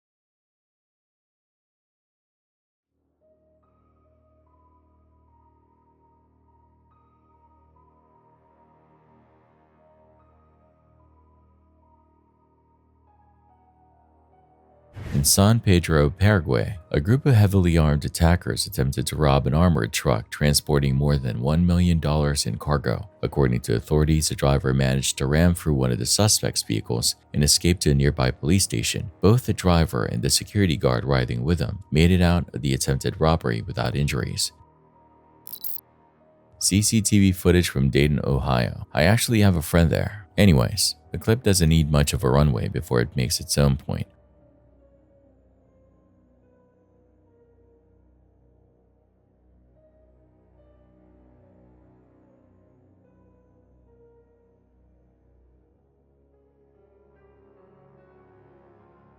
A 42-year-old driver came through a section of road with warning signs clearly in place and drove past them anyway, sending the vehicle into a ditch. The fire department responded and extracted her from the scene. According to reports, she arrived at hospital with serious injuries but was in stable condition following treatment. A nearby worker also came within a close margin of being struck as a vehicle left the road.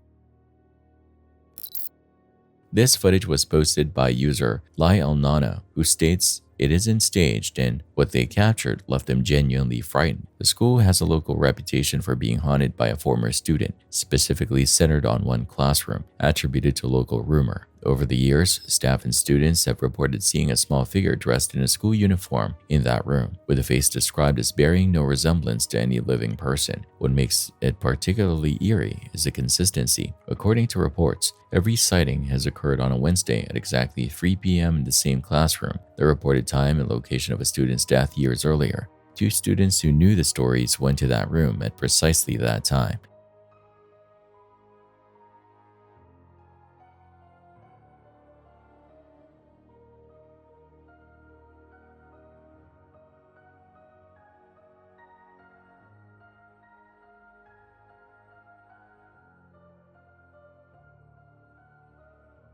At the far end of the classroom, a figure in a school uniform was visible, seated completely still. When the students moved inside to get closer, it was gone. The uploader maintains the footage is real. There's one specific detail in the clip worth examining closely. Before the students enter, the curtain at the window appears partially open, with light coming through. Once they're inside, it's fully drawn. No visible cuts show up even after watching it multiple times. Whether that's a continuity error from a staged setup or something else, it's a detail that sits uneasily. The closing question isn't about the figure, it's about that curtain. If nothing and no one was in that room, what drew it closed?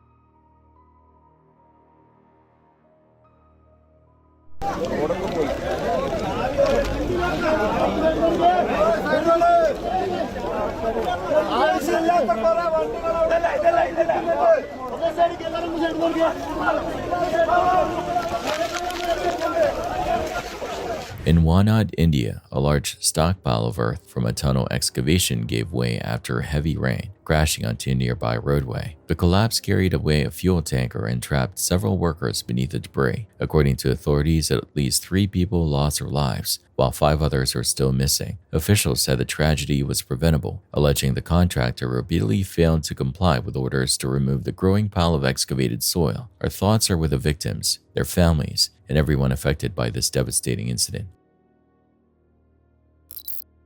I promise you guys, there is no amount of social media clout that is worth doing something this dumb.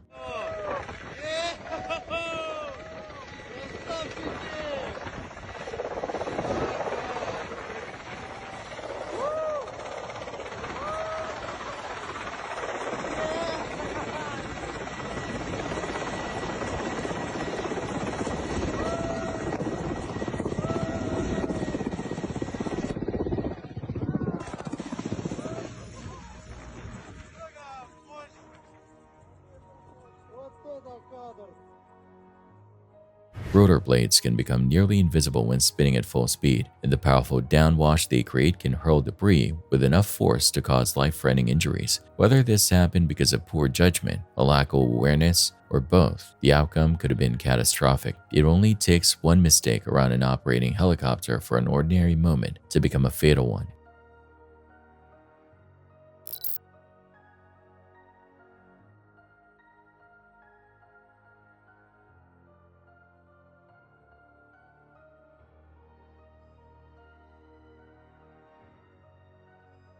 In Taoyuan, Taiwan, a family came within moments of being caught in a deadly landslide after a hillside suddenly collapsed onto the road in front of their car. The driver's son urgently yelled for his father to stop, and that split-second warning likely saved their lives. Authorities said the slope had been weakened by several days of heavy rainfall, eventually giving way without warning. In March 2025, Hannah Guk was running a late-night live stream on TikTok, casual, relaxed, talking with her audience, the way she normally would. Nothing about the session suggested it was going to be anything other than a routine night online, but something was happening in the background that she had no awareness of whatsoever. Pero desde que me corté el cabello siento que me parezco muchísimo menos a Dua Lipa. Y es que muchísima gente me dice que me parezco a la Dua Lipa del 2018 más o menos, que tiene como el cabello cortito. Y me puse a ver fotos y nada que ver. O sea, ella se ve increíble, tenía el cabello súper bonito y yo parezco... No sé, o sea, ¿qué opinan ustedes? A face appeared in the window behind her. It stayed there, motionless, directed toward her, for several seconds before disappearing. Hannah didn't catch it while it was happening. The first indication something was wrong came from her chat, which filled rapidly with alarmed messages from viewers who had seen it in real time. Hannah's content has no history of paranormal themes or interest in the subject.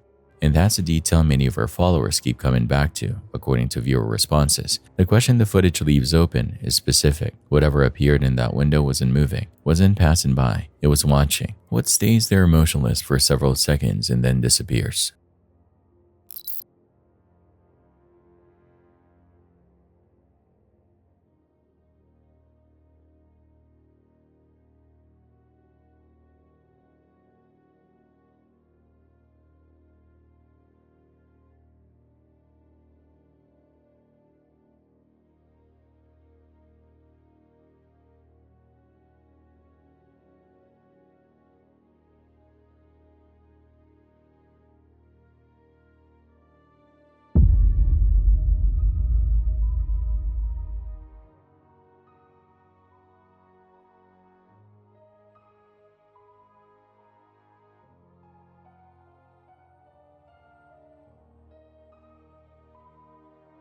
In Mukono, Uganda, a school bus carrying more than 70 students on a field trip drove onto a railway crossing after the driver allegedly ignored a police officer's signal to stop, resulting in a collision with an oncoming train. According to reports, a teacher lost her life and dozens of students were injured. The driver fled the scene and remains wanted by police. Our thoughts are with the victims and their families. And this tragedy serves as a sobering reminder of the devastating consequences that can result from reckless and irresponsible decisions behind the wheel.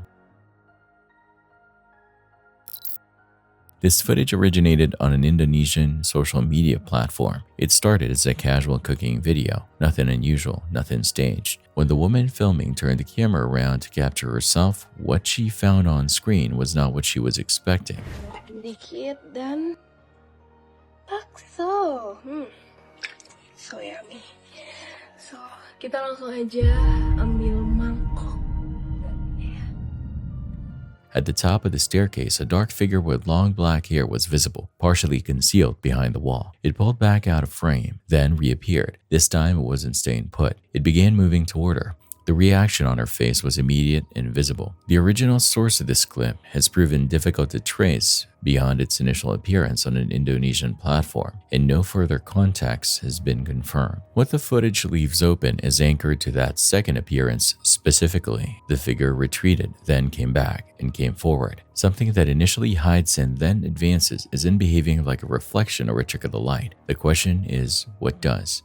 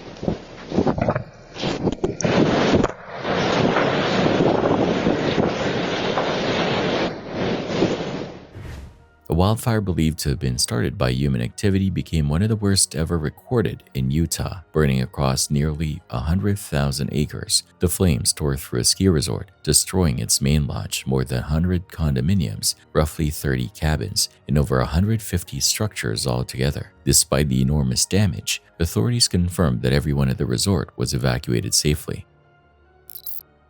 Late at night, a family started hearing noises coming from the lower floor of their home. The first assumption was that it was a house, settling, shifting, nothing worth losing sleep over. But the sound kept coming, and over the following weeks, they changed character. They became sharper, more deliberate, less easy to write off. Every time the father went downstairs to investigate, the noise was gone before he got there, as if whatever was producing it knew he was coming. After enough nights of this, he narrowed the origin point down, something beneath the staircase. He positioned a security camera directly at that spot and left it running. The same night he set it up, the camera recorded something.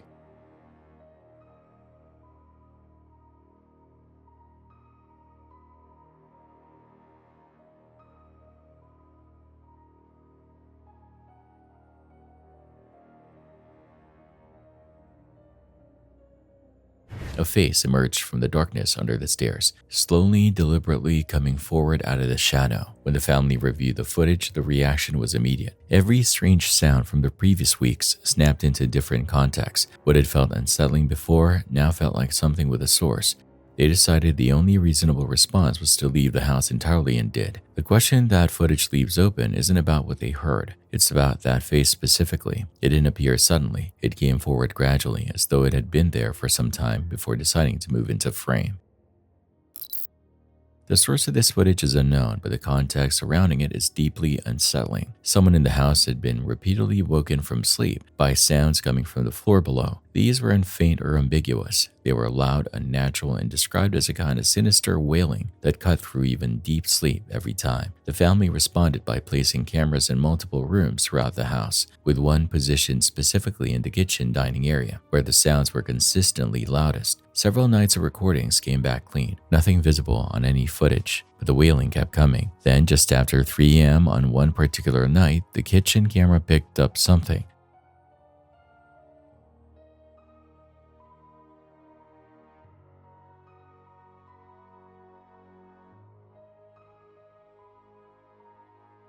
Something rose slowly into frame, glowing eyes visible as it lifted above the line of the counter, then dropped back down just as fast. The clip runs only a few seconds. Viewers watching it have landed in two camps. Some say it looks like a person crouching low and peering over the counter surface, attributed to viewers. Others say it doesn't read as human at all. The question the footage leaves open isn't really about whether it's a prank or an intruder. It's about those eyes specifically. Eyes reflect or glow for reasons that are usually explainable. What's less easy to explain is why they're at that height, moving the way they are at that hour.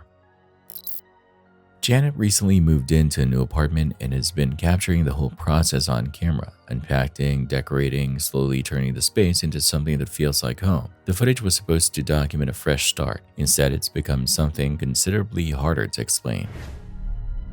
Hi. Where are you?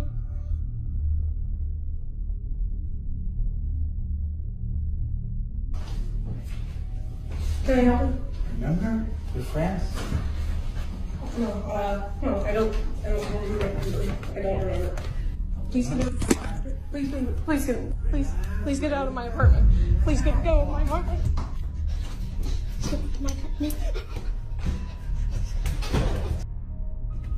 During a workout session she was filming in her living room, the situation changed fast. A complete stranger walked into the apartment. The front door had been left unlocked. As she ran towards safety, the camera picked up something she didn't register in the moment. A door swung open on its own just ahead of her. She only noticed it when she went back through the footage later. According to Janet, that door is layered with thick tape the landlord left behind, which makes it resistant to opening under normal circumstances. Wind wasn't a workable explanation for the movement. By her own reasoning, a few weeks on, before things had settled back to normal, it happened again.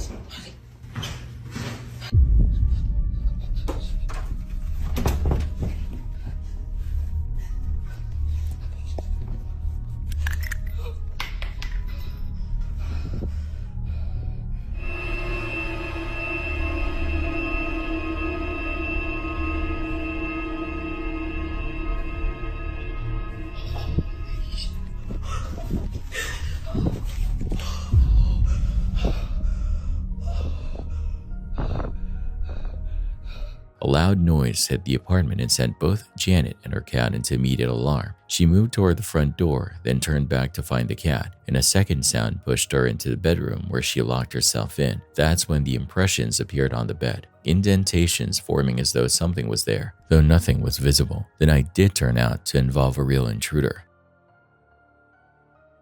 Janet later confirmed someone had broken in and stolen her laptop, attributed to her account, but viewers watching the footage kept returning to the two details that the intruder explanation doesn't fully address: the door opening on its own during the first incident and whatever was pressing into that bed. Some viewers believe a presence has been watching over Janet, specifically during the moments when real danger was close. Others think the apartment itself is the problem and she should get out. The question both incidents leave open is this: if there's a rational explanation for a heavily taped door swinging open on its own and for impressions forming on a bed with no visible cause, what is it? And why does it keep happening when Janet is in danger? On the early morning of October 5, 2024, Bridgeport police officers responded to a home on Terry Place after receiving reports of a person experiencing a mental health crisis. At approximately 1 a.m., officers Marie Setti, Jesse Jimenez, Maria Kanhasi, and Jamaine Mercer arrived at the residence to check on the situation. Rather than rushing inside, the officers remained on the front porch and attempted to speak calmly with a man inside the home, who was later identified as 45-year-old Huntley Jackson. Jackson stood in the open doorway as officers tried to communicate with him, hoping to peacefully resolve the encounter. For a brief period, the situation remained relatively calm as officers continued talking to him from a safe distance.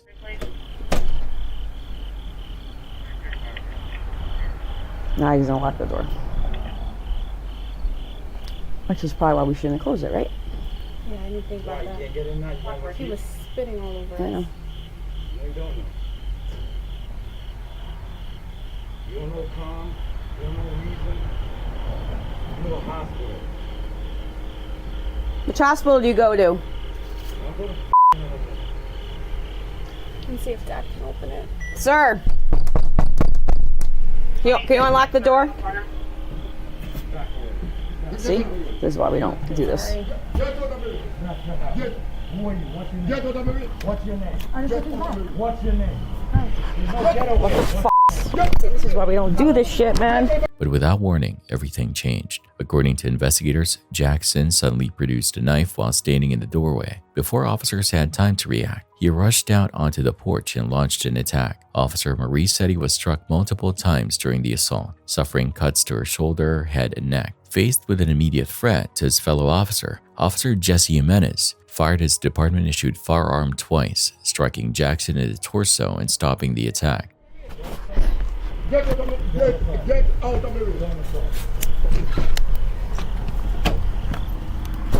room. Well, they got keys now. So they're... I'm gonna kill one.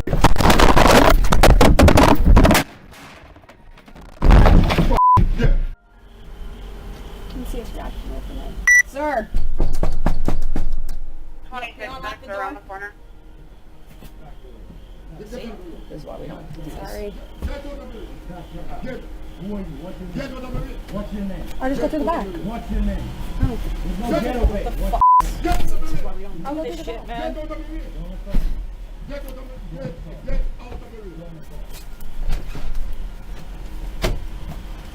Get out of the room. So they're... I'm gonna kill one. Come on.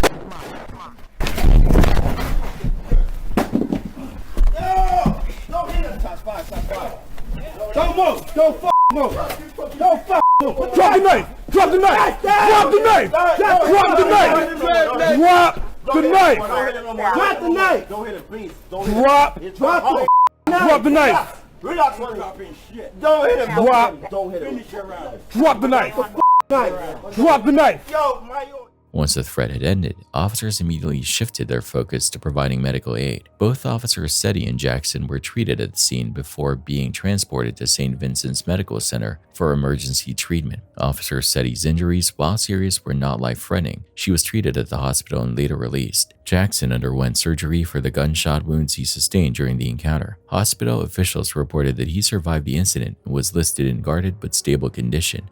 Following the investigation, Jackson was charged with criminal attempt to commit murder, first-degree assault, and assault on a public safety officer. During his arraignment, a judge set his bond at $750,000. What began as a welfare check involving a person in crisis escalated in only a matter of seconds into a violent attack on responding officers. The incident serves as another reminder of how rapidly calls involving mental health emergencies can become dangerous, even when officers initially attempt to resolve the situation through conversation rather than force.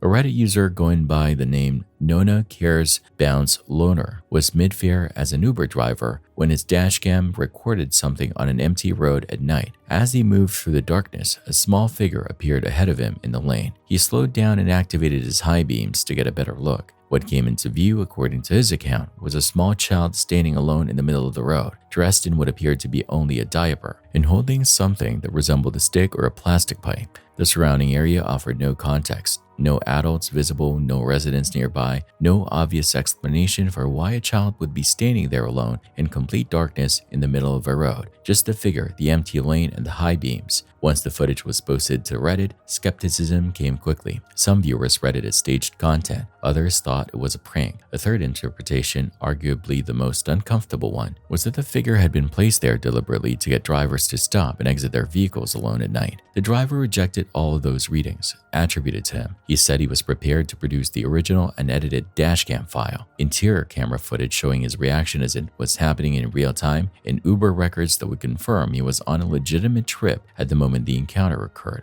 Additional detail from his account added weight to the story. Only a few minutes after passing the figure, he was pulled over by police for a faulty headlight. During that stop, according to his account, he immediately told the officer what he had just seen and directed them to the precise location on the road. He also addressed the footage quality directly, stating that the dashcam's wide-angle lens made the image look significantly less clear than his own visual experience of the scene, and that in person the figure looked unmistakably like a child, attributed to him throughout. No confirmed explanation has emerged for what the dashcam captured. The range of possibilities includes a genuinely lost child, a staged prank, or a deliberate setup to make lone drivers stop in an isolated location at night. The footage doesn't settle which of those it was. The driver's account and his offer to provide corroborating records didn't produce a definitive answer either. What the clip leaves open is the same question it raised the moment the high beams hit that figure. Whatever was standing alone in that road at night, what was it doing there and where did it go?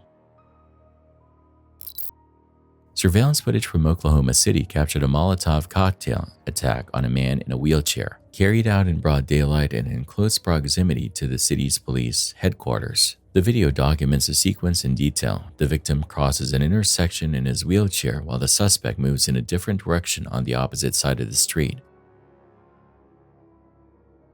When the suspect reaches the far curb, he stops, turns around, and comes back toward the wheelchair user. He lights the Molotov cocktail and throws it. Flames broke out on the road at the point of impact. Police officers who were passing the area, along with other witnesses, moved in to help immediately. The suspect was detained on the scene, and a bystander stepped in to assess the victim directly. According to officials, the victim sustained only minor injuries. Officials credited both the community and the first responders for their quick response in preventing the situation from escalating further.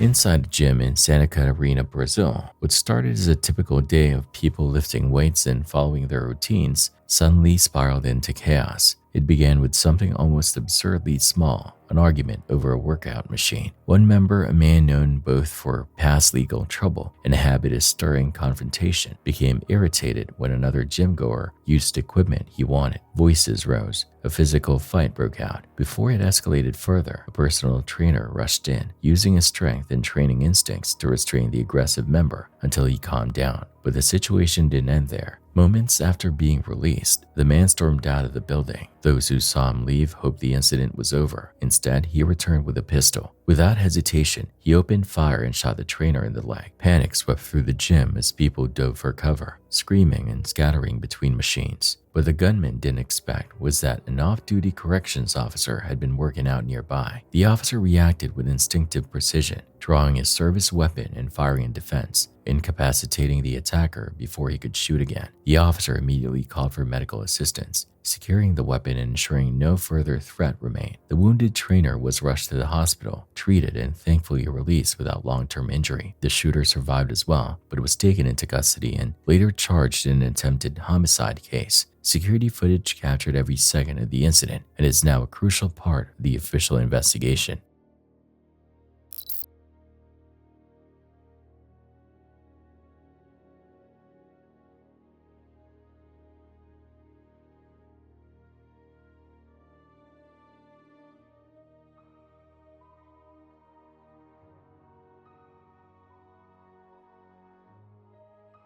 In Lahore, Pakistan, what should have been an ordinary day suddenly became a street-level nightmare when an 11-month-old pet lion escaped from a private residence. The moment the massive young predator leapt over the property wall, panic rippled across the neighborhood. Security camera footage shows the lion landing on the pavement and immediately lunging toward a woman who had been walking nearby. It knocked her to the ground with terrifying ease, digging its claws into her as she screamed for help. A nearby man sprinted over, waving his arms and shouting in an attempt to scare the lion off. The animal hesitated for only a moment before turning its attention toward her two young ones, around 5 and 7 years old, who were standing just feet away. The lion swiped at them, injuring their arms and faces as they tried desperately to break free. The scene was pure chaos, the kind of unfolding terror most people only witness in wildlife documentaries. Emergency responders transported all 3 victims to the hospital, where thankfully it was confirmed that none were in critical condition. Meanwhile, the lion's owners attempted to escape with the animal by loading it into a van, but authorities intercepted them within 12 hours. Officials determined the lion had been kept illegally, setting off a much larger crackdown. In the days that followed, 18 lions across Punjab province were seized from illegal owners, and 8 people were detained for harboring exotic wildlife without permits.